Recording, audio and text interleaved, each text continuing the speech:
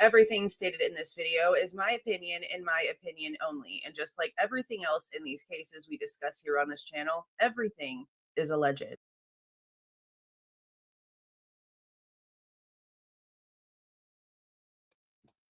Hey guys. Hi. Thank you, Alf. Gifting 10 memberships right off the bat. Congratulations to those who got the memberships. Hello. Hello. I know I said I was going to go live last night. But see, what happened was I decided to take the boys to dinner. And then we went shopping. And we got home late.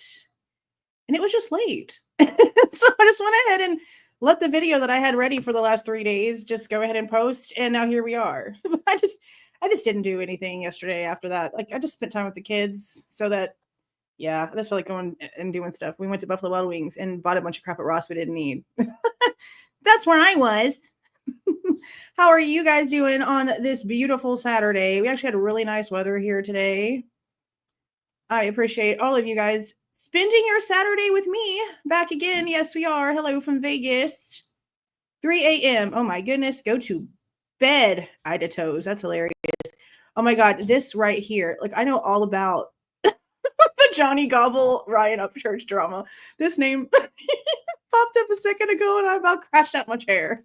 It's like, oh my God. Hello, everybody. Alice. Vogue, David White, Shane, everybody. Unravel, Mad Mods for you. Ooh, that sounds like a whole group of you guys just get on YouTube and just go crazy, getting rid of all the crazy people. Hello. Oh, you are usually. Oh, thank you.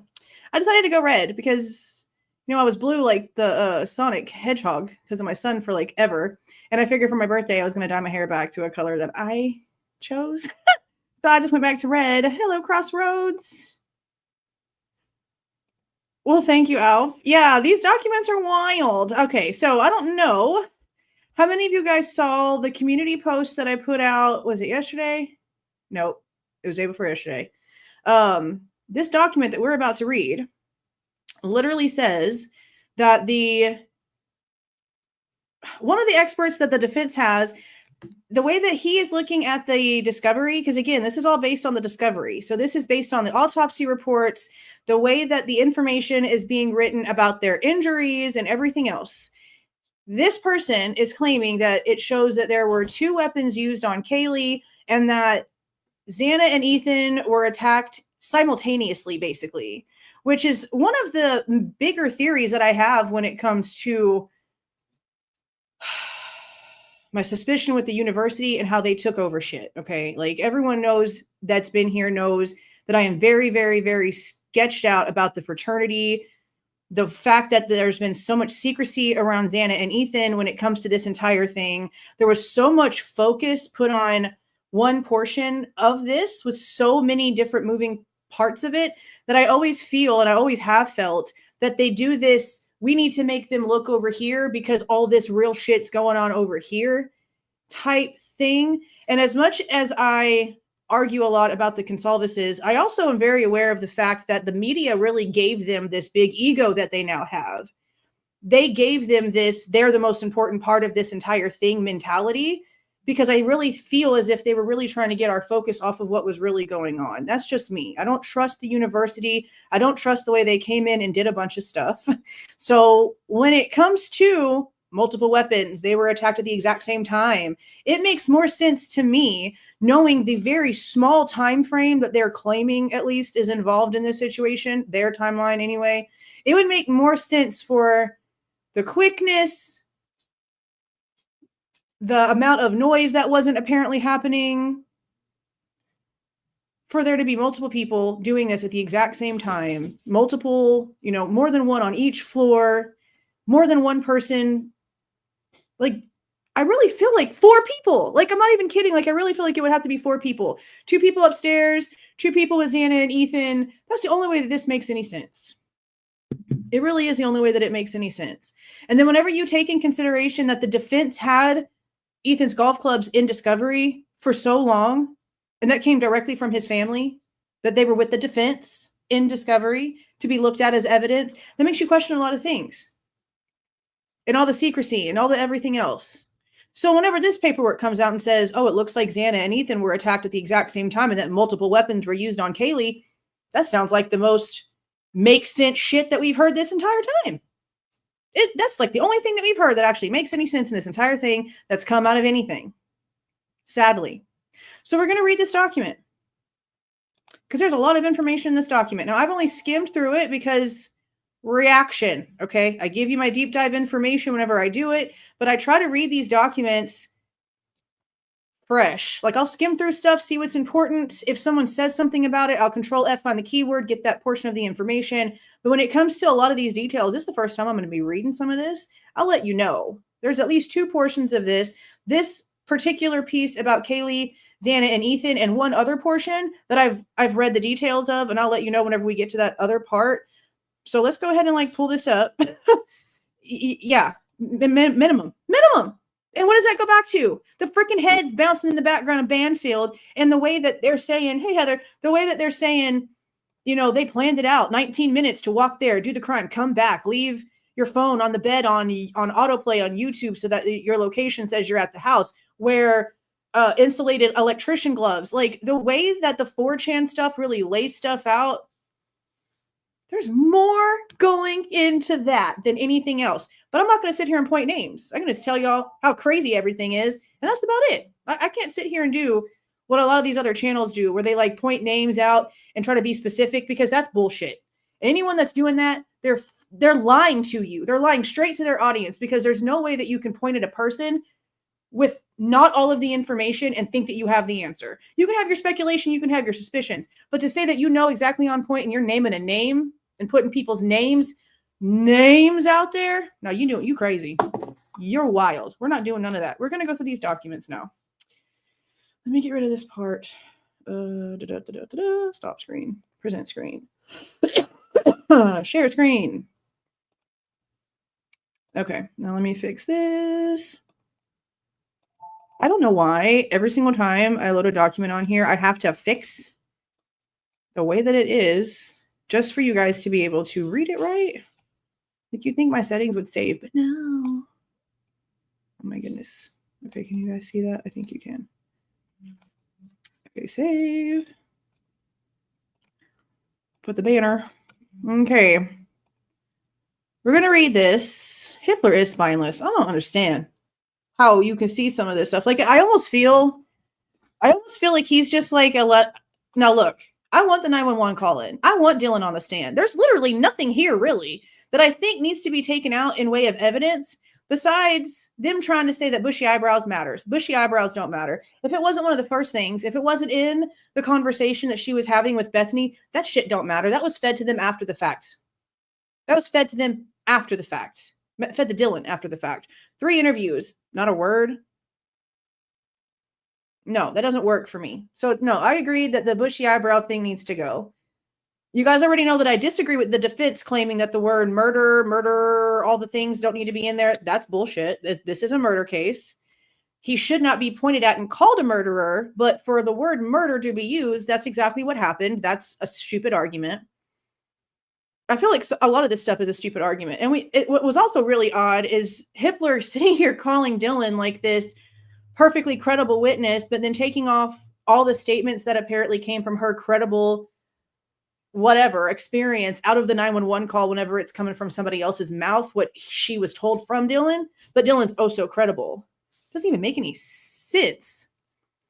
Aunt Boo Boo, remember for 2 months, can't let go of casual slip of Hunter touching knife. Oh yeah, that's wild. Because we're going to have to talk about the 911 call in a separate video in order for me to really make this make sense. Because I know that somebody really close to the case is really questioning why we're being lied to about the 911 call. They're saying the same thing that we've been saying, how the whole time that we've been being told the 911 call was made because Hunter saw Xana and Ethan, and that discovery prompted the 911 call, but then we're literally hearing the discovery on the 911 call as it's happening. And so it's really strange, especially with this last document that we went over from Hitler, because he's telling us now a whole different portion of the story. So now it goes to, it wasn't Hunter that got called. It was actually Emily that got called. So it wasn't a big, strong man that needs to pop open a door that got called over by these little weak girls who couldn't get a door open. It was just a girl calling another girl open because she was too scared to go and see what was going on. Okay, that changes the dynamic of that entire thing. So then we have Hunter instantly just goes into the kitchen and grabs a knife and sees Xana, meaning you didn't have to pop the door open. And on top of that, we know that Dylan saw Xana 8 hours prior on the floor and did nothing. And then just continued on social media doing whatever she wanted to do, even if you didn't think your friend had just been brutally murdered, you at least were under the impression that your friend might have been, dead from alcohol poisoning, and you still just on the internet, just on your phone, just taking pictures. Bro, that's another one that's a danger to society because of how their brain works. You don't need to be around people. Just absolutely ridiculous. Absolutely ridiculous. But it's interesting that they're trying to say now that he had his DNA on a knife, because the only thing that we have knife related besides the wounds themselves, or at least let's just be fair and say a portion of the wounds themselves, is this knife sheath. But now they're claiming that he grabbed a knife out the kitchen, which is a whole nother scenario, because that's technically him going in the house twice. That's him going up, grabbing a knife, seeing Xana and Ethan, running out and telling them to call 911, and then technically us hearing it happen again, because we literally hear him say Ethan and Xana's names on the 911 call, and then hear him say, get out, get out, get out.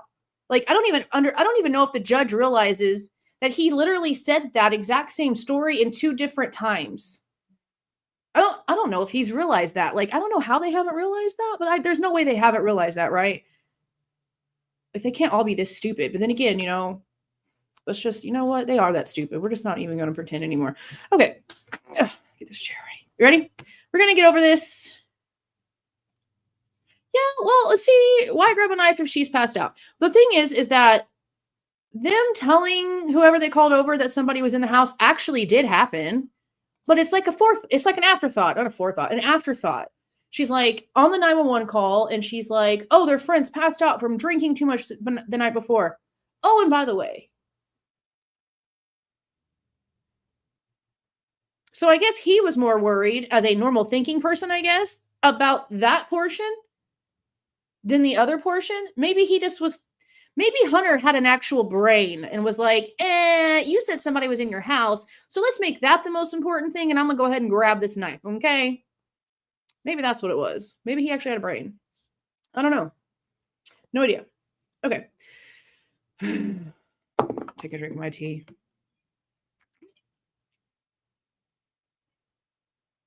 It's just way too much. Way too much bullshit. And not enough people that actually have the authority to do something about it, actually doing something about it. And the fact that Steve Consolves is out here running his mouth on Daniel's show about a bunch of shit that doesn't make any sense, doesn't make the truth make any sense. Like, he's not... Look, I watched this thing twice.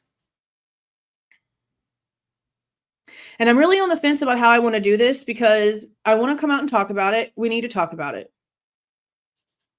But he says some really off-the-wall shit, bro.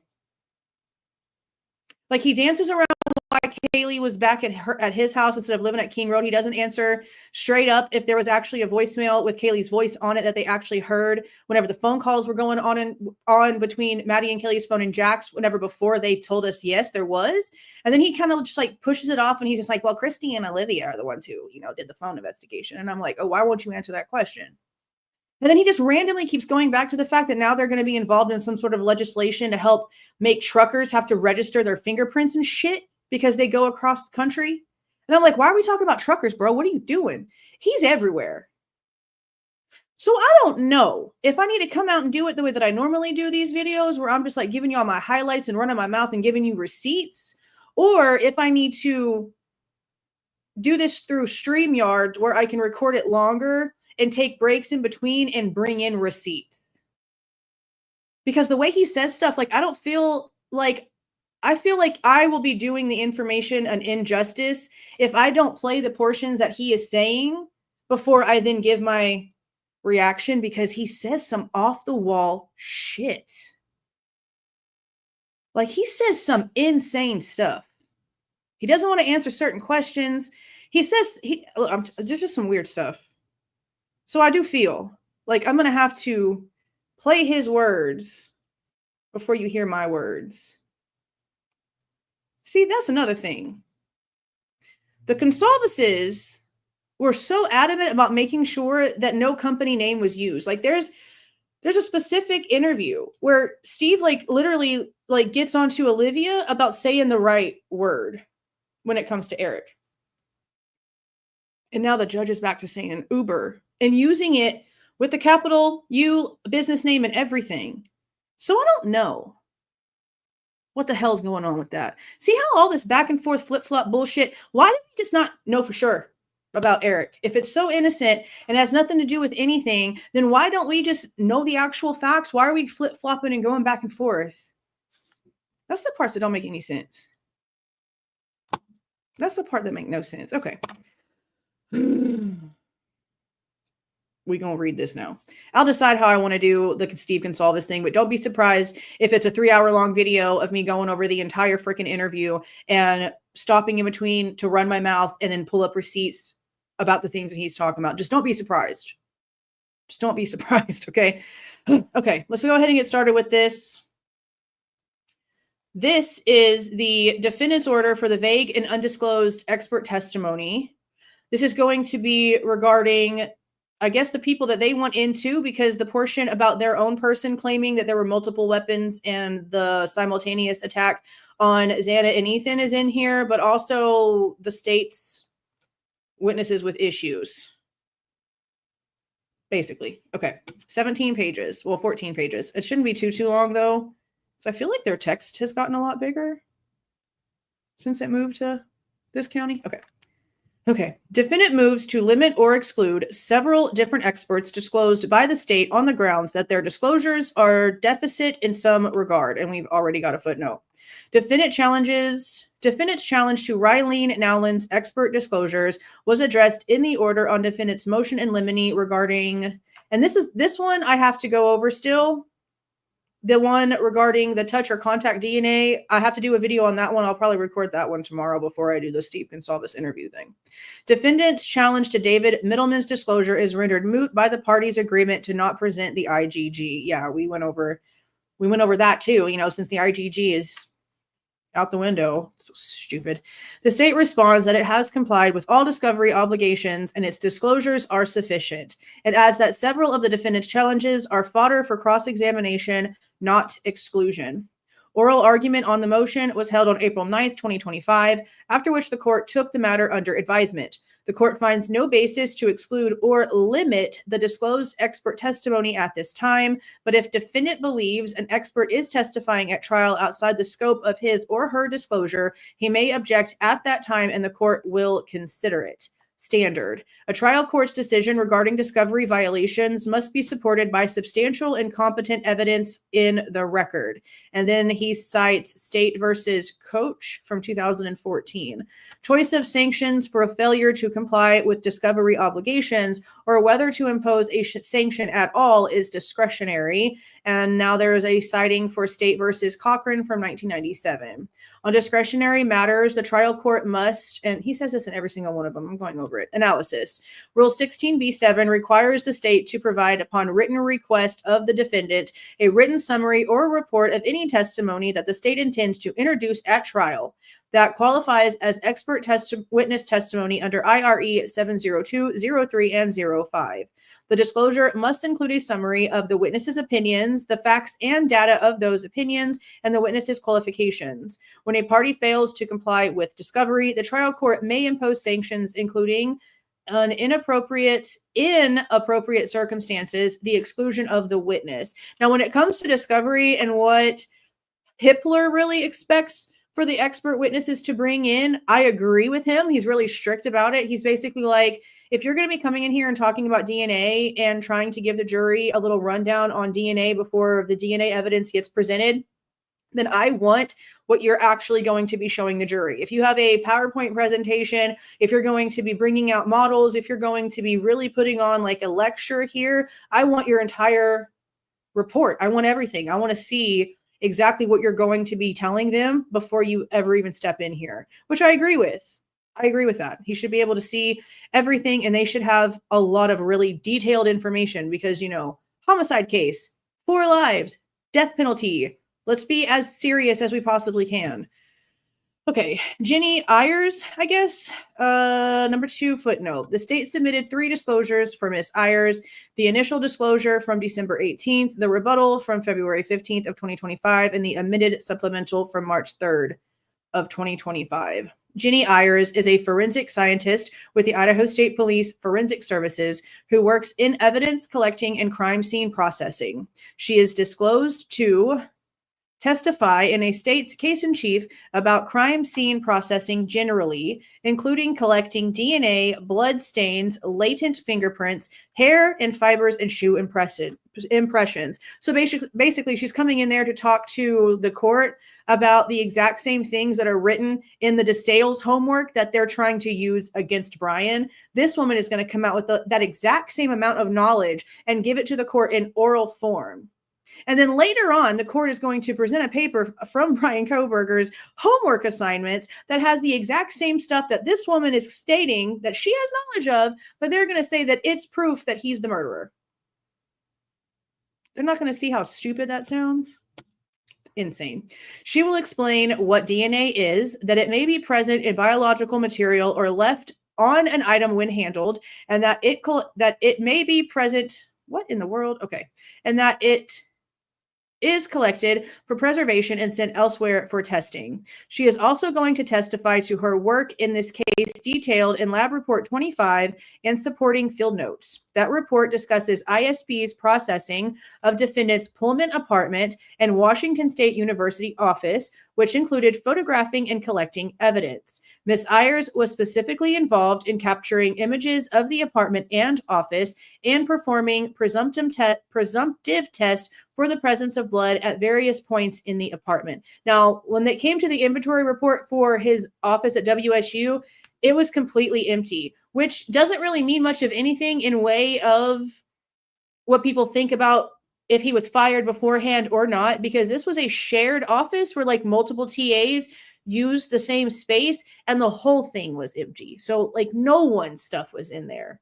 That should be something that people think about. On top of that, anything that got taken out of the apartment that had a like original, yeah, hey, this is blood, we need to test it further situation, none of it led back to anyone involved in this case. They've said that in court several times. Nothing relating to the victims was found in his apartment. So she can come out and say whatever she wants to. But if she worked in the office and for stuff at the apartment and nothing was found in there, what's the point of her coming out and saying anything? Like, I just feel like that's kind of pointless, you know? I mean, besides the fact that she can sit there and say, oh, but there wasn't anything related to the victims in his apartment, cool. But I feel like they're giving a lot to a person who worked on stuff that doesn't have anything to do with finding an answer to anything, if that makes any sense. Okay. Her rebuttal testimony concerns ISP's crime scene investigation procedures generally and the ISP forensic team's processing of the crime scene at 1122 King Road, including identifying areas that contained probative evidence. In addition, the lab report 11, and field notes for the team's work are referenced by Bates within the disclosure.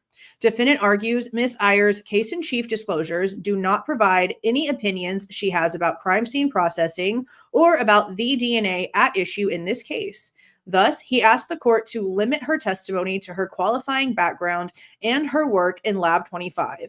As to her rebuttal disclosure, defendant argues again that it fails to provide an opinion about crime scene investigation procedures, and it does not clearly state what she did in processing 1122 King Road and what her opinion is regarding that work.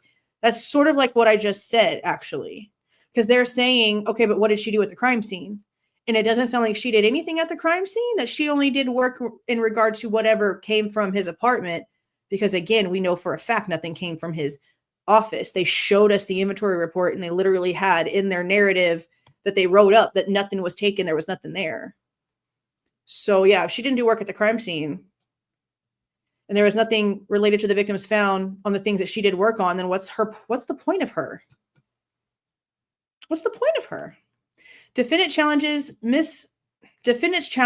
misapprehend the type of expert Miss Ayers is. Much like law enforcement, Miss Ayers is a hybrid fact expert witness as opposed to a traditional expert.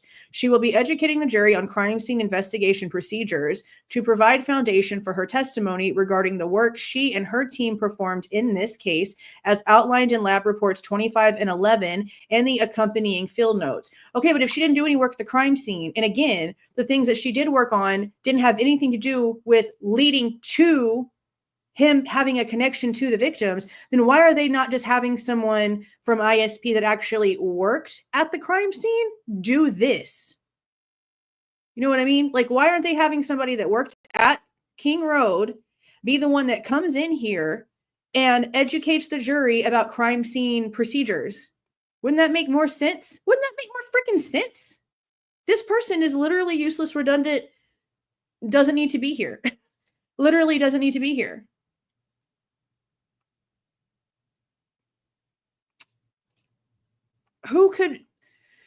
There has to be somebody else that could take her place. So I guess we'll see as we go through these names, because if there's somebody in here that has her same qualifications that actually worked at the crime scene itself, then that should be the person to be doing all these things. She seems useless, but he lets her in, because he's a shill. Okay, this testimony is factual in nature, despite the fact that it requires special knowledge, skill, experience, and training. Consequently, the absence of opinions in her disclosure does not limit her ability to testify to these matters. In addition, Ms. Ayer's rebuttal disclosure is replete with explanations about why and how the crime scene investigation was carried out at 1122 King Road, but she wasn't there.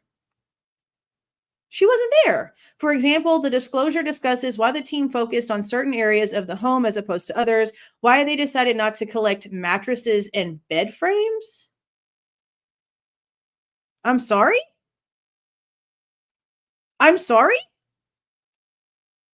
They decided not to collect mattresses and bed frames. Didn't we see them take mattresses out? We literally could see the dark shadowing of like the blood stain. So what, they just threw them in the freaking trash or cremated them or burned them and they didn't even do anything evidence-wise with them? And why they swabbed and or applied amido black where they did.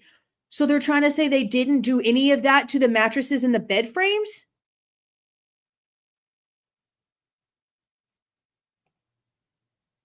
They didn't do anything forensically to them?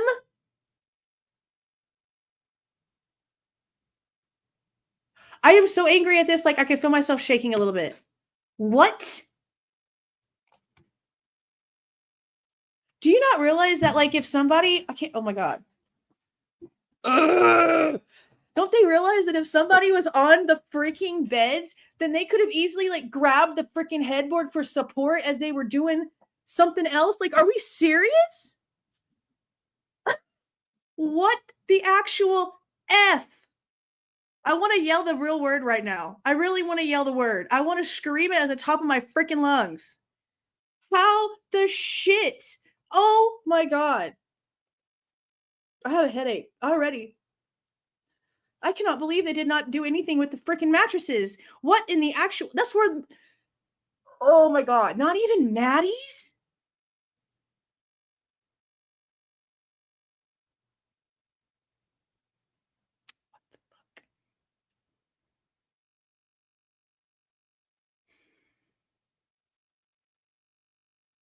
I'm so pissed. There's no way that whoever, if they were, okay, even if it was just like, because in my mind, I still think that Kaylee was in her bedroom. And honestly, if what Dylan said about how they were all in Kaylee's room talking about getting food is true, then that sort of gives that more stance that she was in her room that night and asleep in her room that night and woke up because she heard other shit going on. Because I've always thought that Maddie was asleep in her room, Kaylee was in her room, and Kaylee heard something, maybe left Murphy in her room. But then again, Dylan apparently did say in some other interview that Kaylee was running up and down the stairs with the dog, yelling about how somebody was upstairs. So maybe she didn't leave Murphy in the room. And maybe she did originally go to sleep in her room and then went out of her room whenever she thought something was going on because she heard a bunch of shit going on. But how do you explain Dylan claimed that she heard music and singing? See, none of it is adding up.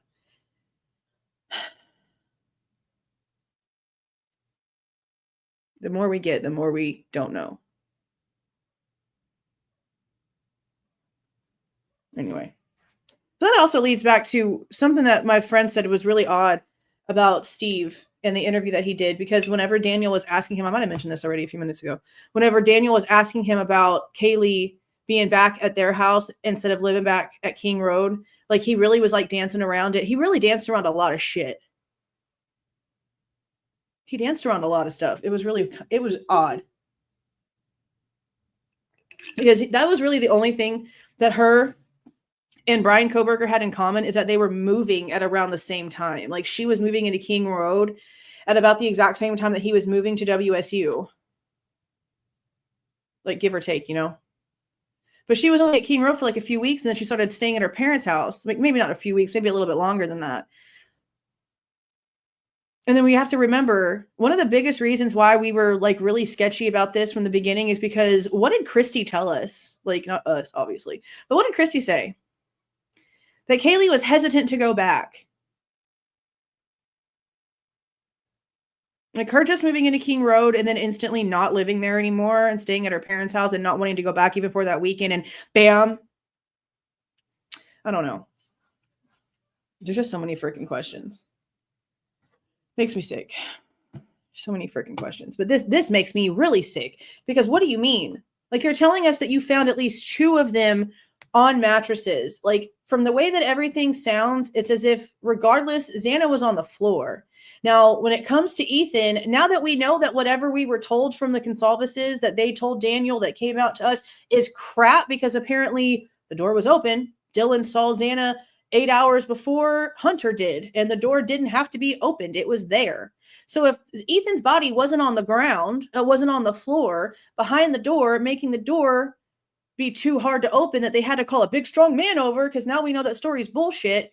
Was he actually on the bed? Was he actually on the bed, but Xana was on the floor?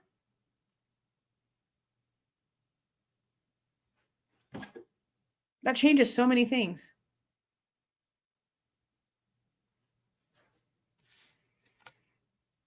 That part too. He said a lot of really off the wall shit. That's why I really feel like I'm going to have to react to it, like the whole freaking thing. Like maybe I'll go in and I'll like just edit to where it's just the interview and all of the like, I don't know, because almost everything he says after, hey, hi, how you doing is hella important, because he says some just off the wall crazy shit the whole time. We're going to have to watch the whole damn thing. We're going to have no choice.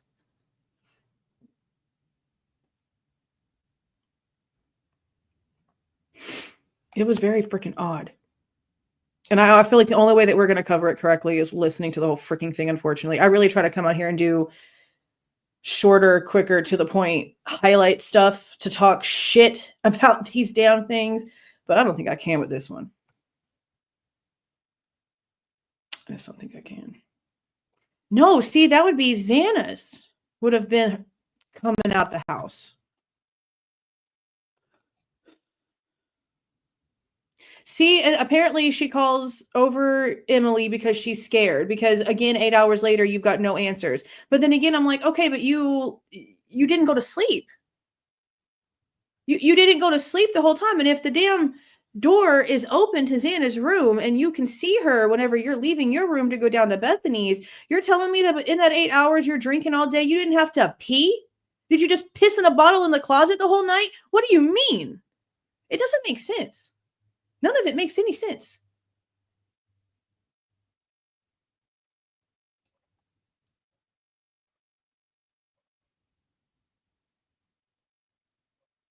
See, and that's what I thought too. If he was by the door, then it would be pulling along. That's what I thought too, but I'm like, they didn't see anything. They saw nothing. Because even after Hunter, well, see, I mentioned this before. The 911 call, when it comes to Hunter, there's like a portion where they sort of like block it out the way they do Bethany's phone number. So I feel like maybe he's saying something really freaking graphic right there about what he might have actually seen. But even in the very beginning, he's not mentioning blood either. And they mention how when Hunter sees Xana that time, it's him and Bethany and Dylan. None of them are talking about blood.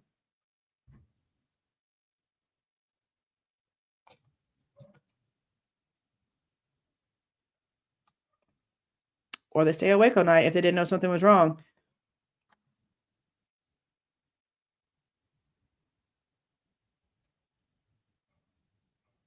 Yeah, yeah.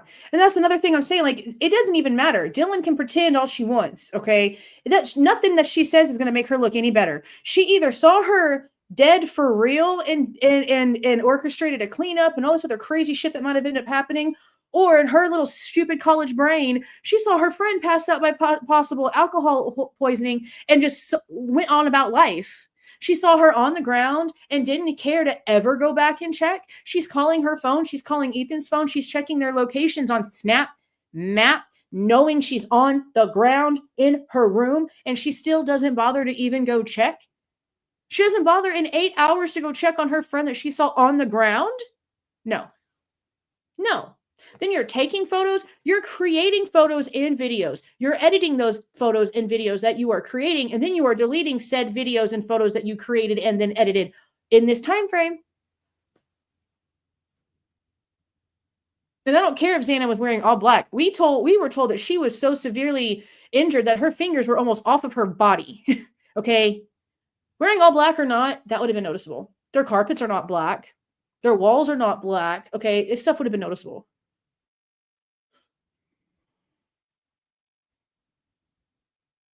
Like, this case gets me so mad. And it's just because of the sheer stupidity. The sheer freaking ignorance. Oh, shush. I'm convinced that the 351 new contact's name is for shock phase.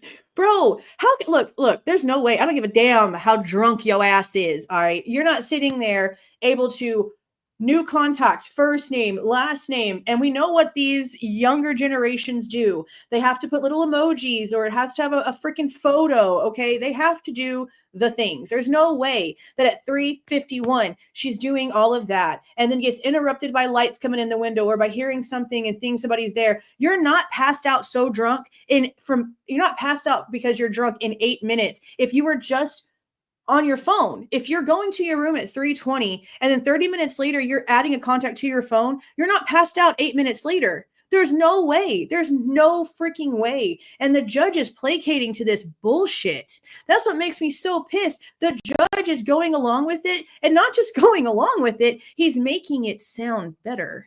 He's purposely going in and putting words in to make it sound better because the state has failed to do so.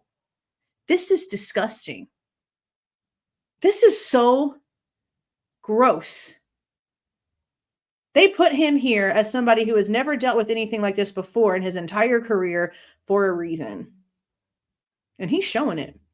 He's surely showing it. Like, how do you sit here as a judge and be like, I'm sorry. You did what? You didn't do what now? You're telling me that you didn't take the mattresses from the victims whose bodies you found on those mattresses and not forensically test them? Why would you not have done that?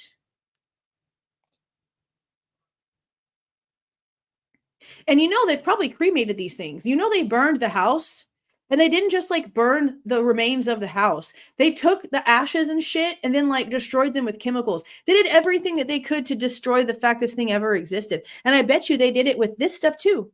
So there would be no way to go in and test the blood on those mattresses, to go in and see if there's any epithelial cells or any DNA or skin cells or anything on those headboards or those bed frames. I cannot believe that they did not do anything with the beds. Like, especially since we saw them take them out the house. How is Steve Consolves not on Daniel's channel yelling and screaming about that kind of shit? He's out here like in La La Land, and I get it. He wants them to have the right guy. Broski, as much as I don't like yo ass, I want them to have the right guy too. But nothing is pointing that way, man. And I just don't understand it. Steve does not seem like a dumbass. He doesn't seem like an idiot. So I don't understand what's happening. He should be asking questions like, okay, so you're telling us that he purchased a K-bar, but you're not telling us that it had a USMC knife sheath. Can you tell me that? Where's that question? Steve? Where's that question? I don't understand. And he's going off about stuff in this interview that is just absolutely wild. Stuff that's never been proven, stuff that has no backing, stuff that's not been talked about, stuff that's the opposite of what we've heard in court. It is wild. I listened to this thing twice and I don't even know how many notes. It's just wild as shit. Thank you so much for the 20 gifted memberships, Andrew. I appreciate it so much. Congratulations to those who end up getting those. And by the way, it's almost the end of the month, the 26th. Monday, April 28th will be the members only live. That happens on the last Monday of the month. Yeah. Guys, maybe we should know, because I want to be able to put receipts. Like, I kind of want to go live to talk about the interview and watch it live so that I can like talk to you guys about it. But I also want to be able to pull up proofs of stuff. And I just don't know if I can like do that really fast on the fly because there's shit everywhere. I'll put a poll out on my community tab and see which way you guys want me to do it. If you want me to watch it, record myself watching it and stopping and putting in receipts for stuff as it goes, or if we just want to watch it live together and we just talk about what we know as it goes. We'll figure it out, but it's got to be talked about because it's absolutely wild. Okay. Let's just stop. Let's stop. I can go on forever. As soon as I saw this thing, I've been angry and thinking about it ever since. I've been talking to my friend all day. Like these voice messages between me and him about what the hell did he say and what did he mean by whenever he said this and where did he get this? There's a lot. There's been a lot of conversations been going on. Just a lot. Okay. Let's start talking about balance. Now, I'm really kind of disappointed and what I'm hearing about this guy, because when we first heard that he was coming into this case, a lot of you guys that follow the Valo Daybell stuff said that he was like really, really good in that case. So it's really strange because those same people that said that are now coming in really questioning what the hell's happening. So if any of you guys in here right now are some of the people that were like, dang, he did really good in the Valo Daybell case, that means he's going to really be good, like doing good here. Now that we've heard all the stuff that's missing, how there's misconstrued information that doesn't match, how he's not giving his actual report, his opinion, his analysis, how it's basically a draft, I really wonder how you guys really feel about him now when it comes to the information that he gave to the Daybell Valo case. Now, F them guys. They're guilty as shiz. Little Miss Grinch needs to go. Home Dude needs to go. I don't know how you get so delulu to be those people. That's a whole... We're just not going to get into that case. But he apparently did really, really good stuff there. And I see a lot of stuff missing here, and I'm really questioning like his integrity and his work now, and just wondering if, you know, maybe nobody really had to, since nobody had to like create a narrative for the Daybell Valo thing, it was easier, but maybe a narrative is having to be created here, and that's why so much shit's missing.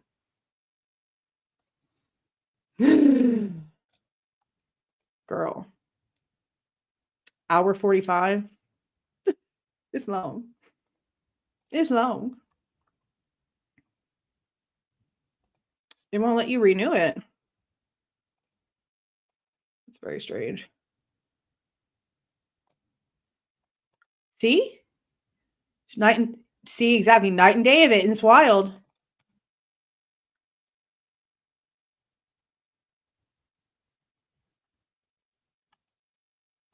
See, yeah, he said this too. Okay, so Steve wants to change the law so that convicts commissary gets garnished and sent to the victims. This is why he changed so quickly. In order to get victims reparations, you have to not contradict. I get that. That should be a law anyway. I'm honestly like really surprised that people that are convicted and put on death row are allowed to even like get commissary or anything like that. I really feel like that's odd. Like if you've done something so bad that you're on death row, you shouldn't be getting it anyway. Now, right now, Bryan getting money put on his books from people, I honestly didn't think that they were allowing that. I guess they can't stop it. I guess he's got people giving him money. I honestly never thought about it, guys. I really didn't think about it. I don't think about the weirdos that are sending him love letters and shit while he's sitting in there, and people that are putting money on his books and trying to talk to him on the phone. I don't think about that kind of stuff. I think about the night of the crime. I think about what the frick happened in that whatever. I really like to think about like 24-hour before and 24-hour after a crime. That's really the main focus. That's really the only thing I really ever care about in a case. That's why a lot of this other stuff that a lot of people talk about, I miss a lot of it because I'm like, I don't see the point. Like, unless it really has something to do with it, it just kind of loses me a little bit.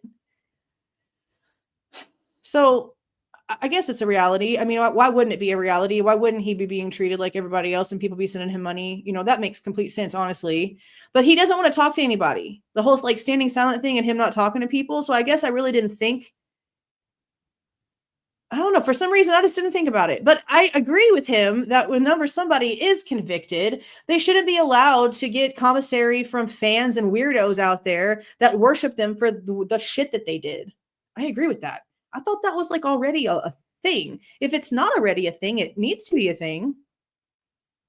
It needs to be a thing. But when it comes to Bryan right now, it's irrelevant because he hasn't been found guilty.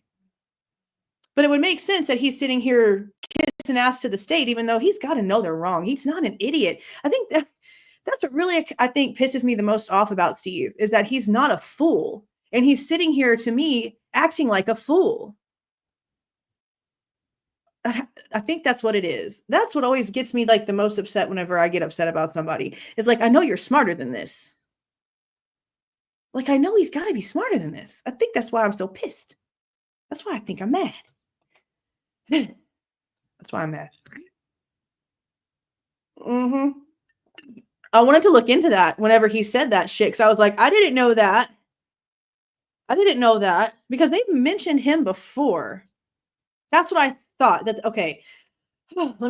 People always say, read what's on the screen. I don't know what you're talking about. I know, I'm sorry. So Steve Consolves was talking about the commissary thing and Bryan Kohberger having people him not having people, but people putting money on his books and stuff, and how he wants to change the law to where that doesn't happen. It goes towards his prosecution, basically paying off the lawyer's fees, and maybe any, I guess, residual would go to the victims' families, which I completely agree with. Once somebody is found guilty of something, they shouldn't be allowed to get commissary money from anyone other than people that they directly know in their life, friends that they knew before, and their family. That's just my opinion. Now, I know America and people are going to do whatever they're going to do, but that's my opinion on if, you're found to be a murderous piece of shit, or you've done something horrible to a child and you're never going to see the light of day again. There shouldn't be people that are weirdos that love you for the fact that you're a sadistic psycho giving you money to feed their own word I can't say on YouTube. Okay.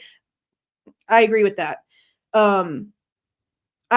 He said that Ramsland, who was one of Bryan's professors, BTK, right? I don't want to say it wrong. I think it's BTK. I think that's the one.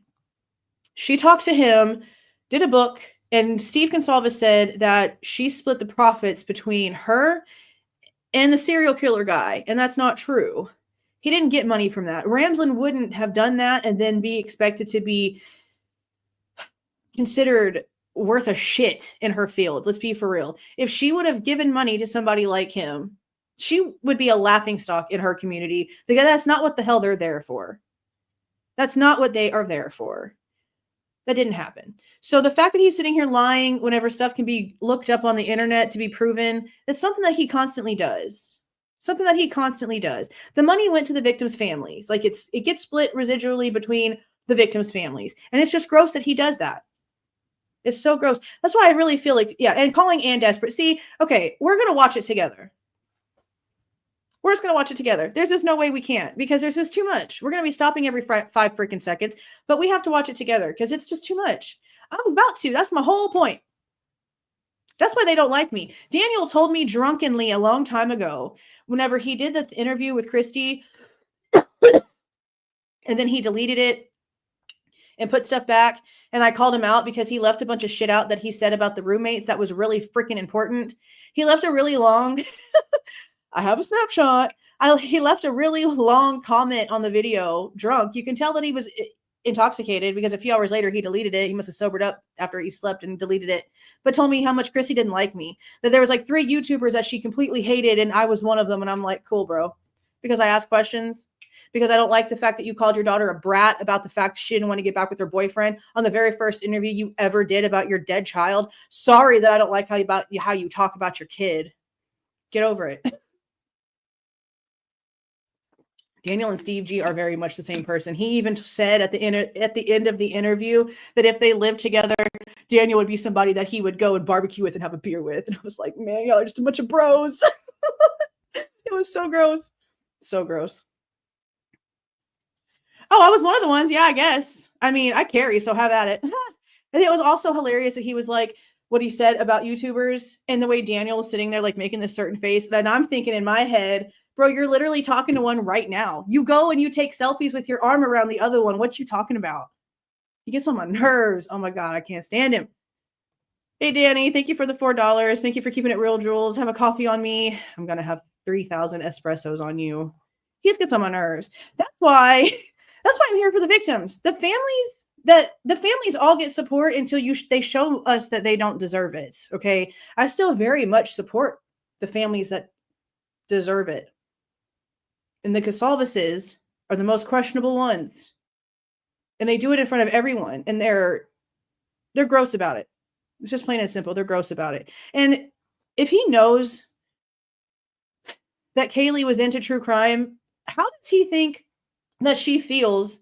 Y'all know I'm not religious, right? Y'all all basically know that. But they are. So they believe in heaven and how they look down. People that are passed away look down on you and watch over you and all those things. How the frick does he think Kaylee is thinking about him right now when he's out here on a True Crimers podcast talking shit about these true crime people, which is something that was apparently a big passion of hers. And he's sitting here just like degrading it like it's trash. It's interesting. It's just shit I think about. Oh, and then he lied. That's why we have to go over the interview. Because he lied. He lied about the whole thing that they were saying about in the documents about how there's certain shirts that were worn or whatever. He sat there on Daniel's interview and straight bald, whatever the frick one you want to use, lied about those firing squad shirts. Remember, I did a video about how all of that was like basically scrubbed from the internet. And then I found an article that kept the photo and how long it took me to dig and actually find it because somehow or another it got scrubbed from the internet. Well, there's a video here on my channel that's never going to get deleted no matter who anybody or what anybody tries to tell me that shows Mrs. Grandma in that freaking shirt. He is on Daniel's freaking interview saying, prove the G's wear that. The G's don't wear that stuff. And then like 20 minutes later, he's talking about how they're going to make new shirts. He just like straight up lied. And I'm like, bro, the proof, I have it right here. I'm just befuddled. Interesting, right? Like they just lie. Like we've been watching you like since day one. Why are you lying? Why are you lying? Oh, yeah, there's a few people that are really worried. Where's the comment? Right here. I know for a fact that there are some that are really worried about the way that he behaves and how it could affect the rest of the families. I can say that 1,000,000% is true. He also looked really bad. He looked bad. He was really pale. He needs a haircut. Like he really did not look good. I'll say that. And I know that it's got to be stressful, but you can't be coming out here doing this kind of shit. Like I really was on their side so hard. Like I say this all the time. The video is still up there. There was an FBI agent that was out here, an ex-FBI agent that was out here talking shit about Steve and trying to say he was a suspect and all this crazy shit. And just a bunch of people like attacking them in the very beginning. And I came out and like took up for them. That changed. You know, they showed who they are. He did. He looked really white. He looked bad. I mean, I'm pale all the time. Y'all used to me being pasty. He looked bad. He looked bad. Oh, and he must watch Jay Embry because he sure the frick said, who's that guy's name that they say? He's probably sitting in jail right now wondering why we're talking about him. What's his name? Farley? And I'm like, oh my God, he watches that shit. That was hilarious. I was like, holy crap. I mean, I knew that he got around, but damn. I thought it was funny. We're going to have to watch the whole thing, guys. I know. We're going to have to just watch the whole thing. We're going to have to. We're going to have to. See, this is all like, we should have just done a live about the freaking interview tonight because I'm so distracted by how stupid it was. It was the most insane thing ever. He looked bad.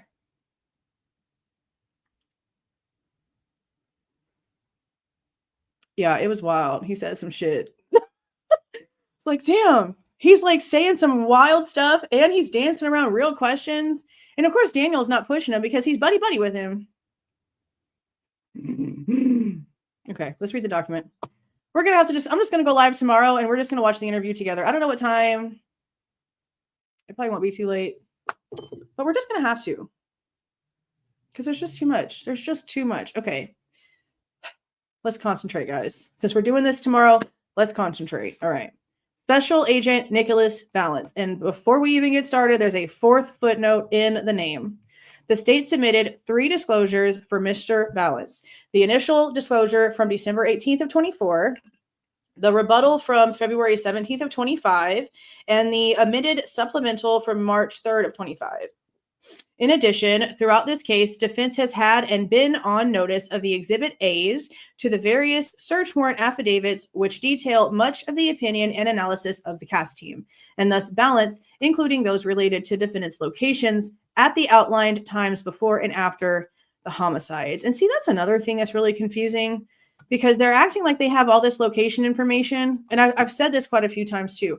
They're acting like they have all this location information that can prove that he was where they want us to think he was, but while also admitting that they don't have certain things that would actually be what they need to prove that.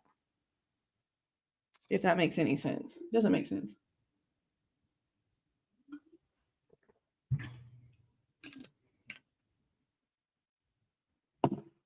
Okay. FBI Special Agent Balance was primarily involved in the analysis of cell phone records in the investigation.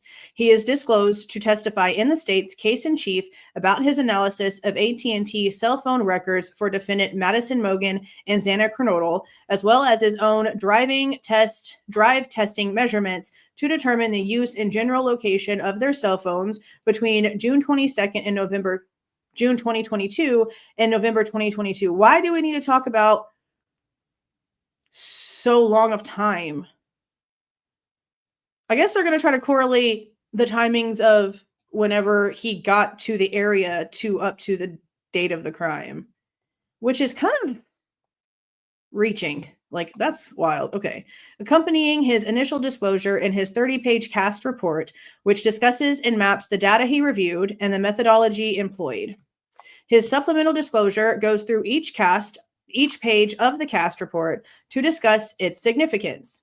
He will also discuss topics pertaining to how cellular technology works, particularly how cell towers operate and how cell phones connect to the towers, how cell phone usage data is reflected in call detail records, and how those records provided by AT&T for the target cell phones in this case were used to create cell site maps showing their general location before and after the homicide and their direction of travel. But what else did we learn when it comes to towers and direction of travel? That depending on tower traffic, you could be going north, but because of the tower traffic in the area, it actually connects you to a tower, let's say east of you instead.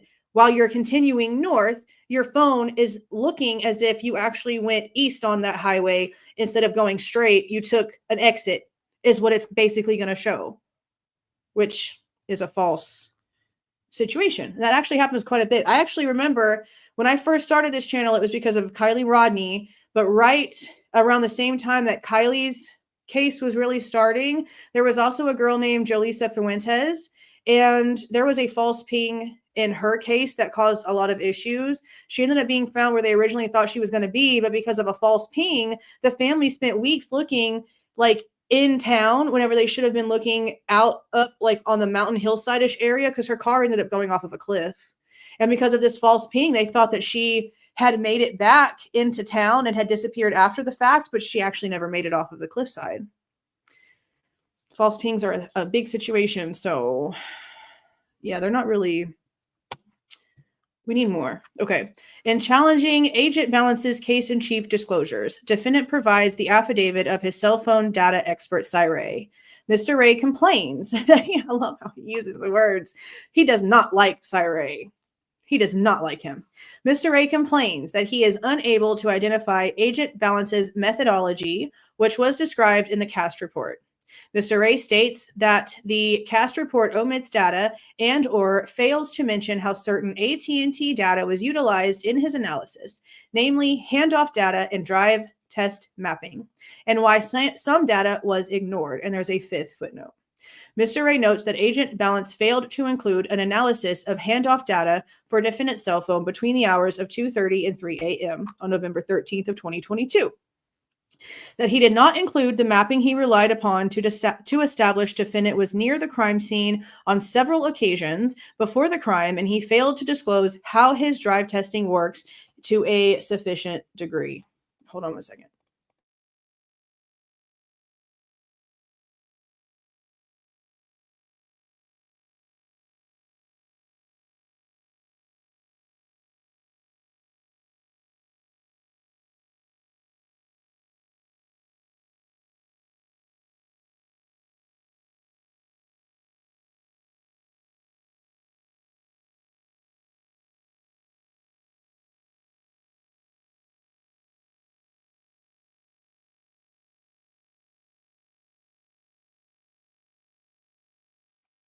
Okay.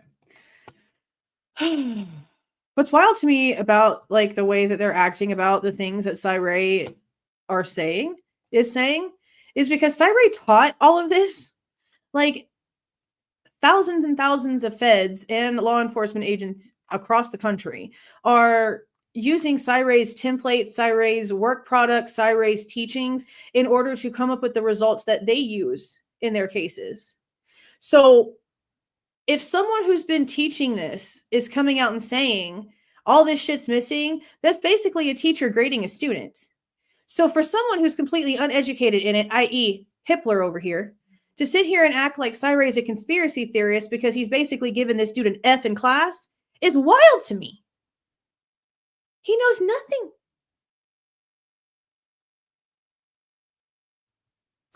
Well, see, no, that's not true, Shadow, because Steve Consolves literally said in that interview that they had to rule out that BK had a second phone because they thought maybe he was smart enough to be able to do something with two phones, but turns out he didn't have two phones. So no, he did not have a burner phone. They were able to rule that part out. So that's the opposite.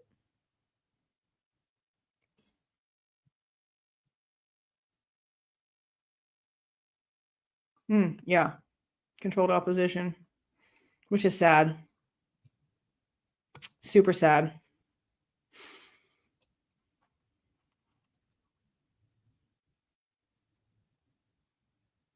I talk about Bryan. Bryan had a Android phone, but an iPad at his parents' house.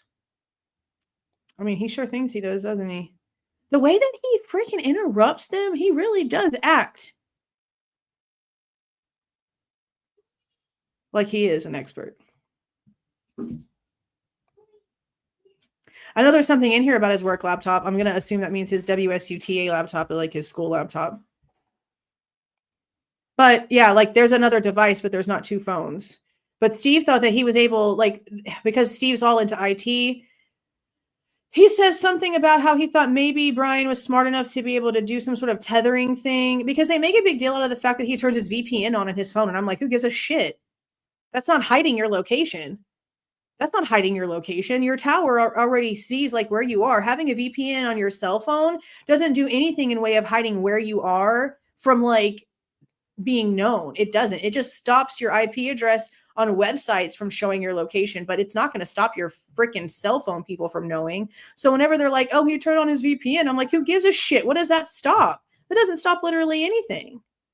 So they thought that maybe he had some sort of system where he was able to turn on the VPN beforehand and it was able to like block his location, but he didn't have another phone. And I know she said, yeah, he had his work laptop, but he acted like they didn't have any proof that he did that, period. I'm assuming. There is something in here about the work laptop though. Hold on. I hear my 7-year-old Hia and the dogs. Give me a second.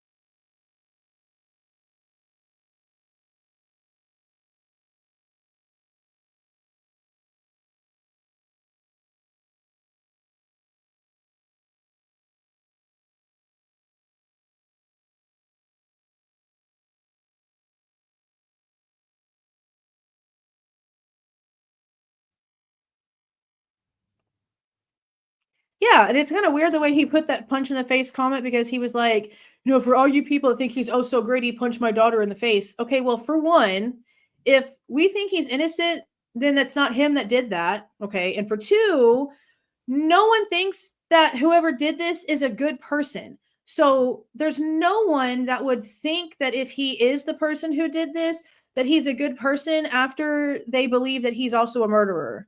So I don't really know where he's coming from with a lot of stuff. That's what I'm saying. Like a lot of stuff he said is just crazy. It's a little bit crazy.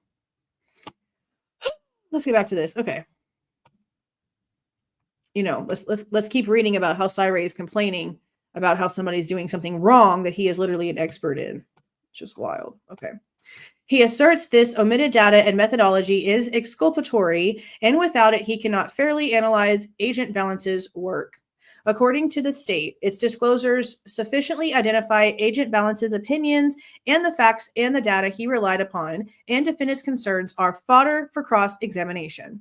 In fact, in Agent Balance's rebuttal disclosure, the state marches through each concern outlined by Mr. Ray, offering additional explanation about what Agent Balance considered, including the handoff data and why.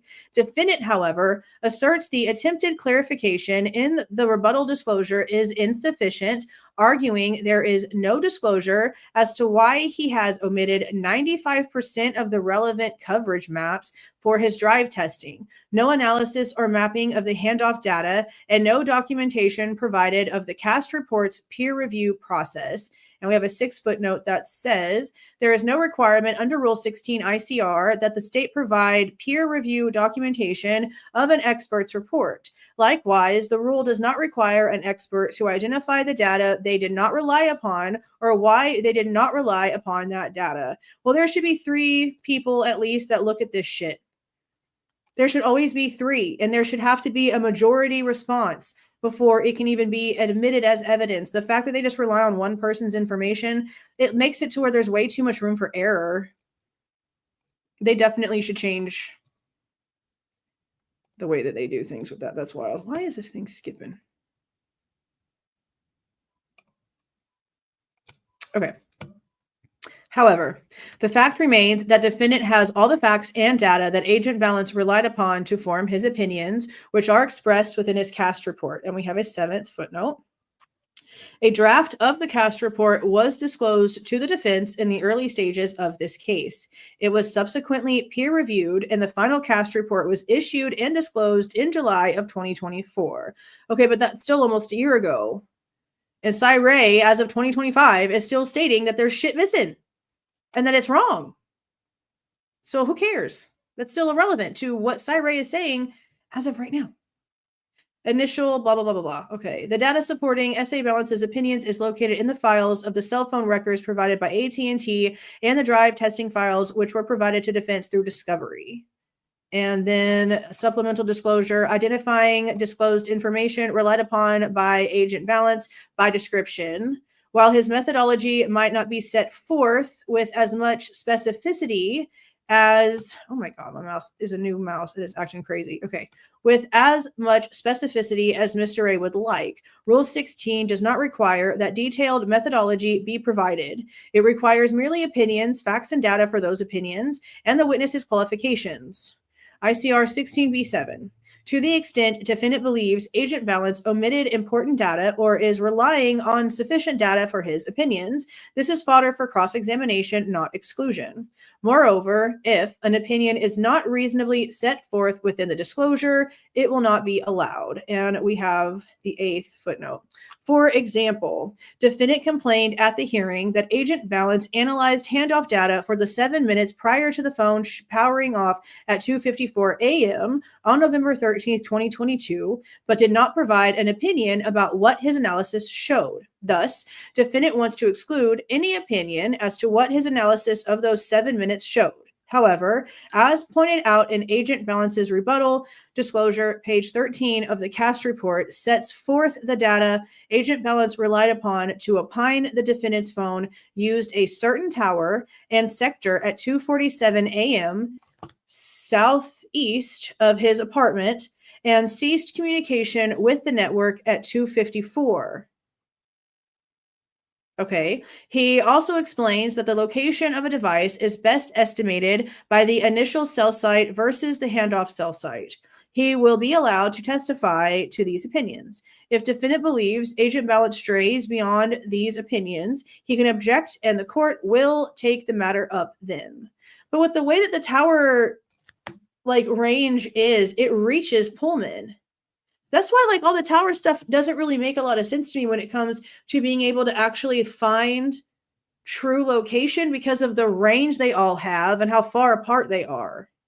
So how can they really be all that specific if they really are within a 10 to 20 mile radius?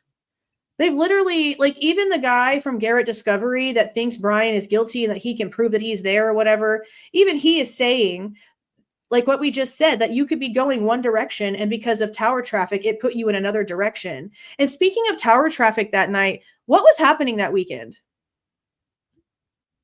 Parents' weekend, meaning there was thousands more people in the area than normal. So if there were thousands more people in the area than normal using cell tower coverage and using up all of the data and all the radio waves, that could be a big issue here too, with the way that his cell phone did stuff. Somebody mentioned that in a comment before. I really didn't put too much into it because I didn't really think about it being that much more traffic, but I guess it really would have been a lot more traffic in that spot. That's a thing too, I guess. Okay, where were we? Right here.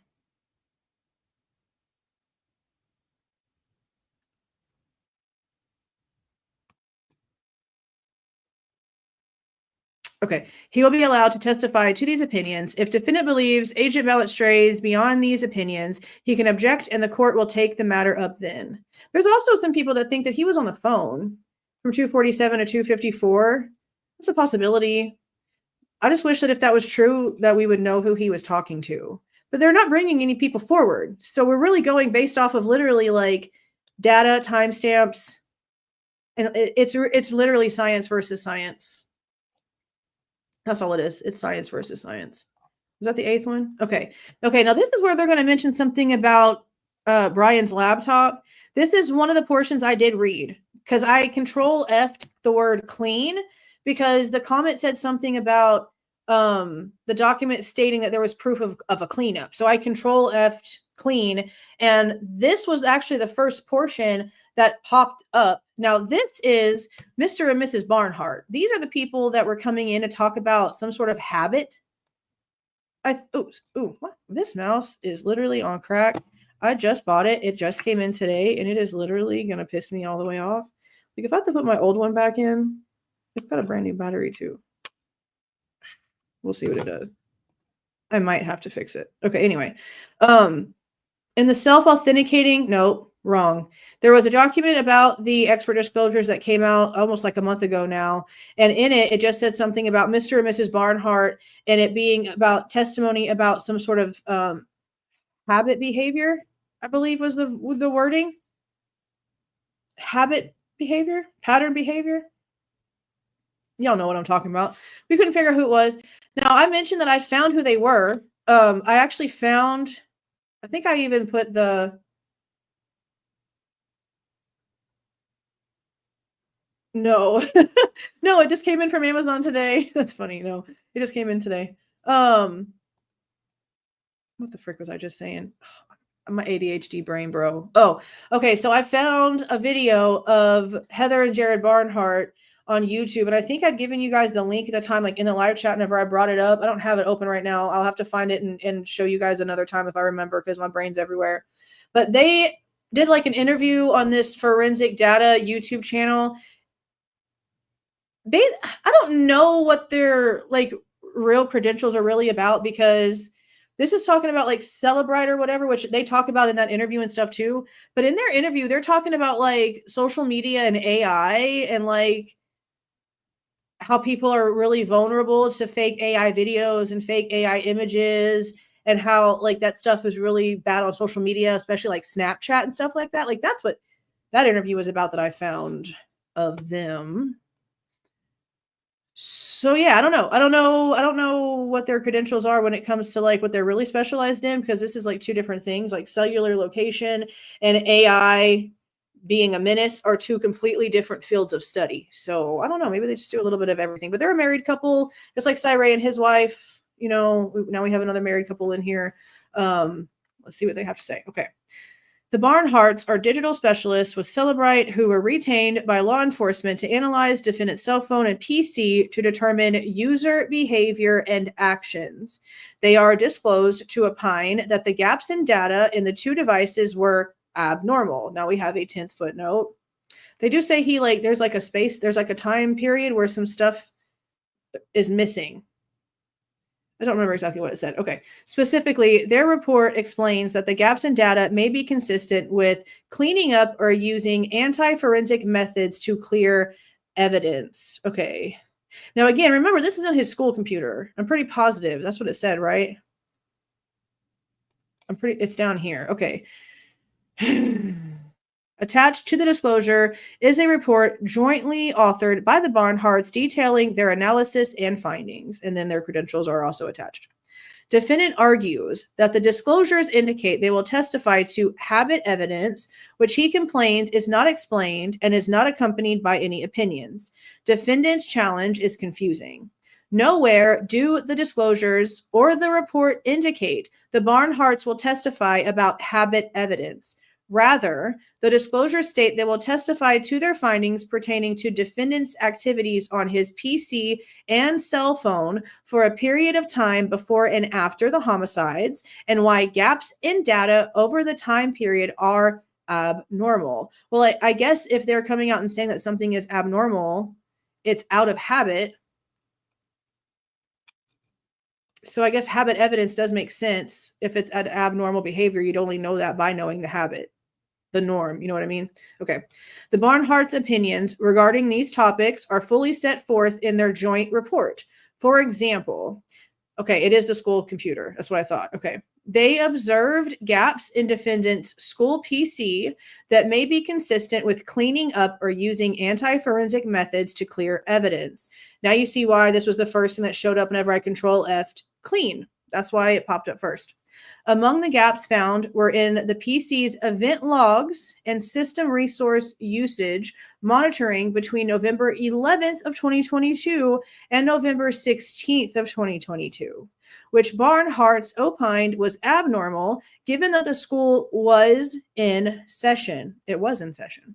Likewise, they located gaps in the PC's Chrome history during dates where downloads occurred on the system, indicating the user was private browsing or clearing browsing history. Together, the Barnharts disclosures and joint report set forth all that is required by ICR 16b7, and there is not no basis to exclude or limit their testimony. Wow, Hippler. Okay, let's go back. This is concerning because it's a time frame that includes the time of the crime. Now, what he could do with his laptop, his school laptop, I don't know.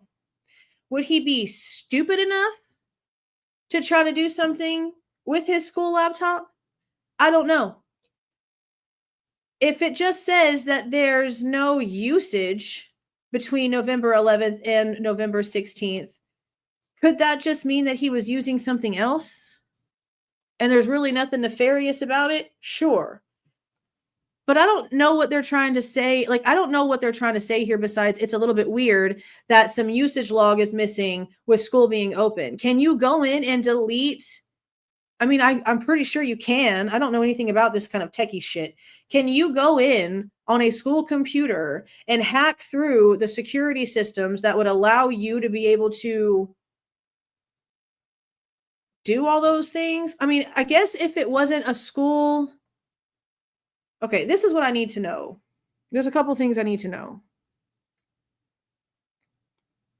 Is this his laptop? That's his laptop. Did he purchase this laptop with his own money and he just logs into his user ID information on his school's schooling portal the way that anybody, you all know what I'm talking about. Okay, you all know what I'm talking about. So, because if it's his own laptop, he would have access to go in and be able to delete things deep down in the guts of the computer, right? But if it's a school laptop that gets given to TAs because they're technically employees and it's an employee assigned laptop and there's protocols in IT and you remote in and all these things like I do for my work computer stuff, then he wouldn't have had permission to be able to go into the guts of a computer and be able to delete those kinds of things. Does that make sense? And a lot of people do delete a lot of stuff, like from their histories and stuff like that. I'm asking, period. I don't know. I don't know how it works. I don't know. Hacker known as Anonymous. Y'all both with that shit. I don't know. I mean, I guess if he knew how to hack, he probably could. that's the question. There's multiple questions here. Is this his own computer? Because like whenever I was in college, I didn't get sent a college computer. Like I did online college. I didn't get sent a laptop. I got a stipend from my school loans and bought a laptop. But so it wasn't like my school had access and I had to, a username and stuff assigned to me. But colleges are like that now, especially if you're a TA.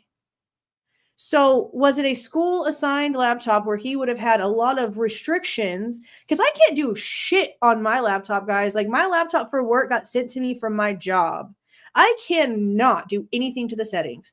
Whatever screensaver's on there, I got to let it do. I can't change anything. I have no permissions, okay? School laptops are like that too, especially if he's an employee and he's on there doing grades and stuff. It would be hella freaking, like, he would probably have an authenticator on his phone because school stuff is protected the same way that my medical stuff is for HIPAA. So he probably had an authenticator, something that had like a security code he had to like put in and able to log into it. It's probably school assigned. But that's a question that we need to know. Is it his that he just logs in normal, or is it school assigned and he had that right there and he had no admin rights? Because if he had no admin rights, he can't go in and delete that kind of stuff. So there would have to be another explanation to why that information is doing what it's doing if it is abnormal. Was he using a different device at that time? Like there's questions. Like I get what they're trying to say, but there's still questions here. And the fact that they don't put any specifics, it goes the same way when it comes to the knife sheath. They want to sit there and be like, oh, knife sheath, knife sheath, knife sheath, but they don't say anything about the USMC logo. Why? I can't do shit on mine. I can't do nothing. I can't even find where I can go down and like turn down the brightness so that my eyes aren't burning. Okay. I don't have any, no permissions for nothing. None. Right? Steve would know, broski. Steve would know. The college did because they took down his directory quick. Quick.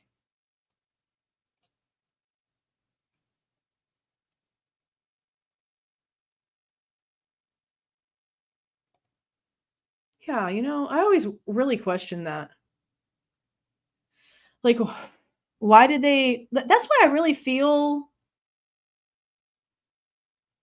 I just have so many questions about that. There's no way in hell that you got a phone call on December the 19th and didn't bother taking your happy ass 10 minutes away to WSU until, 2 weeks later. There's no freaking way in hell. Ain't no way. Hell no, I can't do nothing. I got mountains and capybaras and random whatever the frick. Everybody got the same settings. With my old company we could, but there was a buyout and a merger and they locked it all the way down.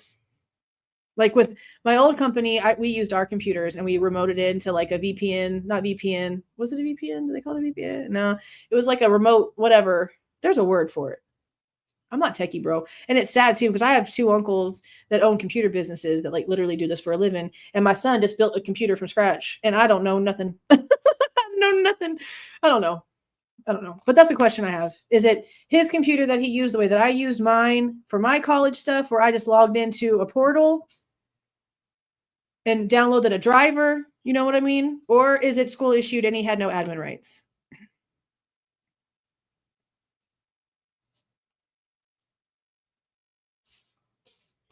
Oh yeah, he did come in that interview and say that it was the feds that admitted that they did whatever the frick actually happened with Kaylee's profile. I know, that's my son's. Jesus, that's my son's favorite animal too. Capybaras. Like for his birthday, we went to this store and they had stuffed capybaras on top of an alligator. Because there's like a famous thing about how capybaras are so chill, they get along with everybody. Alligators even let them ride on their backs. It's a stuffed one. It's like his favorite thing. He sees a capybara. No, not chupacabra. No, chupacabras are scary as shit. Capybaras are adorable. Huge difference. Jeez. I mean, look, I really wondered. Oh, I don't talk to people on my mom's side of the family, so no, he cannot. They cannot. But I'm sure I can find a computer person out there somewhere that could maybe answer those questions. But really, it's more like I would just need to know from WSU. Like, do you issue your TA computers that are locked down with a school programming, or are they just given like a portal password? You know what I mean? Oh yeah, I know he wants one. He wants me to look into the rules and the permits and the money that it would cost for us to have a capybara pet. Like, he's not even kidding. Like, he's giving me like a timeline for a birthday and everything. Like, he wants a freaking capybara. I don't know what to do. So yeah, I don't know. There's questions here. There's questions here. But I mean, the timing is strange. I understand why they're asking about it. I mean, that would be odd to me too. But this thing about right here, okay, the way that they're putting this right here, I understand like clearing your browsing history, but to say that there's gaps in the history is not the same as saying that the history's been erased. Because like if you're somebody who constantly goes in and erases your history, then there's nothing there at all. It's on normally like a schedule, or it'll delete every time you close out your browser, or every time there's an update, or you can go in and you do it yourself, whatever. But if there's history, but then there's gaps in history where it shows that other things did happen, so there should be some sort of usage, I guess that would be questionable too. But just because like this says there was like some sort of download or whatever that occurred on the system, just because something downloaded doesn't mean that somebody also was on the browser. You know what I mean? Like, stuff auto downloads, updates automatically download. You don't have to be using the computer and actively on the internet, surfing the internet in order for your computer to do an auto update, to do a download of any type.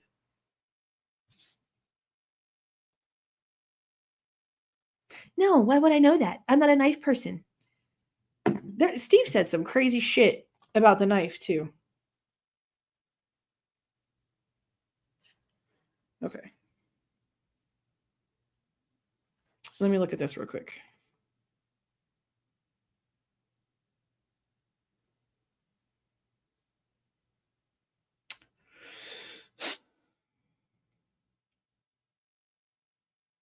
But do they know that this is the one that they are looking for?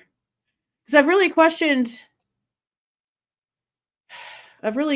what they've shown us. Because I know that they're not showing us this. I can't show you on my phone, guys, or else I would show you these photos. We're trying to figure out exactly what's going on with the knife.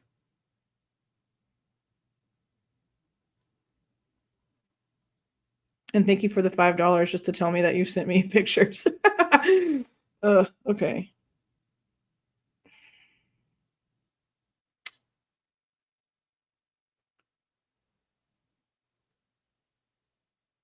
Yeah. See, I guess the thing is that they're trying to tell us that it came from Amazon. But I've really just wondered if maybe they just like assumed that's where it came from and they really don't really know. I guess we don't know. I don't know. I don't know. I don't know. I'm so tired of not knowing. I'm so tired of not knowing. Yeah, that's what I said. That's why I said I need to know if it's an issued PC, because if it's an issued PC, like WSU is a pretty well-off establishment. I feel like they, are issuing laptops to their employees and probably even their students. I could be wrong on the student side, but definitely their TAs are getting assigned laptops. Like, they would have to be. I don't see why they wouldn't.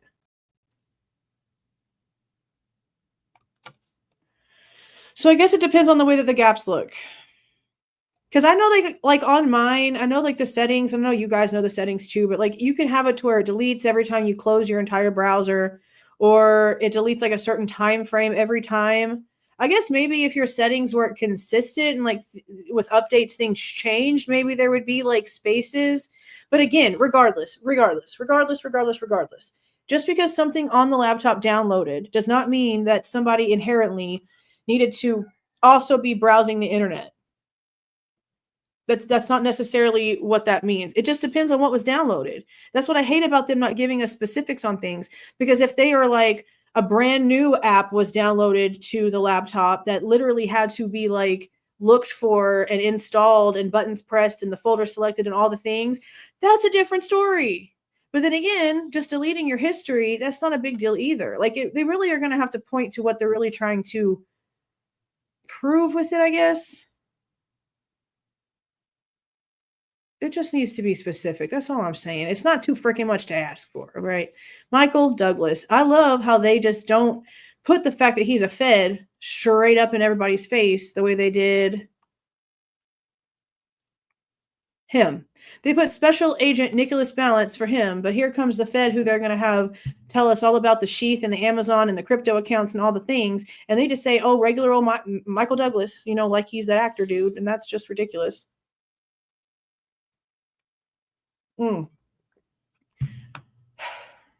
Okay. Let me text you a question first. Thank you for becoming a member. Tashia, thank you. Welcome. My mouse is acting crazy. Okay, hold on.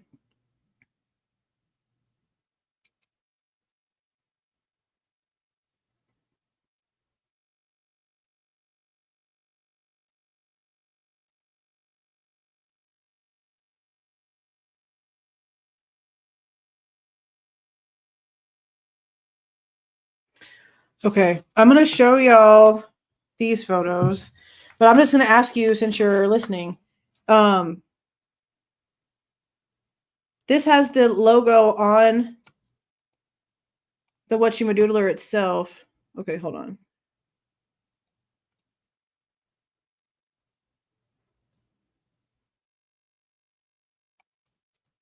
Okay, so this is my buddy. He is literally an expert in all things weaponry. There's really no other way to put it. He sent me photos of a knife, and he said that this is literally one of the last knives I'd pick for this task, meaning to go and take out lives. It would be the last knife that he would want to choose because it's extremely light and it's not ideal for fighting since it's essentially made to be the spear on a gun. The knife that fits the sheath is a Vietnam era from the late 80s knife. So if this is the knife style that they're really kind of looking for, let me get this open bigger. See, I really wish that they would give us more information when it comes to, would this please just open? I don't have time for this mouse to keep doing this to me. Okay.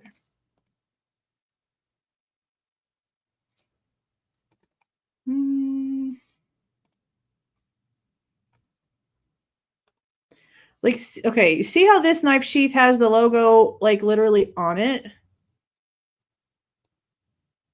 See, this is it, like, with the sheath. See, this isn't the same kind of knife sheath that they're claiming that it had, but it's still, like, an old-style K-bar knife. It is really long. That is really long. Dang. See, and I don't think they're not showing us like what it really looked like, which really bothers me. Like, obviously I don't want to see, it's got like blood on the back of it and whatever, but they're really giving us something that really came from like Amazon for real. We've never actually seen the sheath. We've actually never seen the sheath. They're showing us what I believe to be a stock photo because it's the same exact one that you get from Amazon. The same way they showed us a stock photo of the car. Yeah, it's leather. I mean, it seems big, but there's just no way that thing would do anything. It looks like it's kind of fragile, honestly. And it was really ridiculous the way that Steve Consolves was talking about the K-bar because he's acting like there's no reason for anybody to have it unless you're out to literally go and take people's lives, unless you're a hunter. And I'm like, okay, well, my dad, like, I'm thinking to myself, my dad hunts sometimes. Like, he's older now. He doesn't really hunt, but he's ever only really hunted like deer and hog, like in season randomly years ago, like barely ever. But he fishes a lot. Like, fishing is his life, basically. And pretty much every time he goes to a flea market or anything like that, and he sees a K-bar style knife in good condition, he buys it. He takes it with him and puts it on his pocket and uses it to cut his fishing line and stuff. So you don't have to have some sort of like weird nefarious reason to have one of these. You don't have to be somebody who's actually ex-military to have one of these either. Obviously, you can buy them. All kinds of places. All kinds of places. So he's just like really stretching stuff here. He really is super stretching stuff. I mean, that's what it said, something like that. Like the reason why it looked bad is because the context was missing, because stuff like bear spray and camping essentials were also on there. So there would be like, if it actually was like maybe by itself and there was nothing else that maybe matched the genre of it, then it would look odd. But considering the fact that they must be outdoorsy, and for some reason we just don't know that.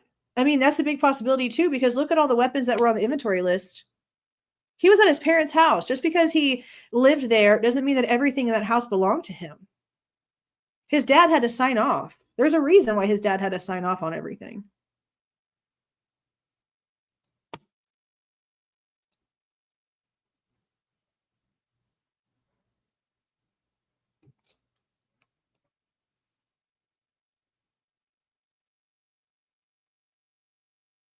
Yeah, I mean, I guess like the ones like the one that he sent me are like vintage style. People collect them, I guess. Yeah. And see, that's another thing. Like how many knives are just like out there, like at sales and stuff like that, that people touch all the time.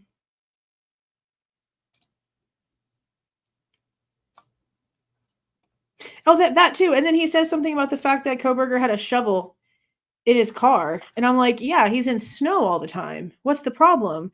And then he's like, if you think it's for snow, you're stupid. And I'm like, why? Because he's somewhere where there's snow literally all of the time. Just because he had one doesn't mean literally anything. And then he's trying to say that it was like this little small one for like gardening or whatever, the way that he was like describing it.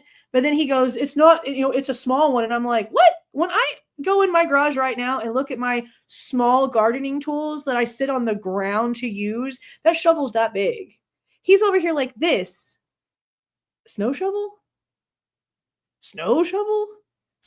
I mean, I have a freaking knife right here. My dad, I keep this knife right here next to me at my computer. Like somebody's going to come through the window and I'm going to have to attack them. Okay? Like there's knives like this all over my house in certain spots that I know that I can get to. Having a knife is not like, just because he might have had a knife doesn't make him anything. It makes him a normal freaking human who wants to have weapons for some reason, because we're just bred that way. Yeah, like me and my dad went to a flea market whenever he was here, and probably like 80% of the people that were there had all kinds of freaking K-bars. All kinds, all different sizes, all different kinds, all kind of weapons. It's everywhere. It's not unusual. Bryan had a Glock on his nightstand. Okay. The K-bar isn't too abnormal. See, I have 2 shovels in my car in Georgia. It's for mud because I got out in the sticks. I go out in the sticks in camp. See? And we know that Kohberger hikes. He goes out into the wilderness. It's not unusual. It's not unusual. And like Chris was saying earlier, like everything they're saying about Kohberger, about how he like stays in his house, he doesn't go out, he stays to himself, he doesn't talk to a lot of people, he goes out at night and drives alone. That's me. There would be like, if I didn't have cameras, somebody could accuse me of literally everything the same way that this is happening. It's wild. Super crazy.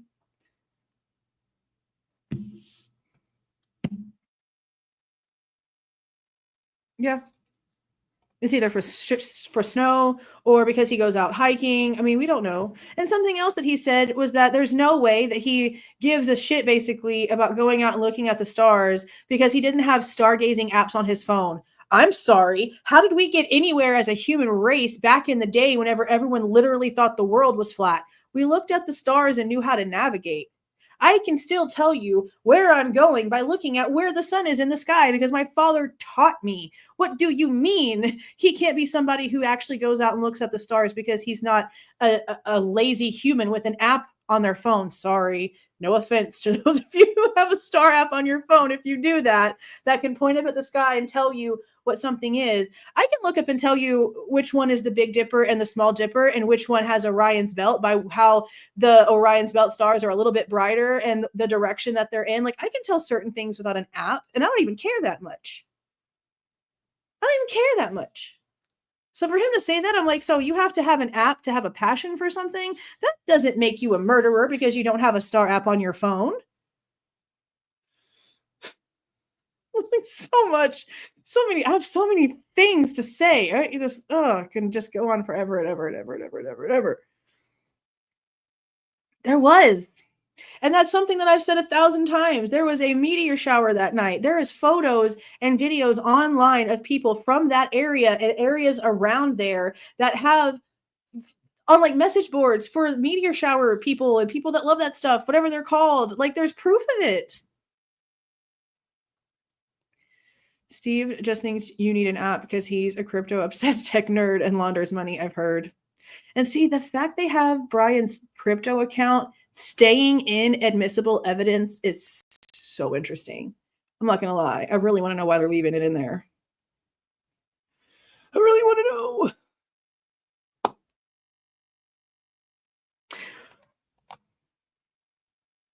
Guess we're all murderers because we're introverted night owls that like crime stuff. That's what I'm saying too. Like, he's sitting here talking so much shit, and this is all apparently stuff that his daughter was like really freaking into. You know, the one he's advocating for. It just makes me so insane. Makes me insane. Literally insane. Okay. Let's see what they have to say about this guy, because now he's not just talking about the crypto account and the financials, but now he's also coming in to talk about the Amazon purchase. Amazon is very freaking simple, okay? You know what? Actually, I'm going to look on my phone. So I told him I was going to do this earlier. I'm going to look at my phone right now and see exactly what you need to press to delete something in your order history. Because whenever they said that, I was like, you can't do that. I've never tried to do that. I've never had a reason to go in and want to delete my order history. That's really weird that you can even do that to begin with. That's weird. So let me see what buttons I would need to press to do that. Because regardless if you try to delete it from your app or not, my ramen bowl is delivered. I need to go to the mailbox. Okay, let's see.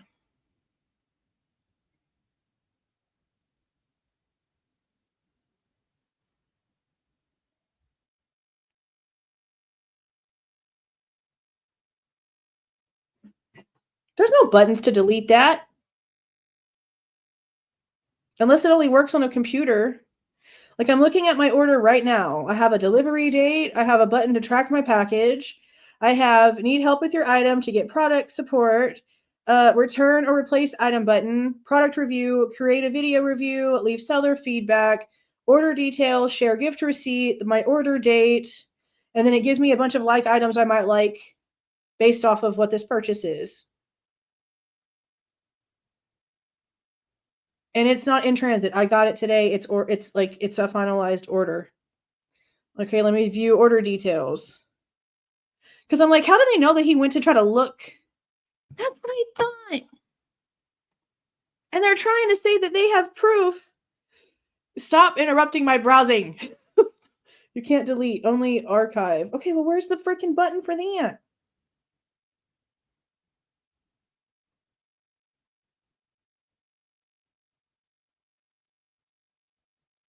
So I click on order details. Maybe I have to do it on a computer. I'm not logged into Amazon on my YouTube computer. That's on my personal computer that I'm logged into Amazon. So I'll have to try it a different time. Because again, I just have the same get product support, buy again, track package, blah, blah, blah, blah. I don't have a button, not even for the archive thing. Because like they're literally stating in their other document, the last one that we read about this stuff. No, it tells me to print my page for my records. It doesn't give me a delete button. Return to order summary.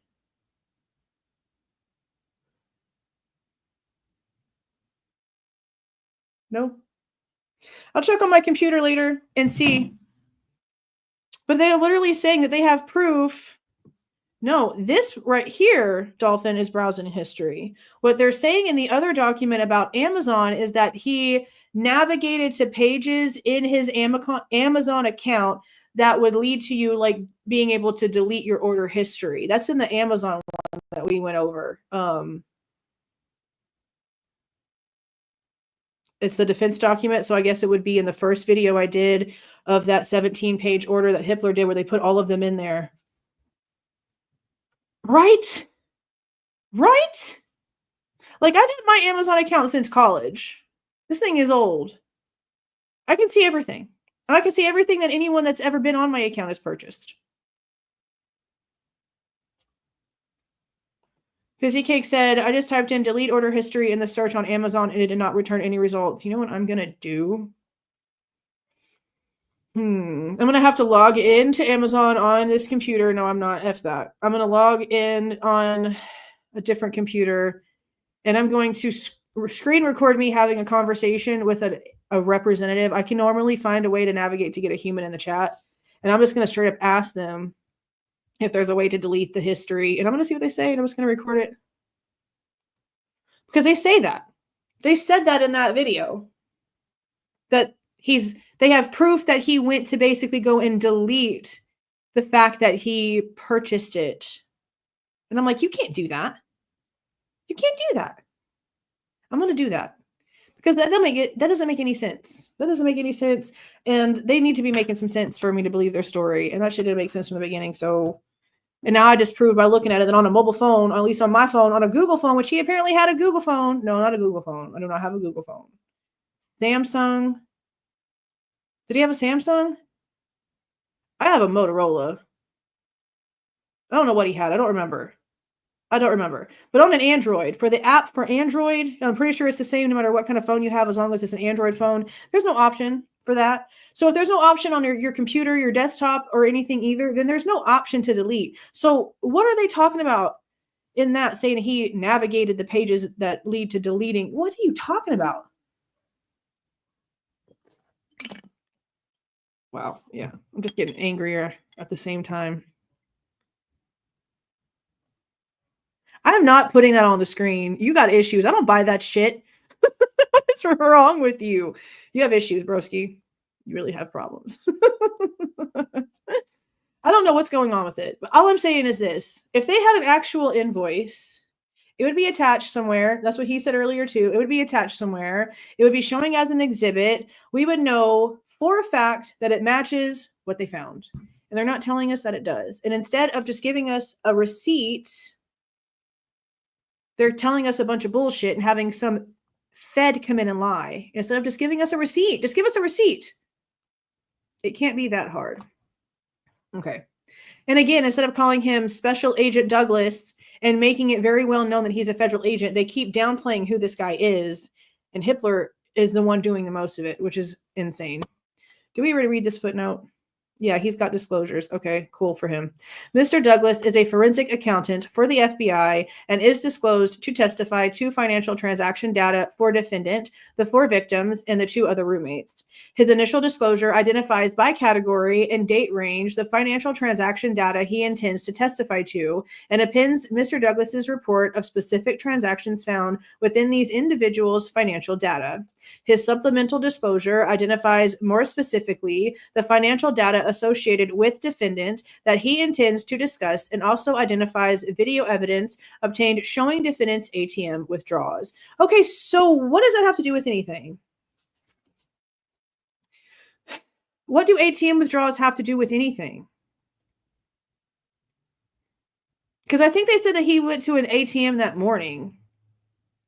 And they've mentioned, like, we have proof of, like, the banks that they apparently subpoenaed and got information from.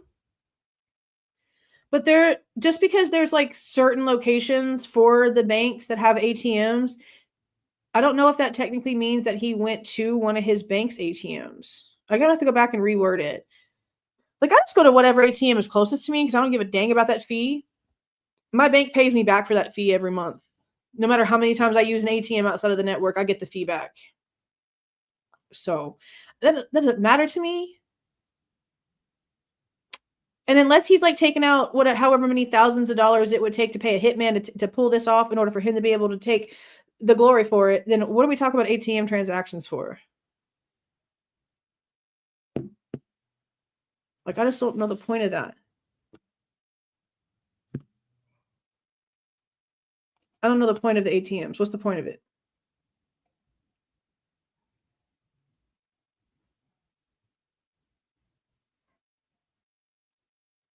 I mean, maybe that's it. My dad too.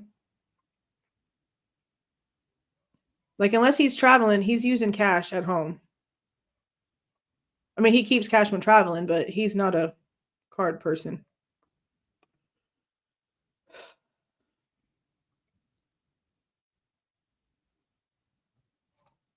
Yeah, I didn't think so. Chris said that they could archive them. I guess it doesn't do it on the phone, though. Yeah, the camera, maybe, but people saw him. And we saw a selfie of him taken that exact same morning, just hours after the time of the crime. And if there's no cuts or bruises or anything on his face then what is the ATM camera going to show that the selfie doesn't show? You know what I mean?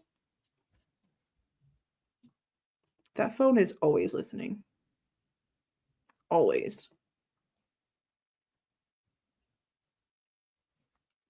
Yeah, that's true too.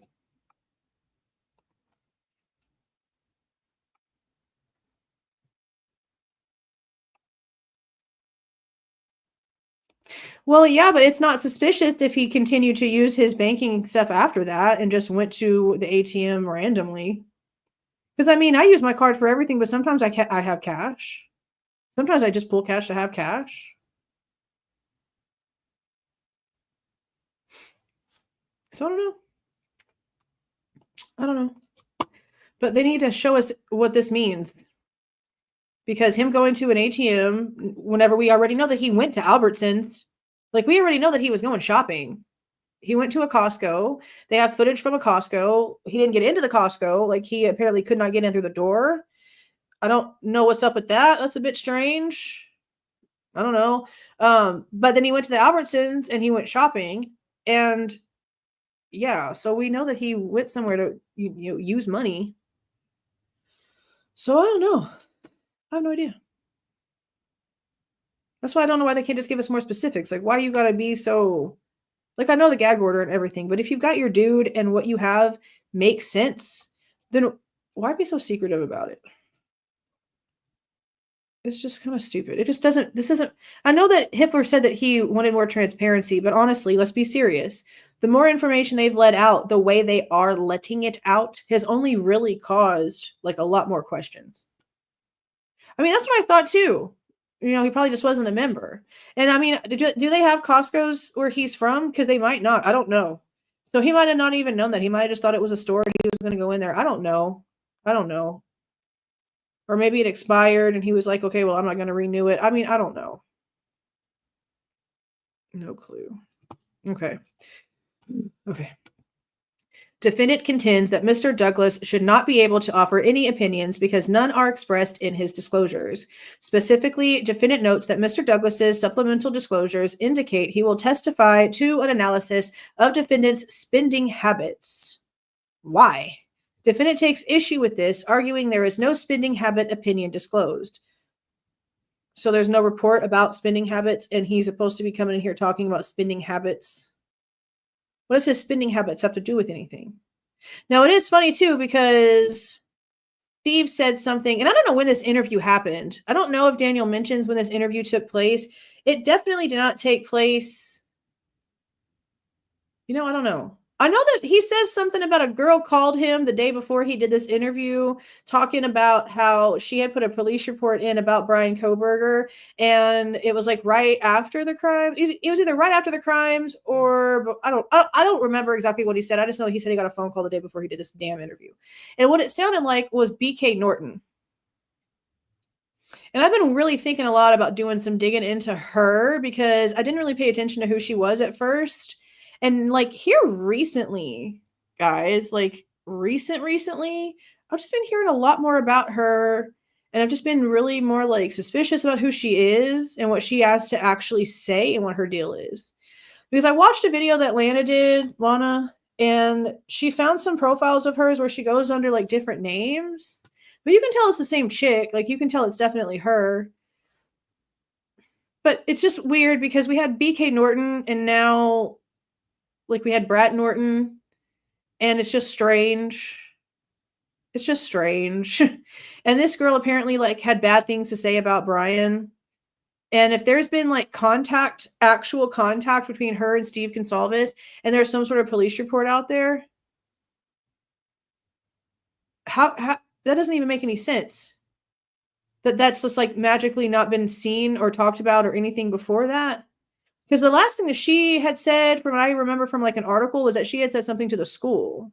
But when it came to whatever did happen at the school, because something did happen, no one ever said nothing happened at the school. But whatever did happen at the school, there was no wrongdoing found. So whatever people were complaining about whenever it came to Bryan was found to not be at fault of doing anything wrong.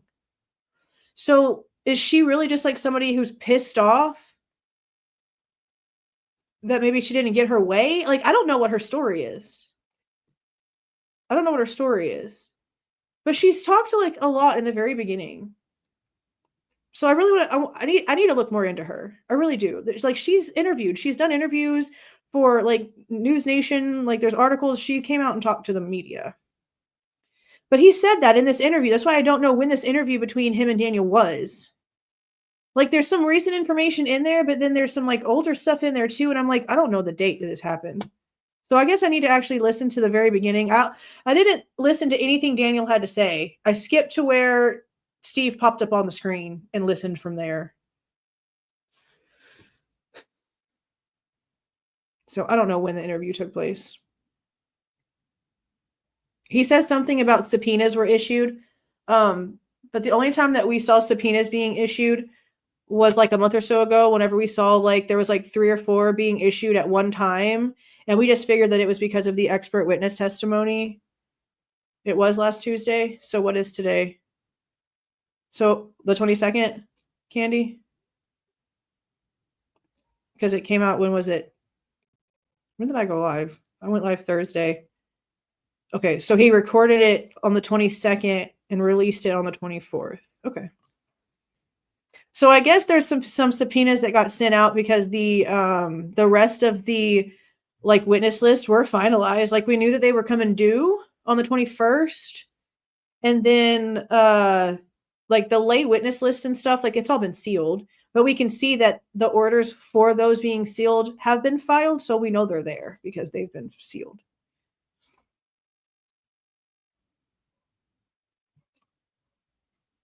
What the frickin' frick? When you put delete Amazon history in the Amazon search bar, there are 3 books titled How to Delete Your What the Frick? Hold on a second. How to delete your Amazon hit what? Okay. I gotta look this up. I can't show you on my phone because it'll show you my location on my actual account, but I need to look this up. What did you type in? Where's it at? Delete. Okay, I'm just gonna find that right now. That's crack if that's true. Delete. History.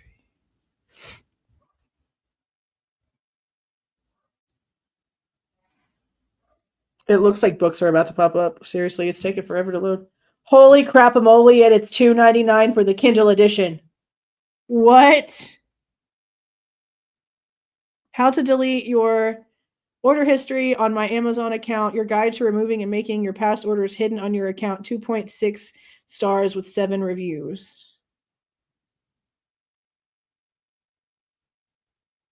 Written by Jasper Z. Brown. Another one written by Mark M. Taylor. And the third one was written by Jessica X. Bryson. All 3 of them are $2.99, guys. So for $3. That's wild. I think it's wild. Okay.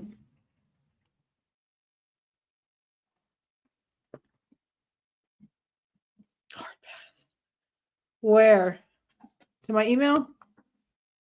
Oh, for real. Yeah. Yeah. Right? Like if they actually look, if they come to court and they have a purchase on his freaking Amazon account about how he bought that book, I'm just gonna be like, bro, you're done. Like, I'm sorry, you're done. That'd be so stupid. Right? It's a one-page book that just says you can't, and it's a quick, easy $3. If Amazon allowed that, I actually have a book on like it's not a book, it's a notary book, like a template for how, because I was a notary in Texas for a long time. Not a long time, well, the 4 years, the like original 4 years. And I hated all the books because Texas doesn't require certain things. And so I created my own template and I put a little Amazon book together and it's on there for Texas notaries. So I know that like there's a minimum number needed and that it goes through like an approval process. It's a thing. So I'm really curious. I might buy it. It's like $3, bro. I don't have Kindle. Damn. I might have to do this. I want to see it. I might have to do it. We're not going to do that tonight, though. We'll see. Okay. Let's go ahead and read this. Okay. However, Mr. Douglas's disclosure makes clear that he is intended as a fact witness and is only being disclosed as an expert in the court in the event the court determines his testimony was based on specialized knowledge under IRE 702.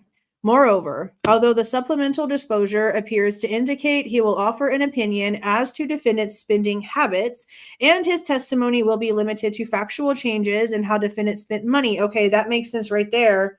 That's what somebody else just said. Like if he switched to cash only after the fact, that's an issue. And I don't disagree. If he stuck to just cash after the fact and stayed away from using any sort of tracking after that, I do not disagree. That's going to be a big issue for me. That change is going to be a huge, huge issue for me, especially if he has several bank accounts and invests in crypto and then all of a sudden he's like no trail at all whatsoever when it comes to online tracking. Yeah, that's going to be an issue. But they need to show us that so we can see it. But I will admit now, that will be an issue for me. For example, the disclosure notes defendant only conducted ATM withdrawals on or after the date of the homicide and ceased using his debit card after November 10th, 2022. What? Whereas, what? Let me read that again. Okay. The disclosure notes defendant only conducted ATM withdrawals on or after the date of the homicide and ceased using his debit card after November 10th, 2022, whereas prior to November 10th, he had regularly used his debit card. There is no indication he will attempt to opine about the reasons for the spending changes, just that they occurred. Thus, there is no basis for excluding or limiting Mr. Douglas's testimony based on disclosure concerns. I'm going to read the footnote, and then we're going to go read that again. Number 12, without more, the court has concerns about the relevance of this testimony, but defendant has not challenged it on this basis yet. So the court itself, this is a twist. I feel confused. I feel really confused. I actually have questions and am intrigued by what the frick they're trying to tell me. And the judge actually has an issue with it. Like, I am now on the opposite side of emotion when it comes to this fragment of information. And instead of me and the judge now being on the same side, the judge has now skipped sides and has gone on this. I am very confused. That's why we were about to read this again. I need to know what the frick. Okay.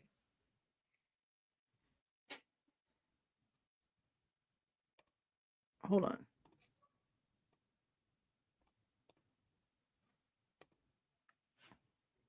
Let's read. Confusing. Because the date's not like the 13th. And they haven't given us anything in way of him purchasing anything or doing anything for November the 10th. So what the frick is November the 10th about? Especially whenever they're saying that he is using his ATM card on November 13th, like the morning of the crime. So what the frick I think that's what I'm confused about. Why the frick are they talking about the 10th? For example, the disclosure notes, defendant only conducted ATM withdrawals on or after the date of the homicide and ceased using his debit card on November 10th, 2022. Okay, you can't.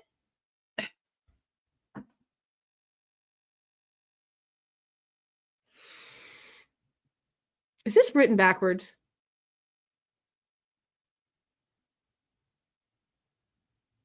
No, hold on. Is this written backwards? Because to say that he...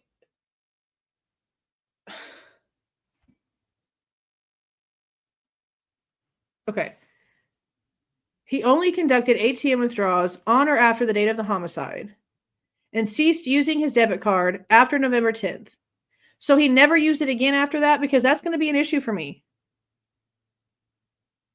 I mean, I get that, but if that's not normal, the November 10th thing is like what's throwing me off here.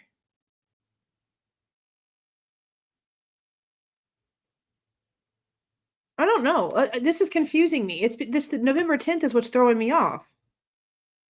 Right? Like I don't understand why it's written like this. Okay. The defendant only conducted ATM withdrawals on or after the date of the homicide. The homicide happened on the 13th, not the 10th. I know that it's an example, but it's citing from the disclosure note itself. Like it's an example of what the disclosure note itself is saying.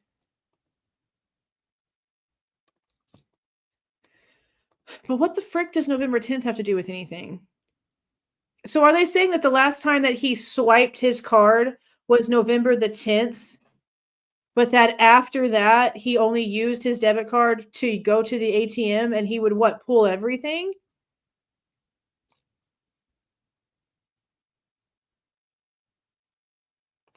Coco said, I'd be more suspicious if he was using cash before and then changed a debit card for all purchases. I mean, I would be too, but this is just as strange. This is like everything was so separated out and he thinks so perfectly executed that just using cash would just be a better way to do things. I don't know. And he can't have just lost his debit card, because you have to have your debit card to use the machine. I mean, unless he has a bank where you do something with your app. I don't know. I don't do any of them things. Mine is regular schmegular.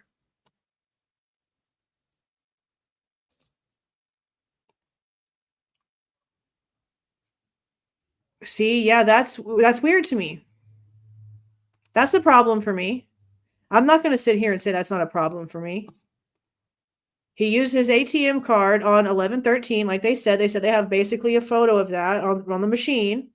Up to 11/10, he had been using his debit card, and then no use on 11/11 and 11/12. Finally, from 11/13 and forward, he was a cash guy. That's what it sounds like. I feel like that's a problem. And what did we say?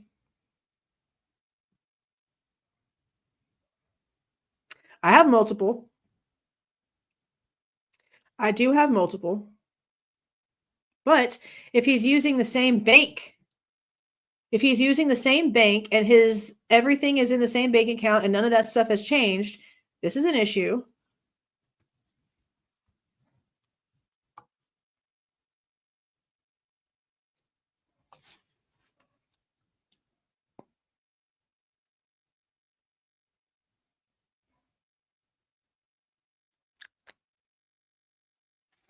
I follow whatever. Oh, shit. I'm sorry, Heather. I know that you, I was literally about to say something about your comment. You can retype it if you want to. I accidentally deleted it. I'm going to follow it wherever it goes. I'm asking questions. You can put it on. Yeah, but no, I accidentally deleted it. She can put it back on here and I'll put it up on the screen. Yeah, because it's odd to me. It's a behavior change. It would be stupid to suddenly change it, but it's odd. The timing is strange. But there has to be, but it's just like with the computers. I need more specifics. They can't just tell me that this is happening, but leave out a whole bunch of other information. Oh, yeah, no, that was stupid too. Well, that's what I was just saying. They can't say that this woman is going to get on the stand and say all this stuff that the jury is supposed to listen to and think that it's a big, huge positive about them knowing what they're doing. But then in turn, in the next part of it, listen to them say that it's proof that Bryan is a murderer because he lays out the exact same thing in his DeSales homework. Well, it's an issue because for some reason it's a behavioral change. And if you're trying to say that he has some sort of OCD and autism disorder, you don't just change shit like that for no reason. That's something else we have to think about too.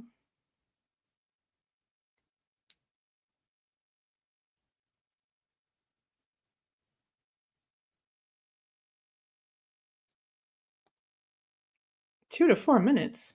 That's absolutely ludicrous. That's why I'm saying I want information. That's what I want information. Can you? You can withdraw money without a physical card? I didn't know. I mean, I kind of figured maybe some apps did that. He could have lost his card. I mean, that's a big possibility. He could have lost his card. It literally says 2 to 4 minutes. No, that's absolutely stupid. Maybe if he was Superman and literally had Superman speed. There's no freaking way. It's in this one. That's why. See, and that's why it's weird. That's why I'm questioning it, Kaylee. That's why I'm questioning it. So he used his card to buy all the things for the crimes 8 months earlier and then switched to cash afterwards and kept going to class. Okay, sure. I know. That's why I'm questioning it. Like, it sounds strange. It does sound strange. If you don't know all the rest of it, it does sound odd. We're not going to ignore things. We're going to question things. A behavioral change like this is odd. But there are things like you guys are bringing up. Did he lose his card? What was the reason? Because they're bringing up November the 10th. That's 3 days before the crime. So he could have easily lost his freaking card, and maybe he just found it easier for him to use the app or whatever he was doing. Maybe he was paying for purchases with his app too, because you can do that a lot of places now. So maybe he just didn't need it after that. Because it doesn't really say that he's going out and just getting cash all the time either. It says he conducted ATM withdrawals on or after the date of the homicide and ceased using his debit card. But I mean, you guys are right. It is kind of like dumb to do like the opposite of what you would do. Whenever, if you were like getting ready to do something crazy, you would have made sure that all of those purchases were done with cash, something that wasn't traceable. But that's why the Amazon thing doesn't make sense either for the K-Bar, because they're trying to say that he just used like very trackable information all the way to his front door, but he's supposed to be this like forensic guy. Why would you do that? That doesn't make any sense. Why wouldn't you go and you buy like a cash knife from a flea market or something like that? Something that can't be traced that you bought with money, with cash.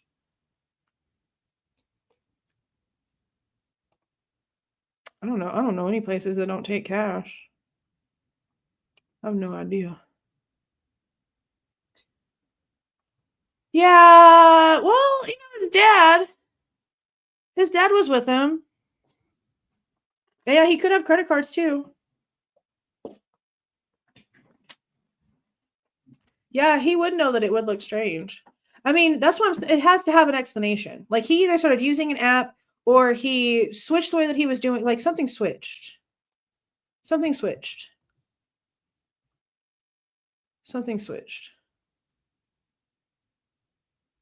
Maybe he was buying adult things that could be embarrassing. I don't know. Is that what it said? Defendant only conducted ATM withdrawals on or after the date of the homicide. On and after. So more than once, because they're only talking about it once. And ceased to use his debit card after November 10th.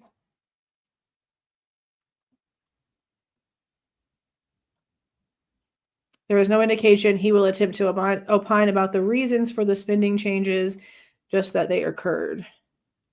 Well, I mean, he's not arguing it. Like, he's not sitting here trying to make an excuse for it, or at least trying to get it to not be talked about, I don't think, right?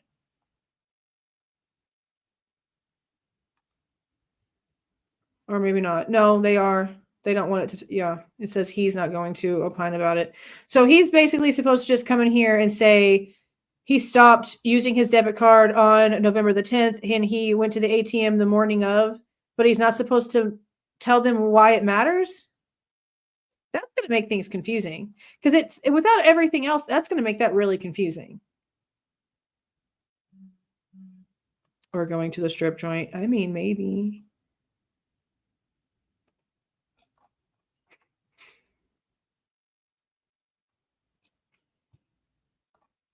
Them throwing the 10th in there is just crazy to me, though. For him to just go in there and say that to a jury and not give a reason for why he needs to tell them that is questionable, though. Because I don't, like, unless he gives them the reason why it matters, then It's just information that's going to make things confusing.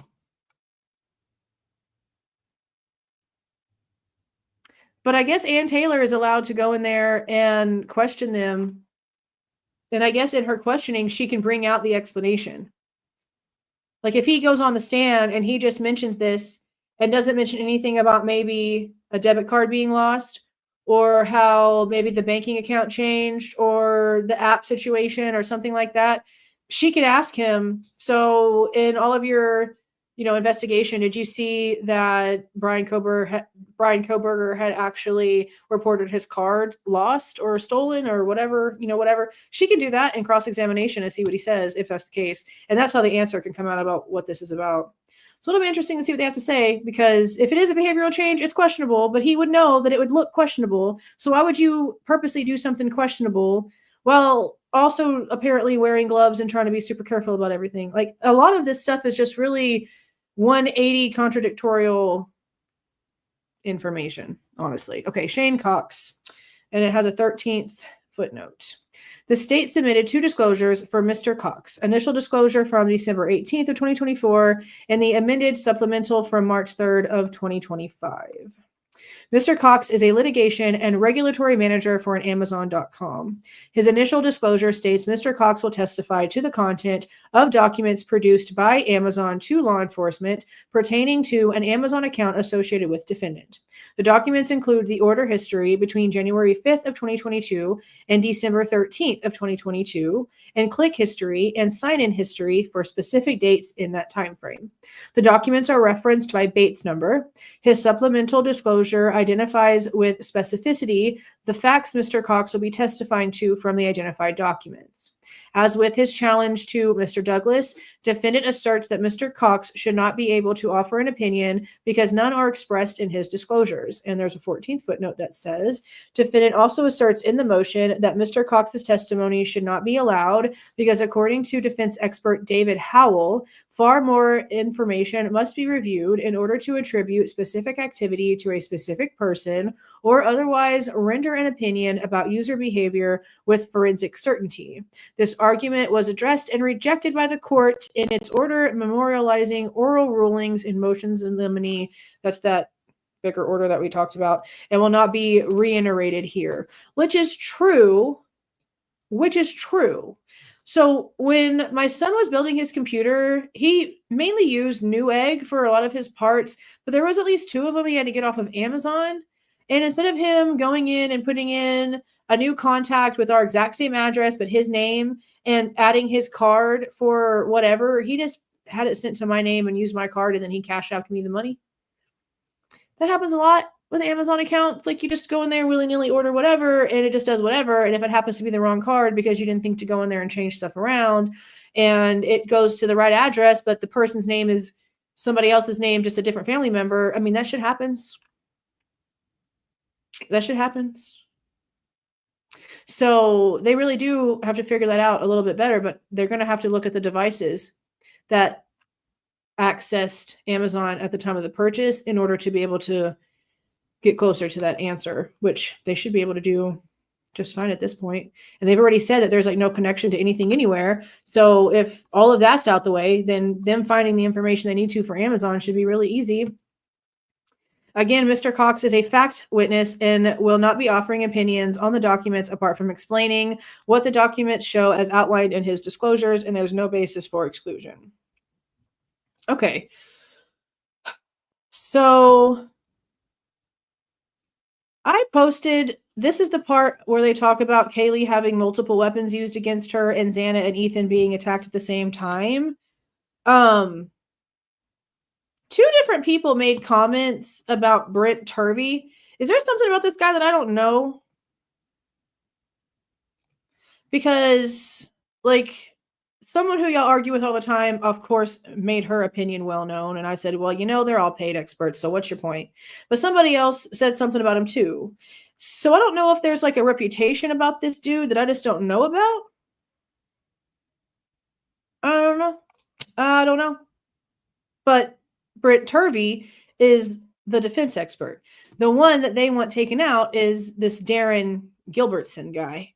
So there's instantly a footnote on this guy's name. The state submitted only a rebuttal disclosure for Detective Gilbertson. Defendant disclosed expert opinions from Brent Turvey that more than one assailant was necessary to accomplish the crime in the time frame alleged. Specifically, he asserts that number one, there is direct and indirect evidence that attempts were made by the suspect or suspects to clean up the crime scene after the homicides, which we already knew, which would have taken far longer than the time interval alleged by the state.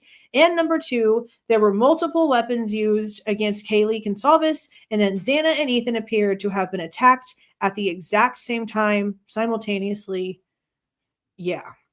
Through his other expert, Rachel Orr, defendant has also submitted evidence that he suffers from developmental coordination disorder, which has resulted in deficits in fine motor dexterity and visual motor function. His attorneys have argued in other motions that these deficits render it not possible for Mr. Kohberger to have acted with the speed and coordination required to commit the crimes in the time frame alleged by the state. However, this has not been disclosed as an opinion of any of the defendant's experts. Didn't we see it? Oh, they need it okay, we had it in the actual documentation. I'm sure they have by now. There's no way they have by now. They have the list already out. Plus, he got, remember, he got fired from the fish place because he didn't know how to use a knife. He couldn't flay the fish. It looked like crap. He couldn't do it. He had no dexterity. And he was 16, I think. 16 at the time. I wonder if that guy's going to come on the stand and testify at the fact that Bryan didn't know how to handle a knife. Because he came out and interviewed fairly early on, and they were like, he just couldn't get it down. He couldn't handle a knife. He couldn't get the skill down.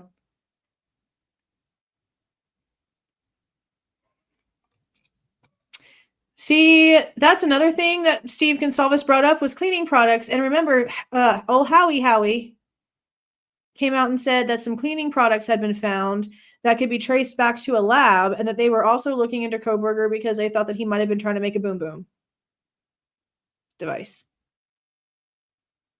And that got reiterated by Steve talking to Daniel.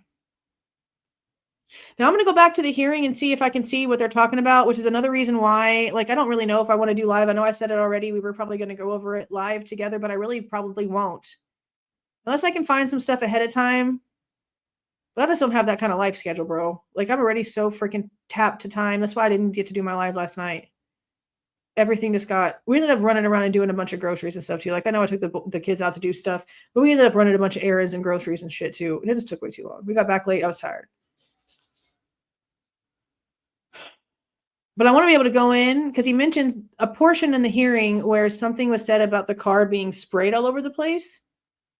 And I don't know if that meant that the CSIs went in and luminoled the entire car and saw that there was nothing there, or if he's trying to say that Kohberger sprayed something all over the place. Because then right after he says it, he mentions these chemicals, and he's saying that they're supposed to be able to trace them to a lab because you can't just go to the store and buy these things, blah, blah, blah. But I don't remember there being anything on the inventory report. And I want to be able to go to the hearing, try to find what he's talking about, play the clip if it's there, pull up the inventory report, because if it's there, we have the inventory report from Pennsylvania. We have the inventory report from his apartment. If there's chemicals found, they're going to be on those inventory reports. And I want to be able to pull all that stuff up and show you guys that stuff. That's what I'm saying. He really repeated a lot of stuff that we only really heard from Bloom, all the way down to how one of Kohberger's sisters is apparently going to come out and start running her mouth. And I don't really understand that because we just heard from the defense that his family wants nothing to do with what's happening, and they want to be in the courtroom and they want to be there to support him.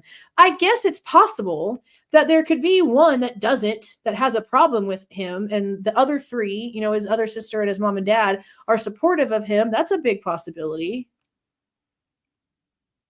I don't know. I guess we'll find out soon. Yeah, that's what they're saying. It could have been from a lab, which probably the WSU lab. I don't know.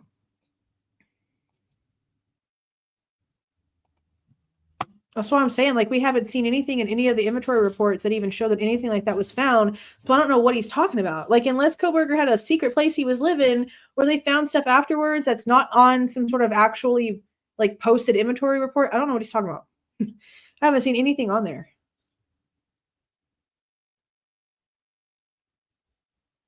I just don't get it. I don't know. We're going to see. I'm going to have to do it the long way because I need to have receipts, guys. I have to have receipts. I can't just on the fly. I got to show you all the facts. I have to show you the facts. Okay.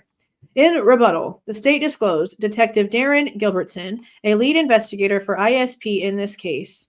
The disclosure indicates he will testify that he and other investigators conducted timed runs at 1122 King Road to gain an understanding of the approximate time needed to have carried out the homicides. Yeah, we heard about this. A report of the timed runs is attached to his disclosure. It was performed to determine if one person could carry out the homicides. His opinion will be that depending on the suspect's pace and route, I already see it, he could have carried out the crimes in approximately 2 to 4 minutes.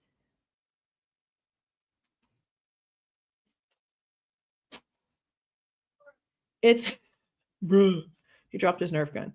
So it's gone from 13 minutes to 9 minutes to now 2 to 4 minutes.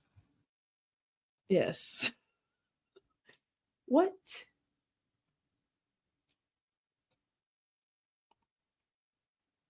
Two to 4 minutes.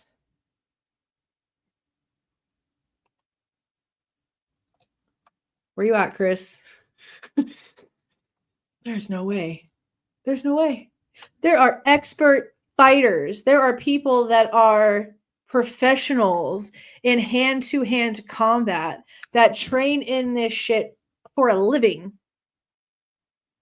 that said that it was maybe possible for somebody who had training, 4 people, 3 floors, middle of the night, blah, blah, blah, blah, blah, manual weapon, the way that it was all clean-ish. Now they're saying 2 to 4. Bro. You ain't lying. Did it? Did y'all see that 4chan got hacked? I put it on my community post. Maybe I should do a video about it. 2 to 4 minutes. She was passed the freak out in 8 minutes. In 7 minutes, because she was adding a contact at 3:51 and then was disturbed by headlights that came in, which would have been around like 3:58, since the DoorDash was pointed as being delivered at 3:59. So in 7 minutes, she was so passed out that headlights coming in the window woke her ass up. And then so passed out 2 minutes later that more noises and more noises and more noises. And she just kept going back into that REM cycle every 25 seconds. I'm sorry. No. How does Hitler see all of this shit? And we, as a collective, with different brains and different ways of thinking and different experiences in life, can see the bullshit here. But this judge just reads through it and feeds it. 2 to 4 minutes. I think that's what the PCA says. That they saw lights or heard a car or something like that. I could be wrong. I could have sworn that's what it says. 5. No, mine's 10. My snooze button is 10. But you can also change that.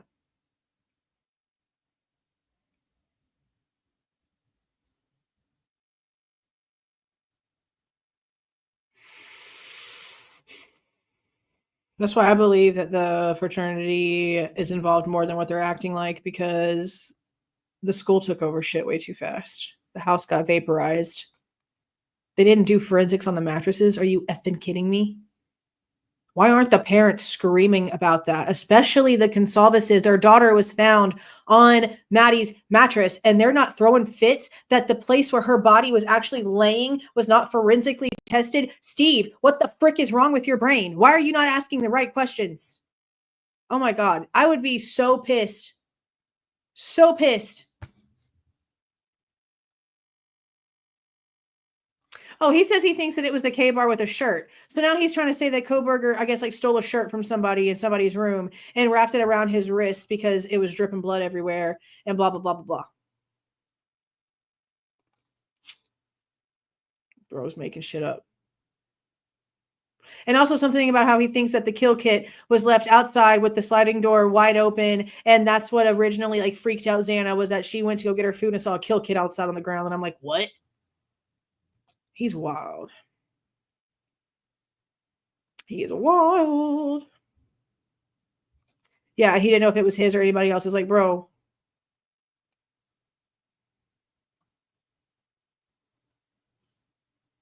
Two to 4 minutes. They're out their damn minds. And there's no way these inexperienced cops ran through that house and figured out, like, damn, didn't they say that Kaylee had like almost 50 wounds? That's what I'm saying. Like, I want to play the whole damn thing. Like, we're just going to have to listen to the whole damn thing, and y'all just know the receipts are out there, because I'm not going to have the time as we're listening to it live to go and pull everything up. Y'all know what exists. If I can find it while we're live, then I'll pop it into the chat thing, but y'all know what's real and what's not. I don't know.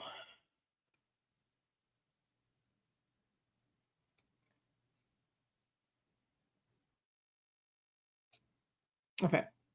Defendant argues Detective Gilbertson's testimony should be excluded because the state has failed to disclose how Detective Gilbertson is an expert in timed runs, and 2, the relevance is minimal. 3, important data, recordings, photographs, and notes of the experiment was not disclosed. And 4, his opinion carries a risk of juror confusion and prejudice. On the prejudice issue, defendant claims that Detective Gilbertson was already familiar with the house when he did the experiment, and additionally, the house had been vacated. Defendant also notes that the house has been torn down, so he is not able to conduct his own test. So this is the one where they had mentioned before that he was, how did they word it? Intimately familiar. What does that mean? What does it mean when they say that a detective is intimately familiar with a crime scene? What does that mean?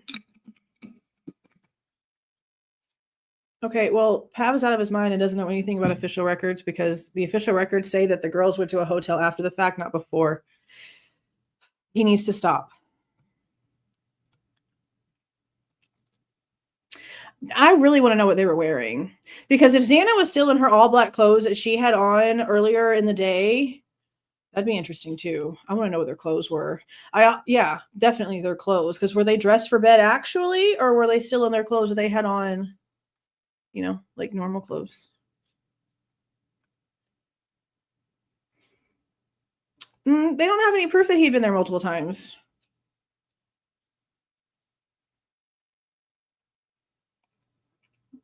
Him touching a phone tower with such a wide radius, like they have to have more than that.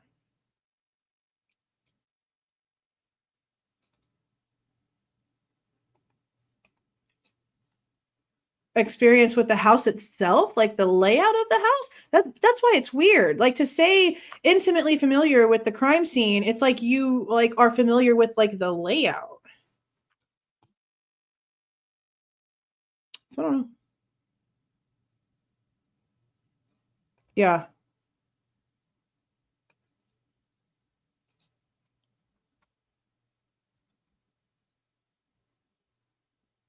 So I don't know. And see, in Murphy too, I don't know about this part right here, but the fact that Murphy was like barking for 30 minutes after that car left is wild too. Because like, how come they're not showing us any conversations about the dog? Not even like a text message or anything from either one of them to Kaylee herself asking, hey, why is Murphy barking? Is everything okay? Nothing. Yeah. Oh, the detective been there multiple times. Yeah, but like,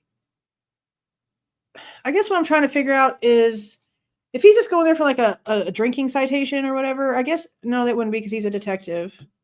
I mean, I guess if he'd been one of the ones investigating it from the very beginning, then yeah, he probably walked through it several times. Yeah. But 2 to 4 minutes regardless, that's crap. Especially what did Steve tell us? That like there was a hell of a fight between Ethan and whoever the frick, whatever was happening. There was a hell of a fight down there. A hell of a fight takes a lot longer time frame than what they're trying to say here. Yeah, that's what I was about to say. Yeah, that's why I changed it. He wasn't going out there for that. But yeah, he must have just been like walking around a bit a lot. 2 to 4 minutes doesn't make any sense.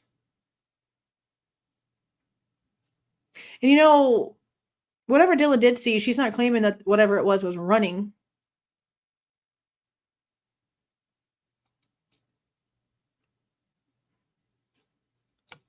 Nobody talks about the dog. That's not, no, it's not. I mean, but where in the official timeline does it indicate that? It doesn't indicate that in any of the timeline. They literally said that all of the girls were in Kaylee's room at 2 o'clock in the morning, except for Xana. That's the story. And on the camera, they would have the girls coming home. We don't know where they were before. We just know that Dylan drank a bunch of alcohol. Bethany was apparently at the same party that Ethan and Xana were, but that was only between like 8 and 9 that's accounted for. We really don't know anything else, and that's a big, huge time gap.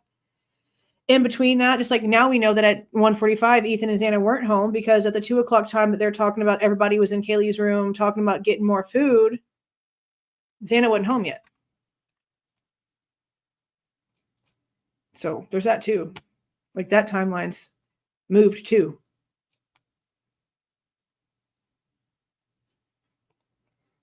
So much has moved.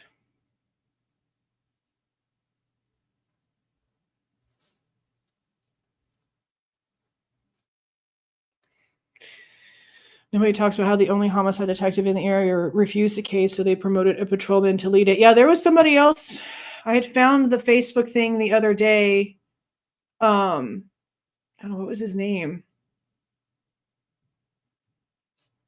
They still have like the original press release paperwork on Facebook.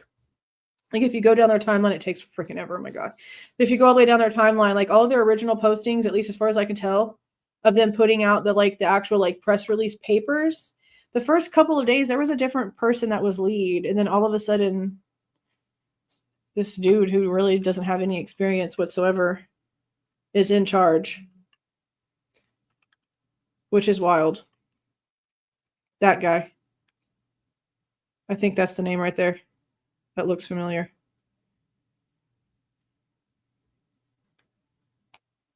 Yeah, it was really weird because Payne has no experience in this. He really doesn't. Why would you put him in the lead of one of the most important thing that's ever happened in your entire area? Why would you do that unless you knew that you needed somebody who was going to do nothing but what they were told because the feds were actually the ones investigating the case? We know damn well the feds took the lead on everything. They're the ones who swabbed, did the forensic download. It's their inventory report on the Pennsylvania paperwork for his parents' house and everything. It's attached FBI, whatever. It's all from the feds. All from the feds. So why would they put somebody on there that's used to actually taking charge of things whenever they need somebody who's a puppet?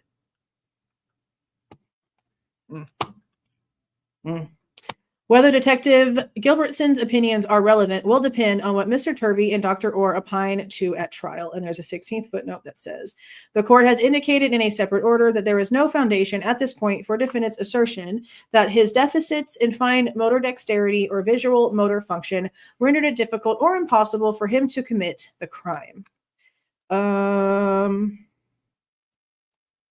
Well, I mean, I'm sure that the reports will prove that. Apparently he's had a history of this issue since he was a child. Okay. Well, Dr. Turvey does not specifically state in his report that one assailant could not have accomplished the murders in the short time frame alleged by the state. He infers as much through his opinion that there was evidence of cleanup efforts at the crime scene, which would have taken a significantly longer period of time. Further, while Dr. Orr's report does not opine as to what deficits in fine motor dexterity and visual motor function defendant suffers from, to the extent she testifies to these deficits at trial, it may render Detective Gilbertson's opinions relevant to rebut any inference that defendant could not have single-handedly committed the crimes in less than 15 minutes. So how do they know the time frame that it would take him? I don't even want to know, honestly. Okay. Further, given Detective Gilbertson's role as the lead detective for ISP in the investigation, he is well qualified to offer his opinion on suspected movement throughout a crime scene. In addition, there does not appear to be a disclosure violation due to the lack of underlying data. It was a simple experiment consisting of timing Detective Gilbertson moving through the house at a slower speed and a faster speed. His routes were described, as well his pauses to simulate the number of stab wounds each autopsy showed. It does not appear there are any photographs or recordings or any other data not already described herein. So, do they have this recorded?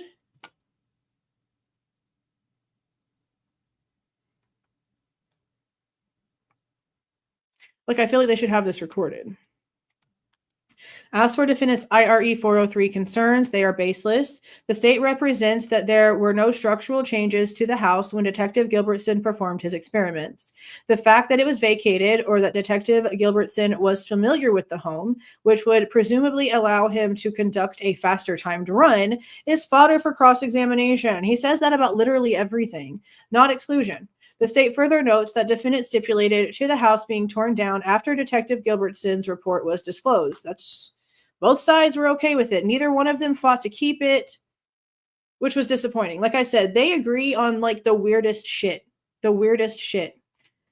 Thus, any concern of prejudice in this regard is his own doing. Finally, defendant cites no basis for jury confusion.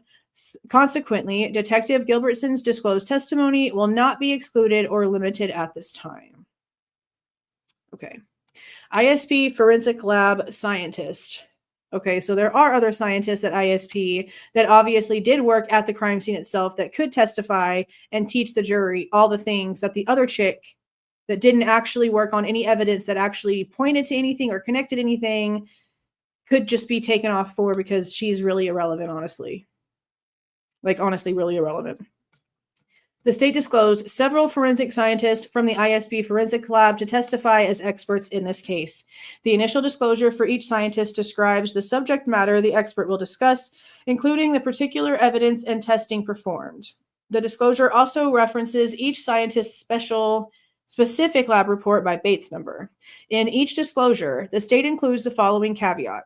This disclosure is provided as an aid. Oh, yeah. Okay. So this is what they said was in a lot of the expert disclosures, and that this is why they were saying that they were incomplete, that they had missing information, because they all had like this copy and paste this in like a shit ton of them. I think they said that only like 5 out of 25 actually had true information, and the rest of them really were just more to like this. This disclosure is provided as an aid. It does not encompass all findings, impressions, conclusions, or materials related to this expert's involvement in this case. It further does not in any way limit the scope of the expert's testimony. Further, this expert may testify about findings, impressions, and/or conclusions that he or she drew from the work of other experts who previously examined or handled the evidence in question. Meaning, this person can come out and give testimony under oath about information that they got from third-party people who actually did the work. They can find information from people who actually handled evidence, not look at the evidence themselves or come to their own conclusion whatsoever, and just come out and regurgitate what somebody else found out. That's what this is. That's wild. And there's the 17th footnote is like a bunch of people's names. The experts in this category specifically referenced by defendant are Catherine Dace, White, Taylor Maychek, Tara Martinez, Jade Miller, that's the one we've heard before, Ann Nord, Eric Seat, Tina Hall, Stephanie Wilt, and Haley Youngling. The analysis herein applies equally to defendant's challenges raised for the first time in his reply brief to forensic toxicologist from NMS Labs, Daniel Anderson and Chelsea Deisher. Okay, after defendant moved to compel more complete disclosures, the court advised the state to supplement accordingly. On March 3rd, 2025, the state did so largely by expounding upon the general subject matter of the experts' respective work. They did not add any new opinions. There's an 18th and a 19th footnote. Number 18. For example, where the initial disclosures stated the expert would testify generally about the collection of DNA, the supplemental disclosures include far more detail about the collection procedure.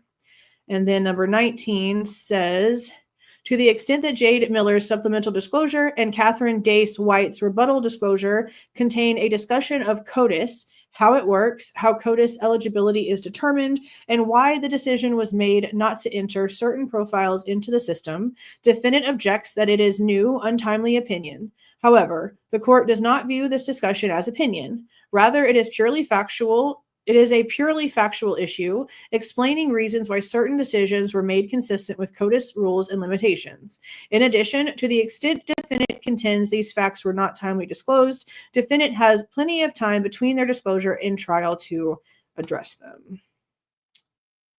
Okay.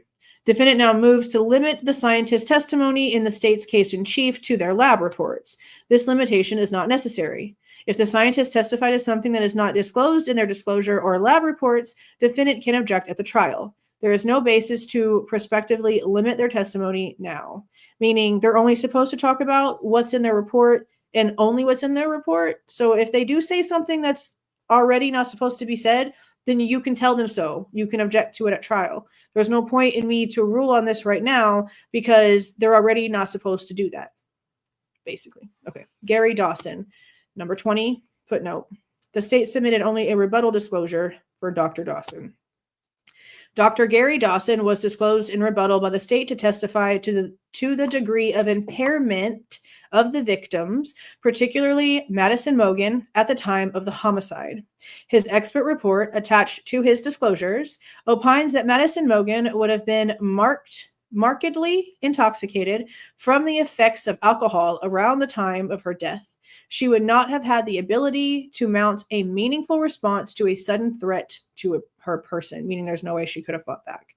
We kind of figured that. She was everywhere. So was Kaylee, but Kaylee fought back.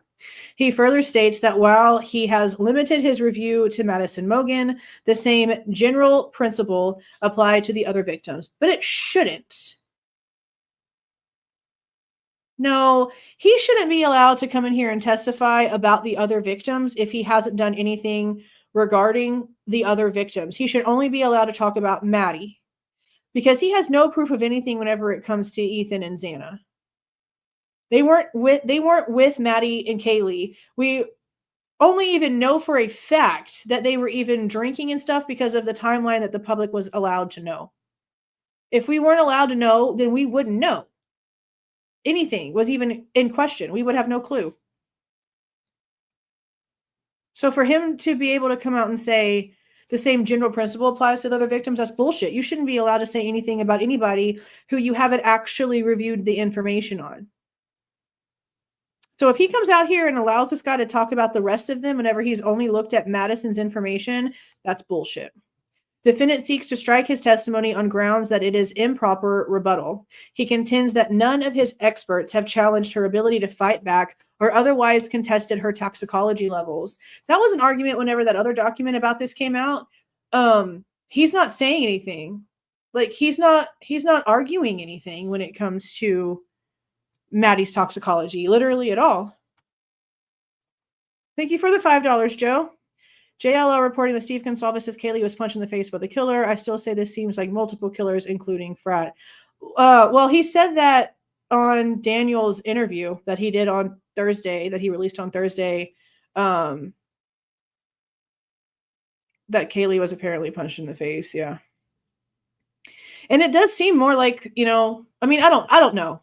If you can use a knife on somebody, you can use your fist on somebody. I don't put it past that. That's not to say that. I mean, she fought back.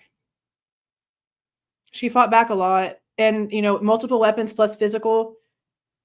It had to be more than one person, and that's why like the frat stuff makes so much more sense to me, especially with the timeline and the way that there's so many questions when it comes to certain things, like the back-to-back calls to Jack DeCore on Maddie and Kaylee's phone, and how Steve now wants to dance around that, not actually give a clear answer on whether they heard Kaylee's voice in a voicemail or if it was just text message, and so they really have no proof of life. Because that's the whole thing about the DoorDash. The DoorDash was like some sort of proof of life when it comes to Xana. And then all the information came out, and it's Ethan's account, and there's no proof that Xana did anything in relation to this, because we don't know if it was handed to somebody, if it was put in front of the door. We don't know. There's no proof of anything. And they're not telling us why it apparently has something to do with Xana. And then the timing of her being on TikTok's changed by a freaking hour. I'm so tired of it. That too. There was a call between Xana and her father around midnight. So there's that too. But she wasn't home around 2:00 in the morning whenever the girls were apparently all in Kaylee's room talking about going to get food. But I've always kind of questioned if they went home around midnight and then maybe walked back to the party. I don't know.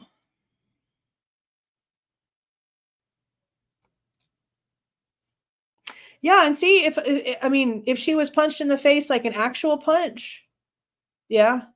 I mean, she could have been, hit in the face a different way. She could have been hit in the face like, even like this with like the back end of the blade, like the handle. I don't know. I don't know. You'd think that maybe he would. Maybe the defense would want him to come to testify because he did have a conversation with her around midnight. And according to the conversation, he wanted to get in the car and drive to Moscow because something was wrong, but Jasmine wouldn't let him because he'd been drinking. That's how it was always said. So you'd think that the defense, at least, you'd think the state, but you think the defense would want him on the stand to see what the hell made him feel that way, what was being said. Yeah, probably would be hearsay. But I feel like they're probably going to have a lot of people get on the stand that are a bunch of hearsay witnesses, because that's just what they do. They've got so many people.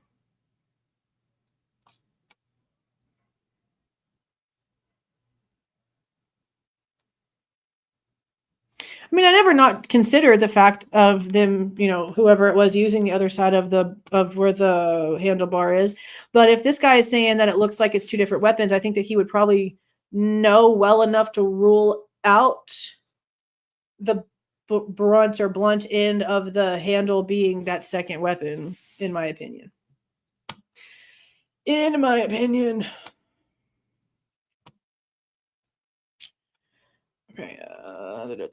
Okay. Where were we? Did we finish this entire thing? Yeah, we did. Did we? Oh yeah, right here. Yeah, that last paper never said anything. He even came out and said, I never said, the paperwork said it, I never argued her toxicology. Never once. So whenever the state tried to come out and say that he was arguing the toxicology, they were like, I don't know why we're even having this conversation, basically, because we didn't say a word.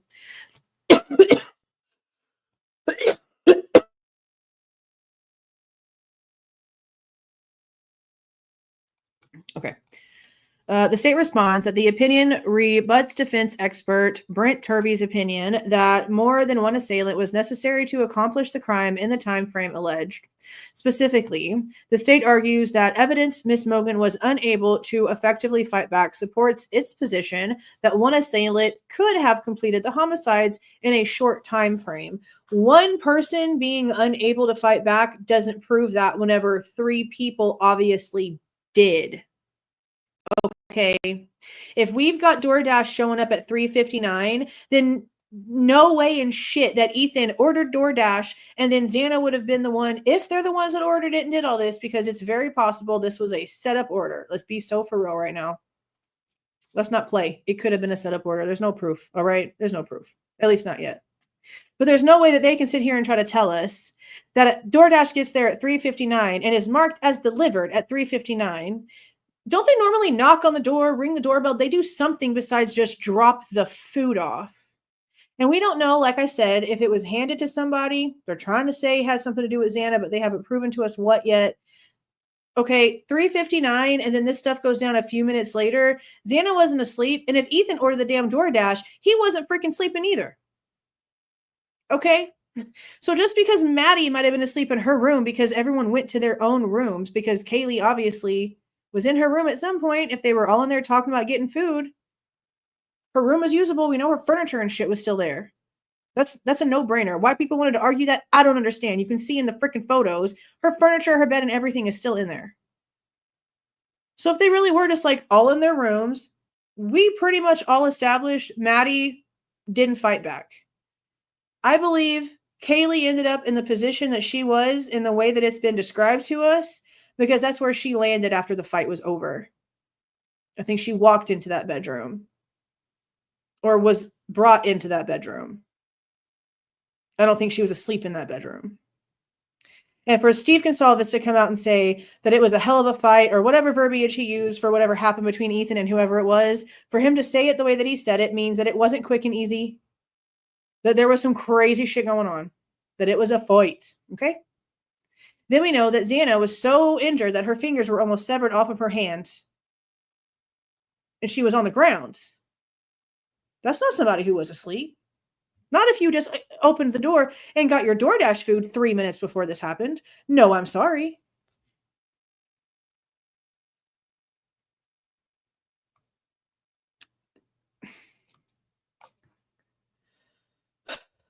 Like, this gives me a headache.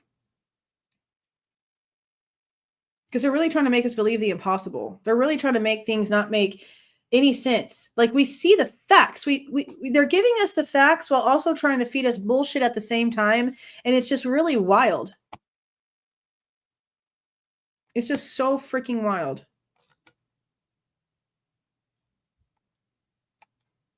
I just don't understand why they act like we don't see this stuff.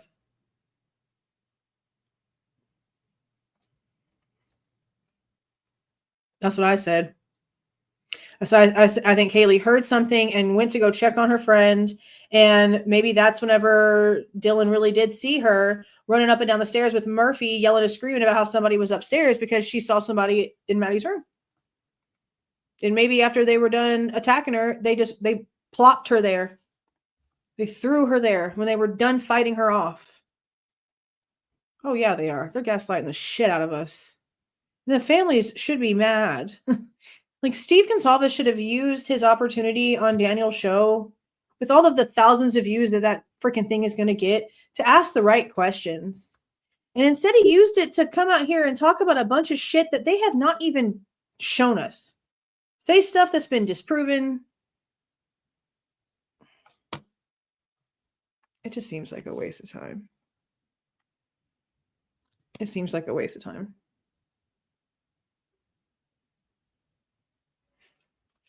It's just wild.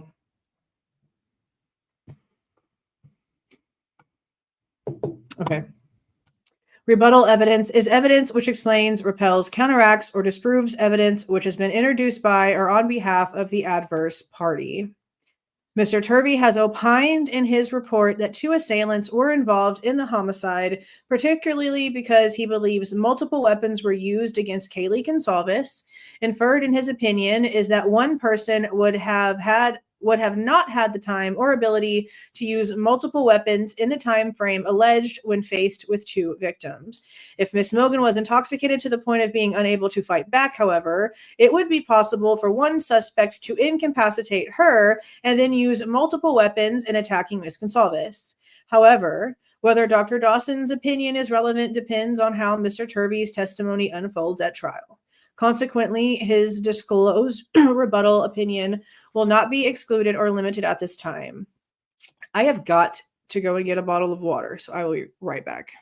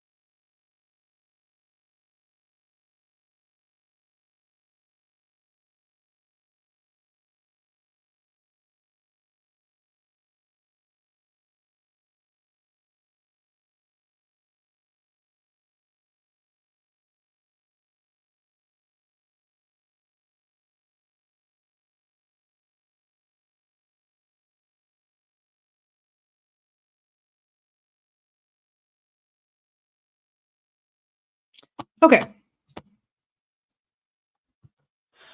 Okay, now we're down to Lawrence Mowry. Is fake Mowry in here tonight? I don't think I've seen him. Lawrence Mowry, Jeffrey Tanzola, and Neil Uhrig. And there's a 21st footnote. And it's just the disclosures and the dates. We don't need to read it. Okay. Detective Lawrence Mowry, Agent Jeffrey Tanzola, and Detective Neil Uhrig are forensic detectives who were involved in the investigation of this case. Detective Mowry of the Moscow Police Department is disclosed to testify in the state's case in chief as an expert in the field of digital forensics and his role in the investigation. Specifically, he may testify to any of the subjects identified in his reports and may identify and testify to chain of custody, extractions, electronic data, files, and location records identified in the materials made available to defendant. There are approximately 50 individual devices, electronic accounts, and digital data listed in the disclosures about which he will testify, and he will opine that he found no connection in that material linking defendant to the devices and data he analyzed. So what's the issue? If he didn't find any connection, then let him say it. What's the problem? Number 22, the disclosure because Detective Mowry analyzed devices and information associated with defendant, presumably these are excluded from his opinion. Okay. Jeffrey Tanzola is a special agent with the FBI who extracted, processed, and archived the contents of 7 identified digital devices belonging to defendant. His is disclosed to discuss in the state's case in chief the extraction / imaging, examination and processing, verification, transportation, and chain of custody of those devices. The disclosure references and appends his report of examination regarding his work in this regard, and there's a 23rd footnote that just says defendant is not challenging the rebuttal disclosure. Well, yeah, because there was nothing found on the devices, so why argue it? No connection, nothing found. Yeah, there's no reason to argue it. Neil Uhrig is a forensic examiner and detective sergeant for the Post Falls Police Department who extracted, processed, and archived the contents of computers belonging to the victims and 2 other roommates of 1122 King Road. 2 other roommates. We know it's Dylan and Bethany, so I say it like that. It's so stupid. His case in chief disclosures likewise state he will discuss extraction, imaging, examination, processing, verification, transportation, and chain of custody as to those computers, including the expertise necessary to extract the data from the devices. He will opine that there was no connection found between the listed devices and the defendant. His initial disclosure references and appends his officer report regarding his work in this regard. Defendant argues that each of the 3 experts' testimony must be limited to what has been disclosed, i.e., the devices, data examined, and processes used. Well, that's what they're supposed to do. Other than the disclosed opinions by Detectives Mowry and Uhrig that no digital connection was found between defendant and the residents of 1122 King Road, defendant argues no specific testimony regarding what the devices and data depicted should be allowed. So the residents, that includes everybody, which we pretty much already knew. You know, this judge is just honestly just ridiculous. So I know it probably sounds hypocritical, but he is at least verifying all of the residents, no connection, not just the victims, but Dylan and Bethany too. To this end, defendant notes that the state has not identified in the disclosure the specific portions of the identified devices and data that these experts will testify to. Okay, but if every single one of them shows no connection, let's let them talk. In response, the state clarifies that it is not seeking to elicit opinions from these witnesses. Rather, it intends to elicit testimony about their qualifications necessary to perform the extractions and analysis of the identified devices and data. It further represents that defendant has been provided with all the data analyzed. There is no basis to exclude or limit the detectives' disclosed testimony. It is clear they will be testifying to the facts of their investigation, not providing traditional expert opinions. There is no need, therefore, for the detectives to identify specifically what the devices and data depict. This is factual in nature, and defendant has been provided with all of the material the detectives reviewed. If there's no connection found to him on these devices, then we don't need to know the details of what is on those devices. Like, unless it actually has something to do with Kohberger himself, and it doesn't, then whatever, if they're going to try to use it something that's on these devices as part of their reasoning for what happened, it would have to be, I guess, submitted during the alternate perpetrator information that they're working on.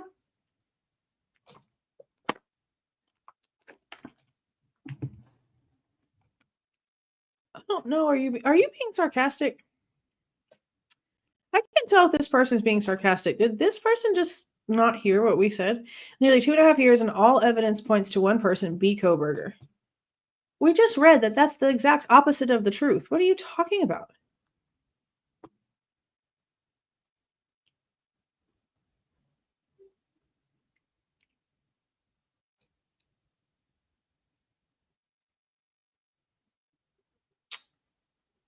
I'm hoping so. I'm hoping so. I'm tired. I mean, it's after midnight. I'm hoping it is. Anyway, okay. Yeah, if they're really just going to come out and be like, we looked at this device and we found nothing, and we looked at this device and we found nothing, or if we checked all of Maddie Mogen's devices, which included this cell phone, this laptop, this, blah, blah, blah, blah, blah, blah, blah. There was no connection found. Like, just let them talk. There's nothing there, so there's no issue. Okay, Rob Hill, and there is another 24-foot note. Where'd it go? The state submitted only rebuttal disclosure for Agent Hill. Is it Heil or Heel? But that E, I just honestly don't know. Okay. Rob Heel is a special agent with the FBI who reviewed surveillance footage from the hours before and after the homicides occurred, depicting what law enforcement believes is suspect vehicle 1. Agent Heel was disclosed to rebut opinions by defense expert Stephen Becker that it was not possible to ascertain from the surveillance videos. They misspelled it. Whether a front license plate was missing from the vehicle. Agent Hill's rebuttal references the full summary of video depicting suspect vehicle 1, which has been disclosed to defendant as a basis for his opinion that suspect vehicle 1 did not have a front plate. He then lists the specific camera locations and timestamps he contends show a clear view of a missing front plate. They said that they couldn't tell. They literally said in the grand jury in the closed session transcripts from January, Brett Payne testified that you in no way could tell. That's why it wasn't part of the original living document. It wasn't a part of the PCA until after they had Bryan's information. That came from Payne. I'm pretty sure I'm remembering that correctly. So if they have that and we see that, that's fine. Cool. They've got the proof of that. That's fine.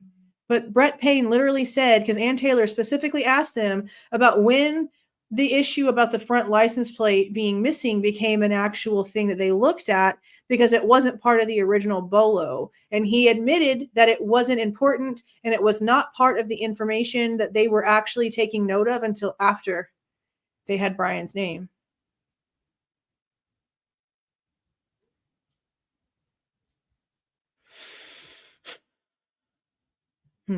They're going to have to do something with that, because we've already been kind of like told differently about some stuff here. His rebuttal also states he will provide testimony about the significance of the missing front plate, which I agree with if it's something that they would have been looking at and including in their BOLO before they had Bryan's information. If they can prove that they did and somehow Brett Payne didn't know about it because he testified that they didn't, cool, prove it. Show me the timestamps, show us the correspondence, show us the emails. But Brett Payne literally already said that it wasn't even a thing they were looking at. That had nothing to do with the car information that they were looking for. He already said that. Defendant contends that since Agent Hill has not offered an opinion as to any videos other than those specific clips referenced, his testimony must be limited to those identified clips. However, Agent Hill's disclosed opinion is not restricted to the identified clips. It expressly is based on the full summary of video of suspect vehicle 1, with the identified clips being the most clear. Thus, the court will not limit his testimony in this regard. No, if it's an actual clip of a car during that timeline, we probably need to see all of it. Based on the foregoing, defendant's motion in limine regarding the vague and undisclosed expert testimony is denied. Yeah, he He's allowing everything in, which I guess is fine, except it's really not at the same time, I guess. Like, okay, this Ginny lady, like I said, if she didn't actually do anything at the crime scene, and she's already admitted she didn't, and nothing was found in his apartment that linked him to the crime scene, and nothing was found at his office that linked him to the crime scene, then why is she coming out here and talking about the policies and procedures and the things that would have been followed at the crime scene? Why do they not have Jade Miller or one of the other several names that we read off during the ISP, the portion of this? Why aren't they having one of those people, one of these people right here? Catherine or Taylor or Tara or Jade or Ann or Eric or Tina or Stephanie or Haley. Why aren't they having one of them come in here and do that? Because they actually worked the crime scene at King Road. She seems redundant. She seems redundant. I also don't understand why we need Michael Douglas coming in here to tell us about an Amazon purchase. Why can't the Amazon man tell us about the Amazon purchase? That makes a lot more sense. Now, the financial information, the back and forth, whatever the hell is happening with the debit card and the ATM. Okay, cool. Come out and tell us whatever it is you think you need to tell us with that. And I want to know why the hell they need his crypto account. I find that odd. I really find that super strange. But why we need him to talk to us about like Amazon stuff, I don't understand. And it doesn't really actually say that in here, does it? But they have him listed on the other paperwork as somebody talking about the Amazon stuff. But they should only be having this guy talk about Amazon, the Shane Cox guy. This Brent Turvey guy is going to be interesting to hear because he apparently really does believe multiple weapons on Kaylee. And multiple doesn't mean just two. That means like, more than one, but it could be more than two as well. That's what I said. The first time I saw that, I was like, Michael Douglas, the actor. But no, it's a Fed. That's what I thought too. Yeah, this thing about his dexterity thing, it's not like it's something new. Like we heard about this from people who hadn't talked to him in decades. Not decades. Over a decade. One of the first people to come out and say that they knew Bryan Kohberger was the owner of the fish place, Big Lake or something like that. I looked up the website not long ago. And he literally said they had to let him go. It was like a mutual thing that they sat him down and had a conversation with him because he wasn't good with like making eye contact and being an extrovert with people, which tracks, right? It tracks. And he had horrible knife skills. He wasn't good at filleting fish. And that was the basis of this place, was to teach people how to fish, teach people how to fillet fish. You filleted fish for customers. People went out, they went fishing, they brought their catches back in. They wanted their fish filleted for them by the people there before they took it home to cook it because they didn't want to do it themselves. My dad always does it himself, but some people don't, and there's services for that. He was bad with a knife, and the guy literally said he couldn't get the skill down. So can you imagine whenever this broke, this guy is looking at Bryan on the screen and being like, the guy who couldn't fillet a fish? I'm sure he was shooketh. I'm sure he was shooketh.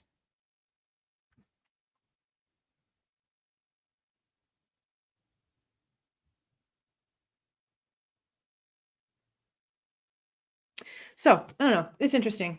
But we've pretty much known from the beginning that he had dexterity problems.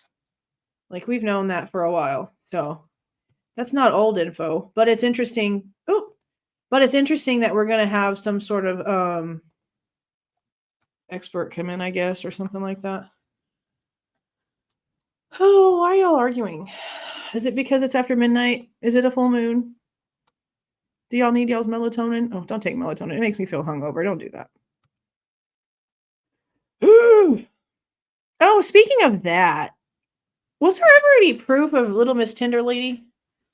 Or shall I say birthing hip girl? Was there proof of that? Like, was there anybody that ever validated that, like, the profile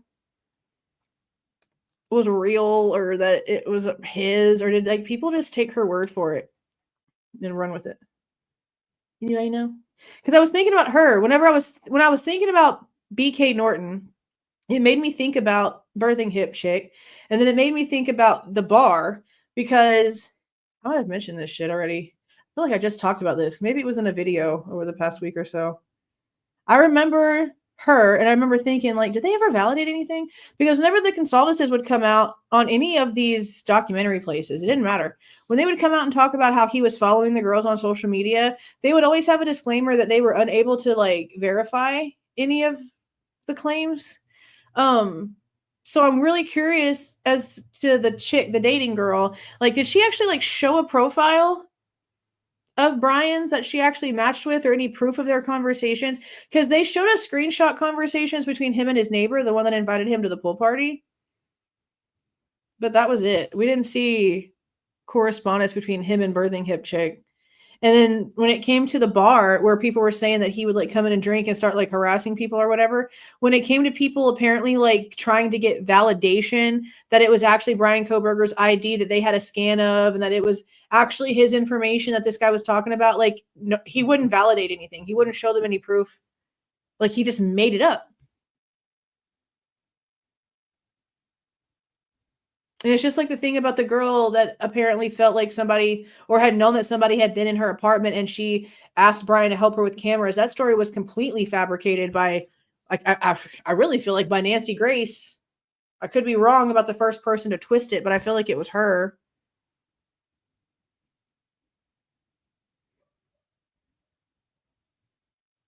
I just don't know. No verification from the Tinder chick. I didn't think so.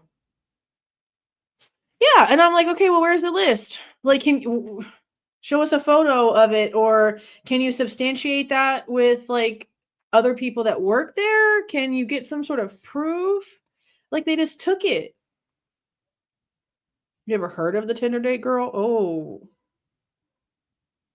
go to Google and type in Bryan Kohberger birthing hips and just see what pops up.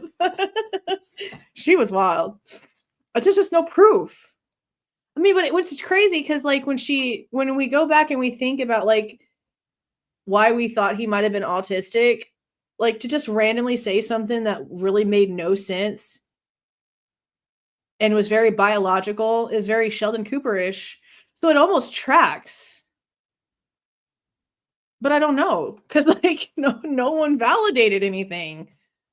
I know, like no one validated crap. Like no one showed a profile that anything. Like she didn't have no proof.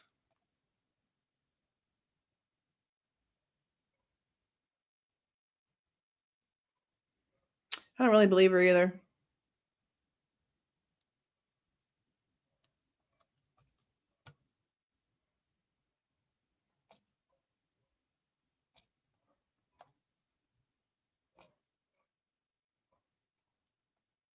I know. It's wild though.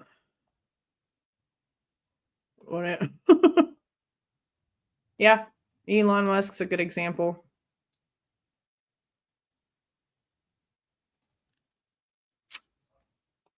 Hey, you.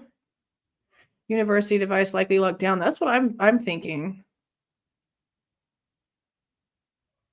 But unlikely they locked down deleting one's cache. That's true because I can do that on mine. I can do that on mine. I can go in and delete like, because sometimes we have to. Sometimes our programs are like our provider portals, they won't load correctly, or the claim pop-up won't load correctly if our like cookies and shit need to be deleted. Oh, me too.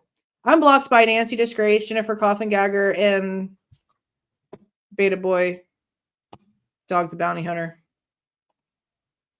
Which is funny because I've literally only said like one thing about that tard, so he has issues. He's insane too. Somebody was just doing a show on Gabby. What's her name? Rotten Mango. Rotten Mango? She's like 4 million subscribers. And she was talking so much crap about him. She's like, why was he even there? He's a washout. He's a sellout. He didn't need to be there. He was there for the money. And I didn't know that he cheated on, what was her name?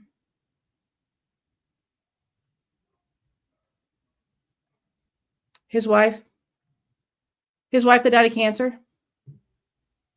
I didn't know he was cheating on her while she had cancer. Like, he's already horrible with what he's doing in Sebastian Rogers' case. Super horrible. I think that's her.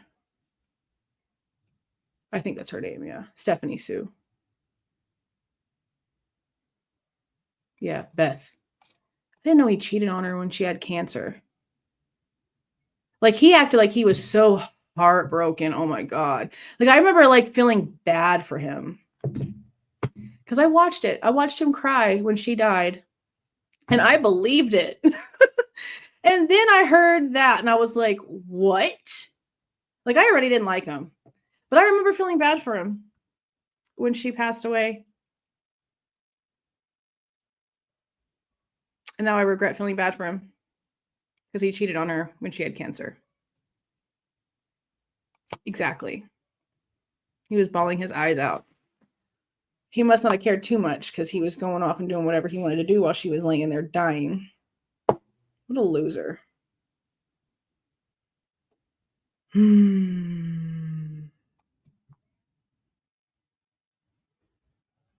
Rotten Mango does get crazy facts. I don't know where she gets her information. Some people say that some stuff that she puts out there is wrong, but I haven't seen any examples. I mean, I listen to stories that I don't really know all of the information for. Like, I go to Rotten Mango's channels to listen to stories I've never heard before. That's what I do. I only listened to her story about Gabby Petito because it was important to me. Gabby Petito's case is important to me. I guess you can be sad and still a cheating scumbag. I guess.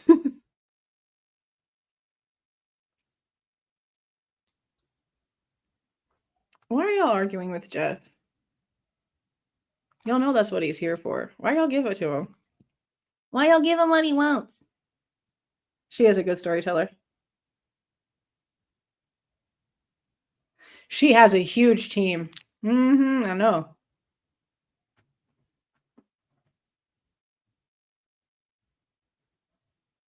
Oh, you don't like Stephanie's voice?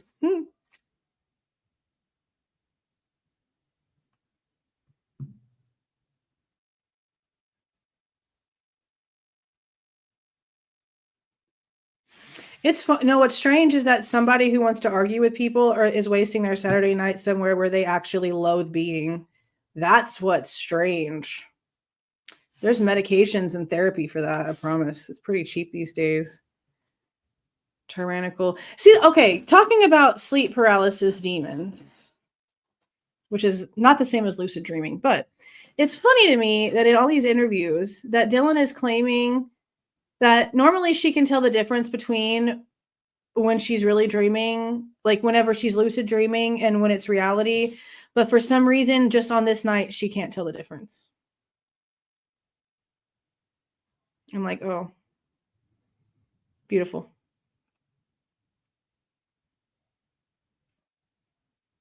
Beautiful. You don't love talking with them, Jeff. You like arguing with them. There's a difference.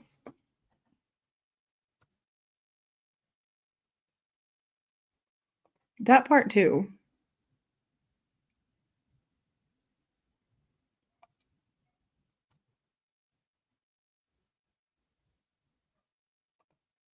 Oh, that was fun. I'm thinking of putting my son in T-ball. He needs a sport.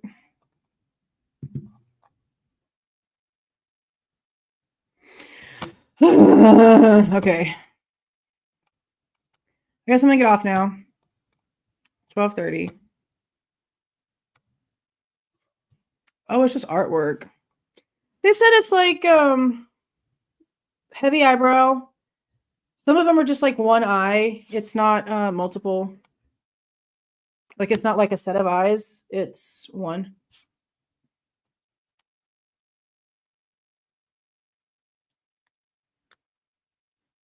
But it's like her artwork.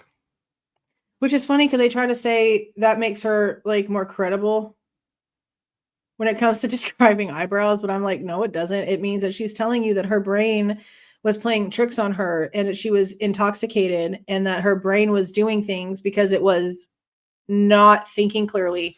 And she has a lot of really, suggestive artwork on her wall. And she is sitting here describing something that her eyes would have been focusing on as she was hearing whatever she was hearing while she was sitting in her room texting Bethany and having those phone calls and freaking out about whatever was going on and trying to get a hold of everyone. She's in her room looking at these bushy eyebrowed eyes on her white walls. Makes sense to me that she's regurgitating a memory and that the cops are able to mold that for her. Living on love. Thank you for the $10. Doesn't the fact Hunter grabs a knife prove for a fact DM and BF already knew something bad happened? Also, the fact they stayed in the house after the sun came up is effing absurd. I know. So the thing with Hunter grabbing the knife, I mean, like I don't know if you were here for whenever I said this. To me, that portion makes more sense than the rest of it. Like, to me, the stuff with Hunter, at least when it comes to what we're hearing, makes more sense. Because Emily, well, actually, you know what? We can't even at this point say it was Emily because this judge is using Emily's initials in his order, but then also saying that it's an unknown female that is on the 911 call. We were kind of told it was Emily, but it's an unknown female neighbor, apparently. I don't know. Whatever was said to the person on the phone, there being somebody walking through the house is an afterthought to somebody drank too much and is passed out from drinking too much the night before. It's back here. She says it as a, oh yeah, which is odd. To me, Hunter's instinct to instantly go into the house and grab a knife after hearing, oh, and we saw somebody in all black walking through the house in the middle of the night 8 hours ago. I mean, the fact he's grabbing a knife 8 hours later is a bit odd. I don't know why he would assume somebody would be in the house 8 hours later. But to me, grabbing a weapon after hearing somebody had been walking through the house makes more sense than calling the cops about somebody being drunk and passed out. That makes sense. But it's still odd. It's still strange that they just left all of this out and that the story that we were told the whole time about Hunter and how they got there and why the 911 call and who found Ethan and Xana and how it happened, how all of that has been completely dismantled.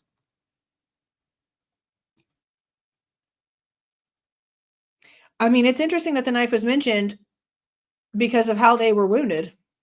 And I don't know if it's true because we're only getting that from Hitler. We don't know that. That's not a portion of information that we've seen come out of anyone's mouth officially, especially since we've got the family telling us something completely different. Like I'm going to have to do a short video just on like that portion, the original story of what Hunter apparently did and why he was brought over there or called over there and everything that happened to what the reality actually is. Because, man, so much has changed. So much has changed. Thank you for the $4.99 C tires. Thank you, thank you, thank you. Right. I just find it so insane that she saw her on the floor. And regardless of if she really thought, like you're sitting there saying you saw her on the floor and also saying that you saw somebody walking through the house, but then you don't check on anything for 8 hours. I just don't. What the hell?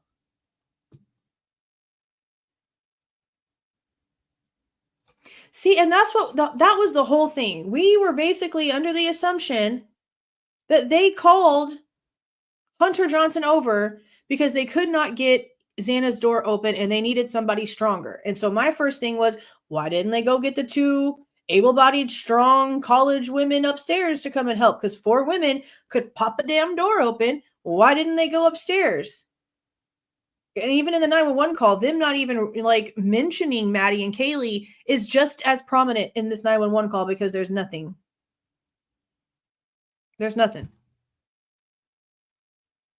Which is wild because the girls are contacting Kaylee and Maddie more than they're contacting Xana and Ethan, yet Xana is the only one mentioned on the 911 call.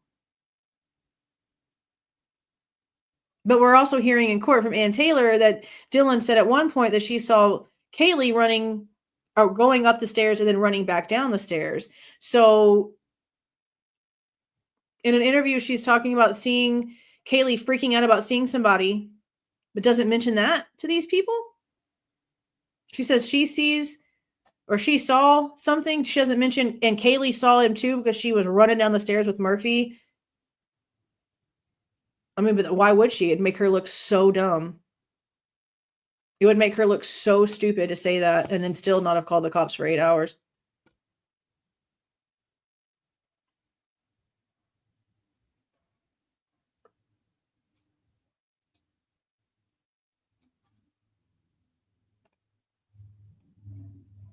But them saying, you know, oh, he grabbed a knife out the kitchen. It is interesting. I wonder if they actually took the knife and compared it to the wounds.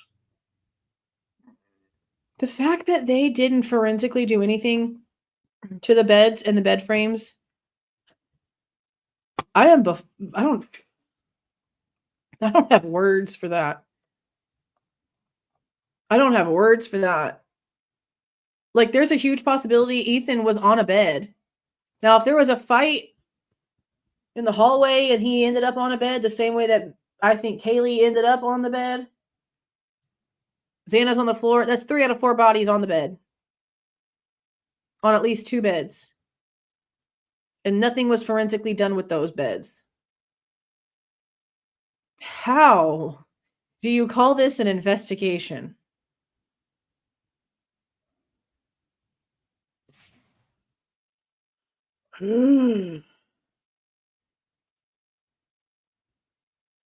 Insane. Very insane.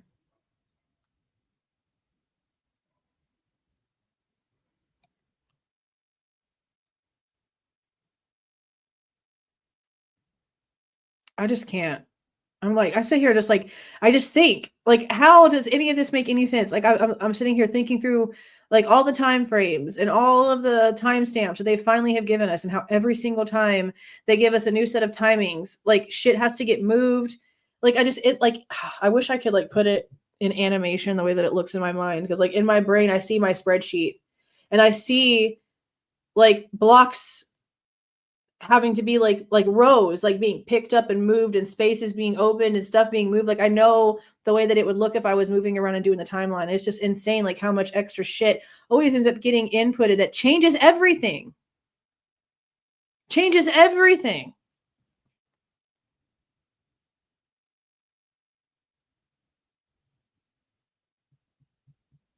And now the recent one is Xana was not home at 2:00. When this whole time they've been trying to tell us 1:45. Like, we already knew that they were wrong about whenever the girls got home. And even though they got called out by the Consolves about having the timing wrong from whenever the girls actually showed up at the house on the camera, they still didn't come out and validate Ethan and Xana's timeline.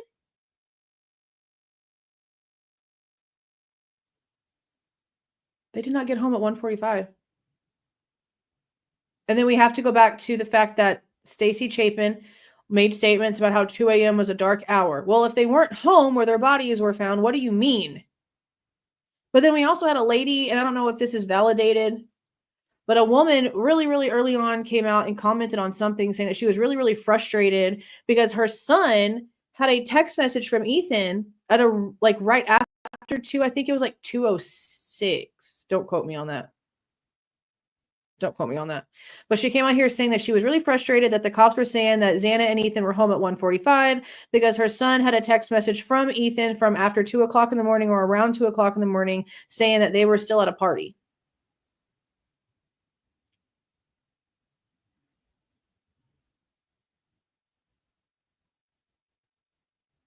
So we have a 3:59 timestamp for a DoorDash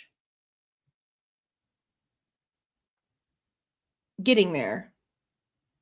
But we still have no actual time for whenever they got home, because the last timestamp that they're giving us is 2:00 in the morning. They're talking about food. Xana's not home. And a few minutes later, the girls dispersed to their rooms.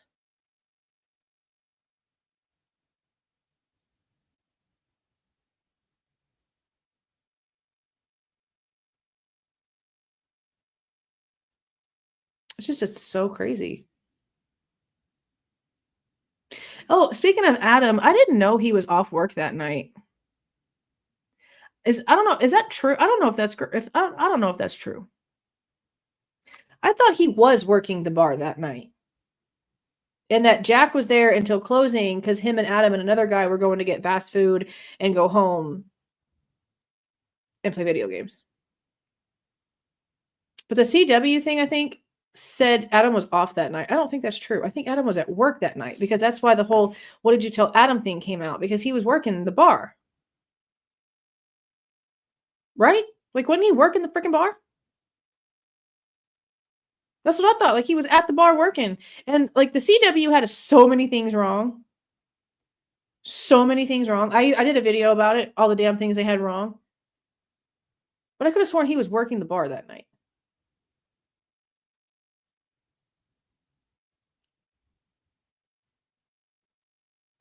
Yeah, but I bet you're a big fan of Jay Embry, aren't you? Why don't you take your hypocritical ass somewhere else, Elizabeth? Yeah, it was way wrong. Oh, don't watch it, Dolphin. It's disgusting. Well, you know what? Watch it. You'll see. You'll see. It's their blue pill. They're literally going in and they're fading out the IGG. They're fading it out because they talk about how the IGG was a situation, but they only got down to like a family tree with no one specifically pointed out. And then it jumps into, oh, we have to go to Pennsylvania to get Kohberger's trash. They basically lay it out the way that the PCA lays it out, which is backwards. And instead of putting in like when they actually got his information on the 19th and then saying that they then went back and found information that they got on these other dates and actually being honest about stuff, they're blue pilling it. They're fading it out.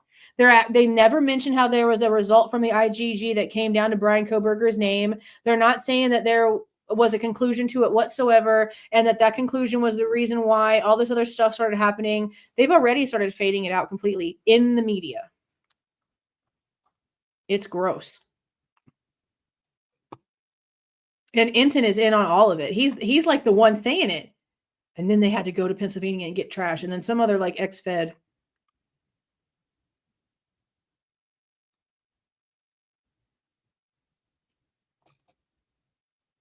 It's really bad.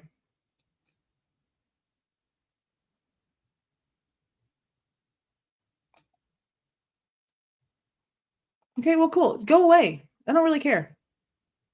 No, he doesn't like my channel. He knows that I don't like him because I've done a video about how much I don't like him. Pavarotti knows I don't like him because he put Kara's life in danger coming out here being crazy, running his mouth. And I'm just going to say this. If Kara really, really, really was all these things and was responsible for all these things, like Home Dude is trying to say, don't you think that she'd be pushing that Bryan was guilty? That's not what's happening. Very opposite. So.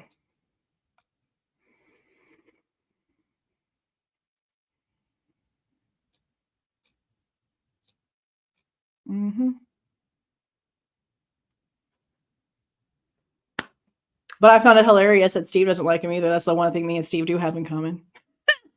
No, somebody knows. I just said something to somebody else about it. Yeah, no, he's everywhere. He's everywhere. Like, you're not going to sit here and like say something so horrible and try to literally say that this person's actions caused their child's death and all these other people's children's death with no proof, while this person is unable to say anything, unable to come out and defend themselves. This is somebody who was harmful to them damn selves. All right. Not harmful to the world. She got charges for amounts of medications that you do yourself. Okay. Nothing that she did cause this. Nothing that she did cause this. And the fact that he's out here doing all this stuff with literally no evidence, and he sits there with his beanie and his glasses and people just believe him while he lies behind that shield, is really sad. Like, I can say what I want about who I want, and sure, so can he. But my issues are with the Consolves acting as if this is all about them and being blind and being ignorant and coming out here and being boastful about things that they have no right to be boastful about and acting like they're the only ones affected here. And that's not true. Their behaviors will very much affect the rest of the victims' families, and they are very selfish. They're very selfish. They're hypocritical. They're a group. Their behaviors are disgusting. And what brought us here are the victims themselves. The rest of the families that get the support they get because they deserve the support. They deserve the sympathy. And everyone knows that for a while, the Consolves has got it here a lot too. And it's not like I don't feel bad for the fact that their daughter's missing, not missing, but for the fact that Kaylee's dead. I feel horrible for the fact they've lost a child. I feel horrible for their other children who have lost a sibling that now have a hole. And now there's children that are going to grow up and not have an aunt. I am aware of that. But don't come out here being a pig. Don't come out here being a boastful, condescending loser who abandoned a child, but then wants to try to grab somebody else's kid and use her for clout and attention. No, that's what's disgusting, Elizabeth. Maybe you need a lesson on a few things. I did. I supported them before they went off the rails, and I was holding a torch for Kohberger until shit stopped making sense.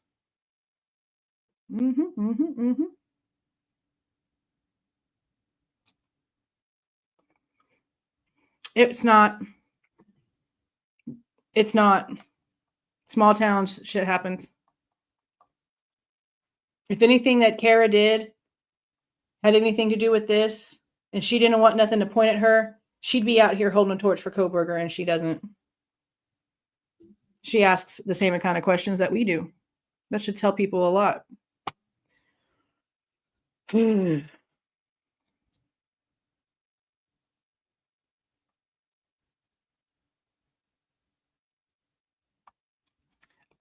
I disagree about where it's been pointing.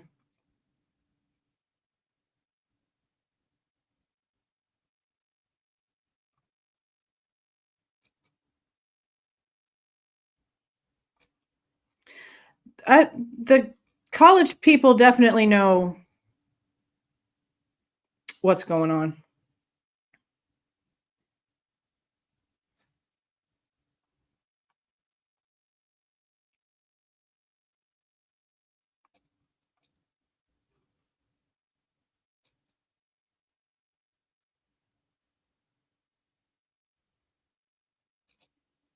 I just don't trust the university. I feel like they're covering some shit up.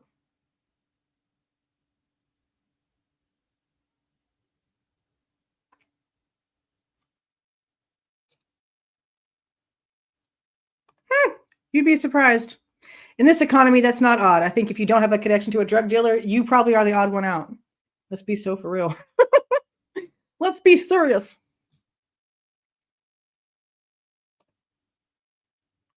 Steve should be asking, after all of the missed phone calls and mixed text messages that were sent to my daughter, why is she not being mentioned on this 911 call? Why was she not checked on? There's a lot of questions that should be being asked that aren't. I mean, I don't have any, but I know people that do. Lots of people. Lots of drug dealers are felons that did prison time. And lots of people that are self-users that do self-harm use do prison time too. That doesn't mean a lot to me. I need more than that. Thank you. Thank you.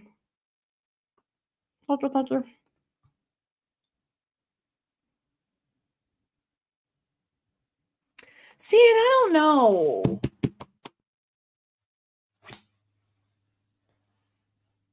That's very possible, but I really want to know what she knows. I mean, Hitler, in his documents, he's making it seem pretty much like what we've already sort of assumed, that Dylan would have been the only one with any sort of real eyewitness account. But then we do have rumors that were coming out of WSU. No, rumors that were coming out of the University of Idaho area.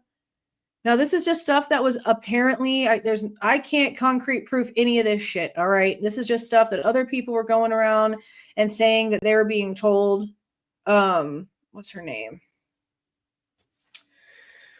What's the Obsession? She apparently had been, for years now, this case has been going on forever, talking to frat guys. And one of the original rumors coming out about Bethany was that she saw somebody in all black running across the parking lot area.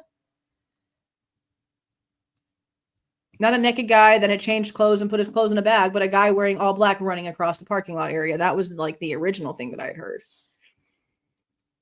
Which, you know, that makes sense if they're trying to say that the back slider was used and somebody came out the back glass and maybe went around the house and had parked on this way across the house, maybe like back across the house and back, maybe.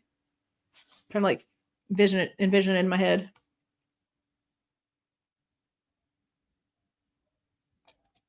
Yeah, I mean, I've only watched like maybe like 3 videos where she was talking about some stuff that they said. It's because it sort of like linked up to some stuff about Dylan. See that, but that does it say that I don't know if it says that she was in her room the entire 8 hours. Because that's the problem that I have. Is that I don't believe that she was in Bethany's room the whole 8 hours. I think at some point she left, and that's why there's biomaterial in the threshold of her door, because she walked around and cleaned at some point for some reason, and walked, maybe not really walk. There's no way she walked. There's no lead up unless she's dumb and cleaned the carpets up to a certain point and like literally missed one shoe print, which is possible. Because I'm like, okay, if there's no proof of a cleanup, then what did somebody do? Like step in something and instantly take their shoe off and then accidentally drop it like right there in the threshold? Because that's the only way that it would make sense, that there's an entire print of a shoe, but there's no, you know, like lead up that fades, you know what I mean? Like the way wet footprints would. The only other thing that would explain that is if there were actual steps leading the entire way and she missed a spot. Missed a spot.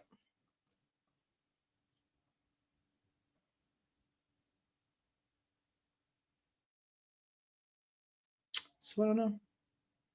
Well, Dylan wasn't asleep, so she probably did have shoes on because she was just adding a contact at 3:50. She probably, oh, hold on a second.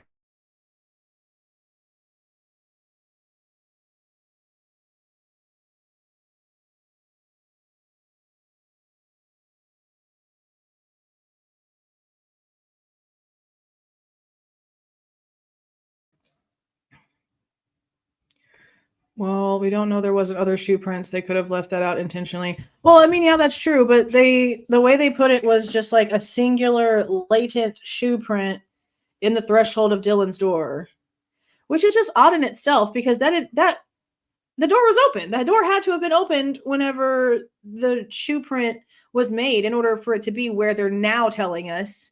Because up until what was it, the January hearing?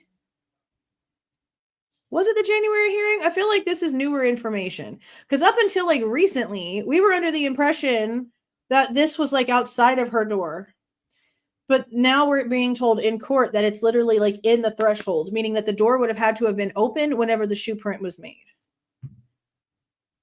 So there's that. January hearing is what I thought. And then we have this guy coming in here and saying that there's both direct and indirect proof of a cleanup. So what is indirect proof of a cleanup? Like, okay, what would be direct proof versus indirect proof of a cleanup? Direct proof would be what? They find chemicals in the carpet? Is there photo, like before and after photos that were found on their phones? Because at this point we know they were both taking photos and doing things, because in the cell phone, social media, all of that timeline, we have Bethany taking photos around like 8 o'clock in the morning. And then we have the forensic expert on the defense side coming out to talk about all of the things that Dylan created, edited, and then deleted in way of videos and photos on her phone. So they were both doing it.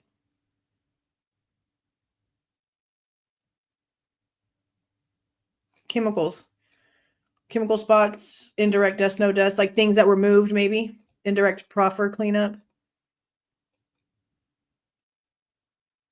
See, the direction, they're trying to say that the direction of the shoe print shows that the person would have been walking towards the backsliding door. That's the way that the probable cause order is putting it. So I'm going to assume it would have been heel towards her room, toe towards the hall. Yeah, it would have to be like chemicals. It would have to be something that they can actually prove. Hardwood floors, no carpet. Yeah, that is true. So damn. So they would have had to have like literally like just missed a spot when mopping. There's no carpet in the bedrooms. I don't remember. It's been a while since I've looked at the layout of the house. Maybe there wasn't carpet in the bedrooms. Indirect proof. Bloody paper towels. See, and that right there, the whole thing like with the phones, because it looks like they all had iPhones. So isn't there like a step thing on there that pretty much is just like always active? I mean, I normally don't carry my phone on my body whenever I'm cleaning my house. It's normally just like on a counter somewhere. Dust, no dust, yeah.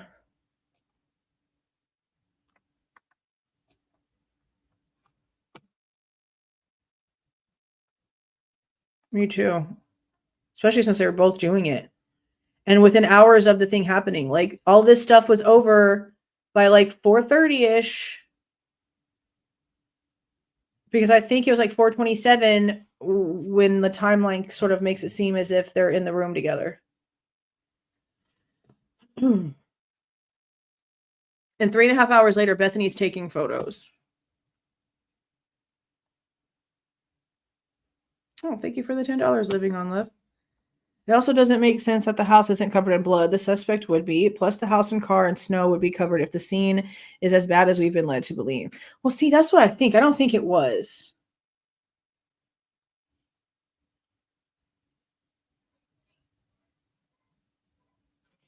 I don't think it was.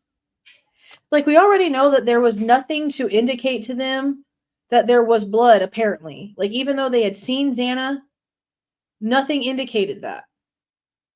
And that's really odd. Like, how? How? And how would there just be, like, no blood anywhere? Like, no blood at all, like, coming down the stairs?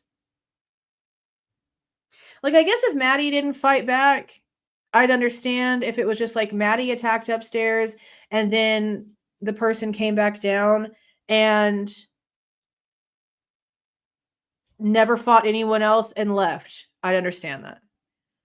But knowing how many wounds they're telling us that Kaylee had, knowing that they're trying to say that now multiple weapons were used, knowing that Dylan is claiming that she was running up and down the stairs at some point, and being under the assumption that she originally started what led to her being attacked from her bedroom, I don't see how, with just Kaylee's situation, there wasn't more to be noticed.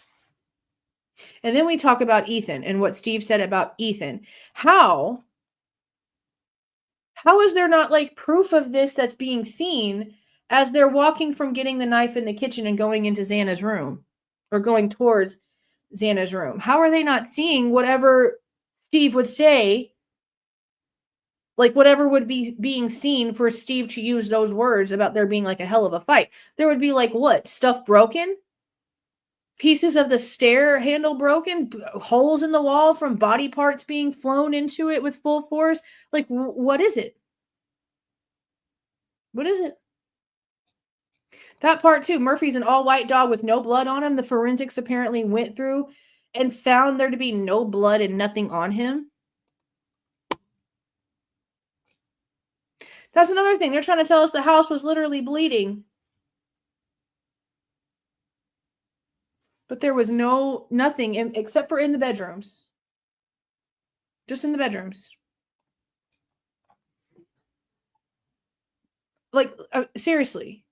Just with what we know about how severe it was with Kaylee, what we were told with Ethan, and then never mind the fact that we were told Xana's fingers were pretty much all the way off. I mean, that would mean to me that, like, as the blade is in her hand, there's force being applied somewhere. And it was probably from her grabbing it and trying to stop it. How do you just not see these things? But that's why I'm really wondering if Hunter did. And that's why, like, on the call, it sort of blanks out for a minute. Like, maybe that's whenever he's describing something more. But like I said, him reacting to grabbing a knife in the kitchen before walking around the house after being told she was drinking so much and she's been on the floor since last night, and I saw somebody walking through the house, that makes sense to me. That's a reaction that makes sense.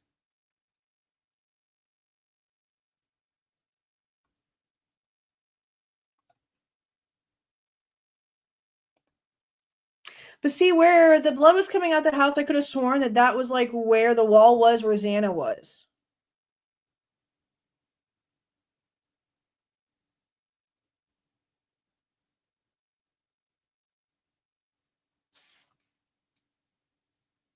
But that's what also like makes me upset about the bed thing, because how do we like hear all these things about what happened apparently on the mattresses, but then you're not going to forensically do anything on the mattresses?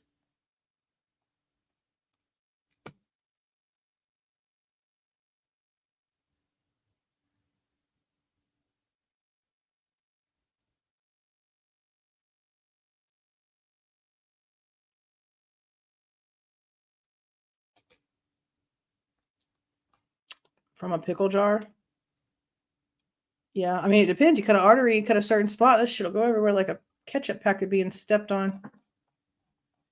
That's another reason why I'm like, how is there not just stuff everywhere? Like, you're telling us that they had these wounds everywhere, that you're telling us that arteries weren't nicked, something wasn't nicked to where like stuff was being forced out of the body. How?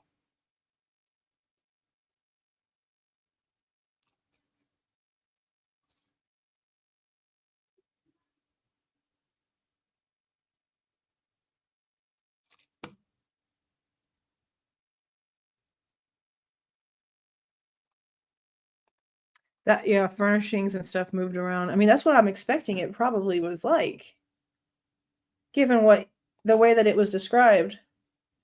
But that's why it makes no sense. Like, if there was a huge fight in the hallway area, how did he end up on the bed unless he was placed there?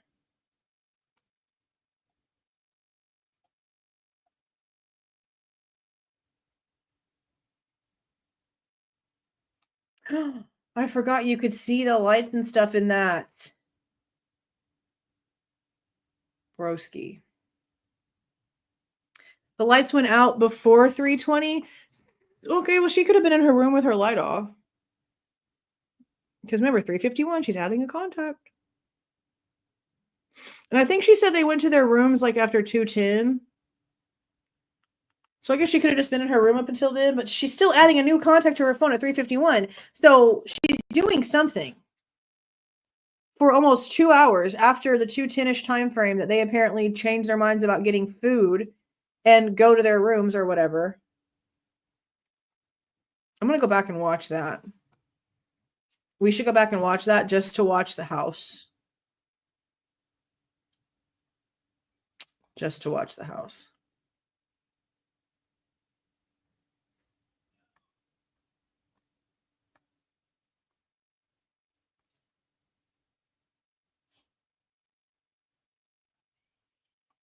The contact was added to her phone at 3:51. Hippler in all of his documents are saying that she was passed out at 3:20. Lights out like asleep, like turned off the lights to go to bed. 3:20 is a time that Hippler is saying that Dylan went to sleep, but he's every single time he mentions anything about her timeline, he glances right over the fact that she was adding a phone contact at 3:51. That's literally just a few minutes later.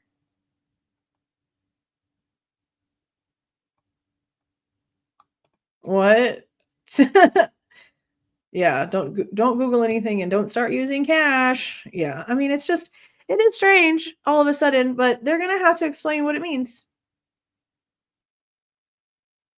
There's a reason why everything happens, and they should be able to tell the reason why.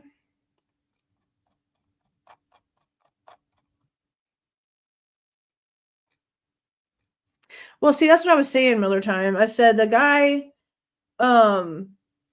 who's putting this report out should know that. And if he's looking at the information and looking at the wounds and still determining multiple weapons, I'm pretty sure that he's already, like, he had to have, like, already done the math that it would take to rule out the opposite end of the knife being the other weapon. At least you would think that's how they would do it. That's what I'm hoping that they would do, because that's what I would do.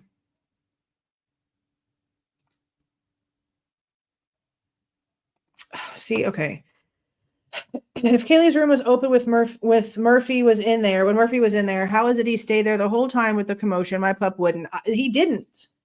The whole thing about the dog is staged. I don't give a shit. They staged it because they apparently tested and said that he was outside. Like the camera at 11:12 picked him up barking for an additional 30 minutes after the car left. The car left at 4:20, which means that 30 minutes later at almost 5 o'clock in the morning at 4:50, Murphy is still barking. And the testing states that he was barking from outside. And Taylor says he then abruptly stops, which to me means that somebody let him back in the house. Somebody let him in. Now, I don't know if he was outside on the balcony of Kaylee's room or if he was outside running around. But I feel like if he was running around, then maybe by chance he would have been seen on the Linda Lane footage, I guess, depending on just where he would have run. But if the back sliding glass door was left wide open, I guess he could have been running around that way, and then they got him in the house and then shut the slider. But he also could have been on the second floor balcony. But somebody would have had to have let him in order for him to have been in the house, with the testing showing that he was barking from the outside. And they stated that when Nunez got there and walked through, I believe they said it was on Nunez's body cam, that the door to Kaylee's room was wide open and that the dog was just laying in there in the room. I think on Kaylee's bed, he said. I don't remember exactly if it was Kaylee's bed, but that the dog was laying in there. And that all the doors were open, meaning even Maddie's, where Kaylee was with Maddie, like together. So it doesn't really make a lot of sense to me that the dog would have just stayed in there all night long, never made another noise, didn't try to go find anybody that wasn't deceased, like didn't go downstairs and like maybe try to get Bethany and Dylan's attention.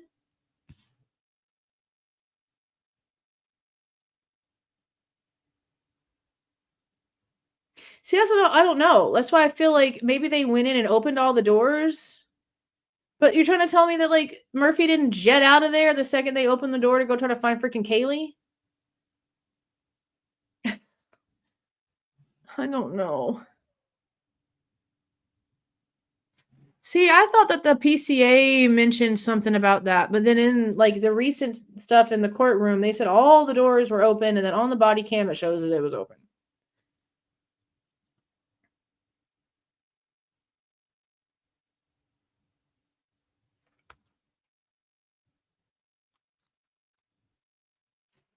Makes no sense. All of this shit makes no sense.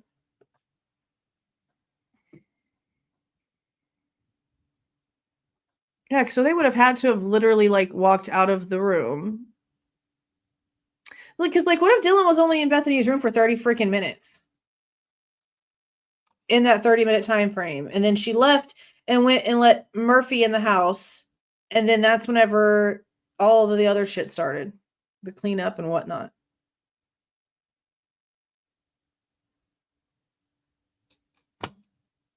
Yeah, that's what they said recently. Like, we knew that he was in there, but they said that the door was wide open. That's why it doesn't make no sense. Like, even with the cops showing up and the other people showing up to the house, like, Murphy just stays in the room? My dogs don't let me pee in privacy, okay? They're like little babies. They have to follow me everywhere. And now my cat does the same thing. I can't go to the bathroom without her following me into the bathroom and jumping into the bathtub onto the bath tray so she can sit there and watch me. There's no way that I would be able to go anywhere or be left anywhere and my animals not come look for me.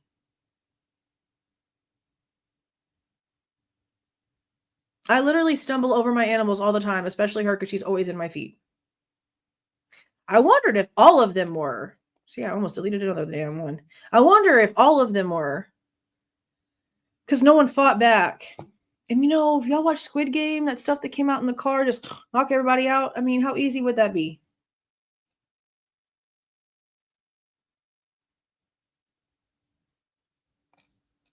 Just don't know. But I did wonder, like in the very, very, very, very, very, very beginning, like within the first few days, I wondered if someone drugged Murphy, like gave him something in a piece of meat or something like that. So to make him, zonk out ahead of time. But who knows?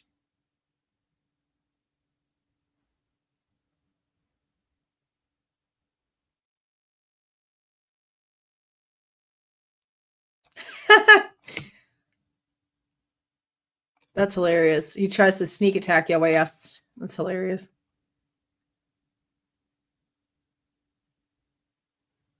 So I don't know.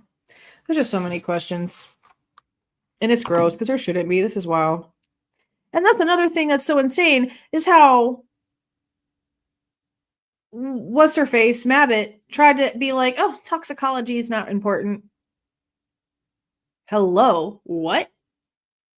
What? How do you say that?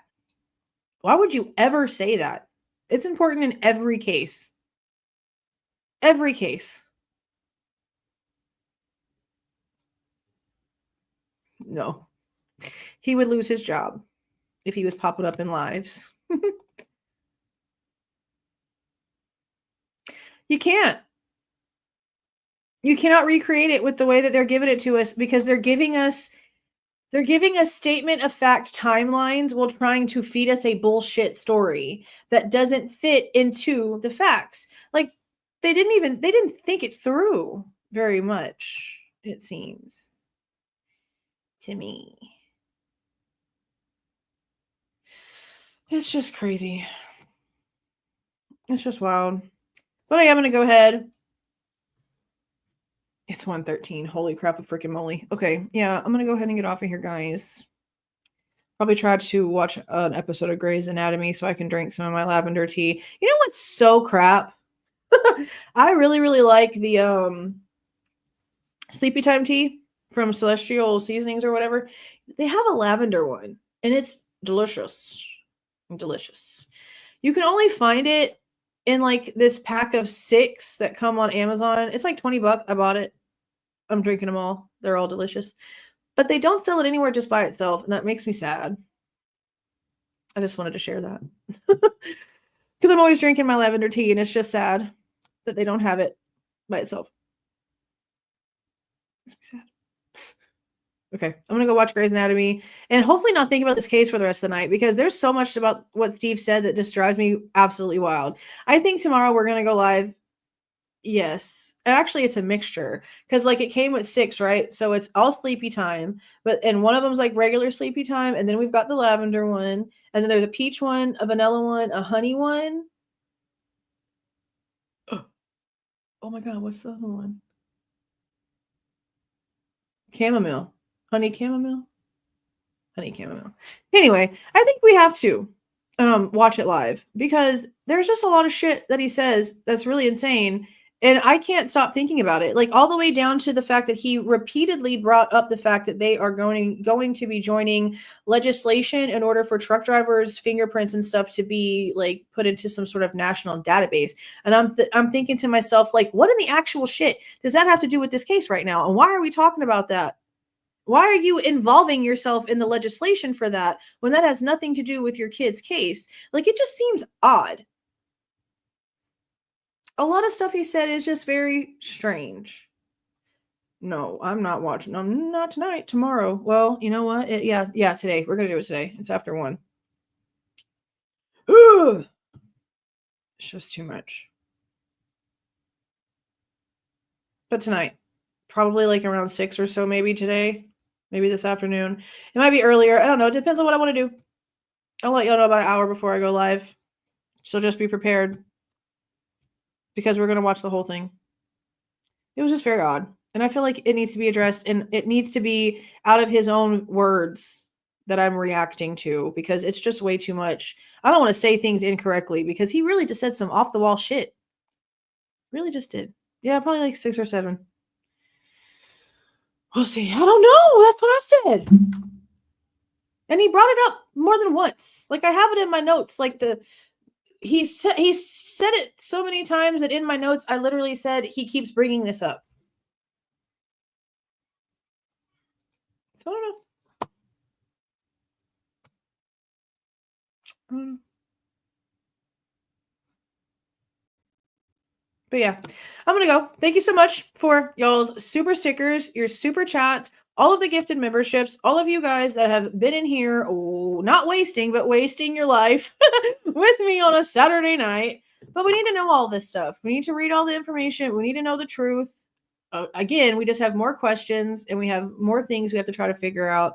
I'll post the link for the live a good hour and a half or so before I go live, or maybe I'll just do it in the morning after I wake up.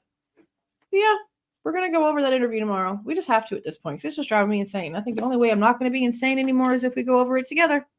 So we're just going to have to do that. Y'all have a super great night. If y'all end up doing anything which y'all shouldn't be going out this late at night, it's dangerous. Don't do it. But if you do, be careful. I'm going to go ahead and play my little ending things. Y'all have a super great night. Let me go ahead and play this real quick. Please do not forget to leave a like on your way out and subscribe to the channel if you are not subscribed already. All right, you guys go get some sleep. See y'all.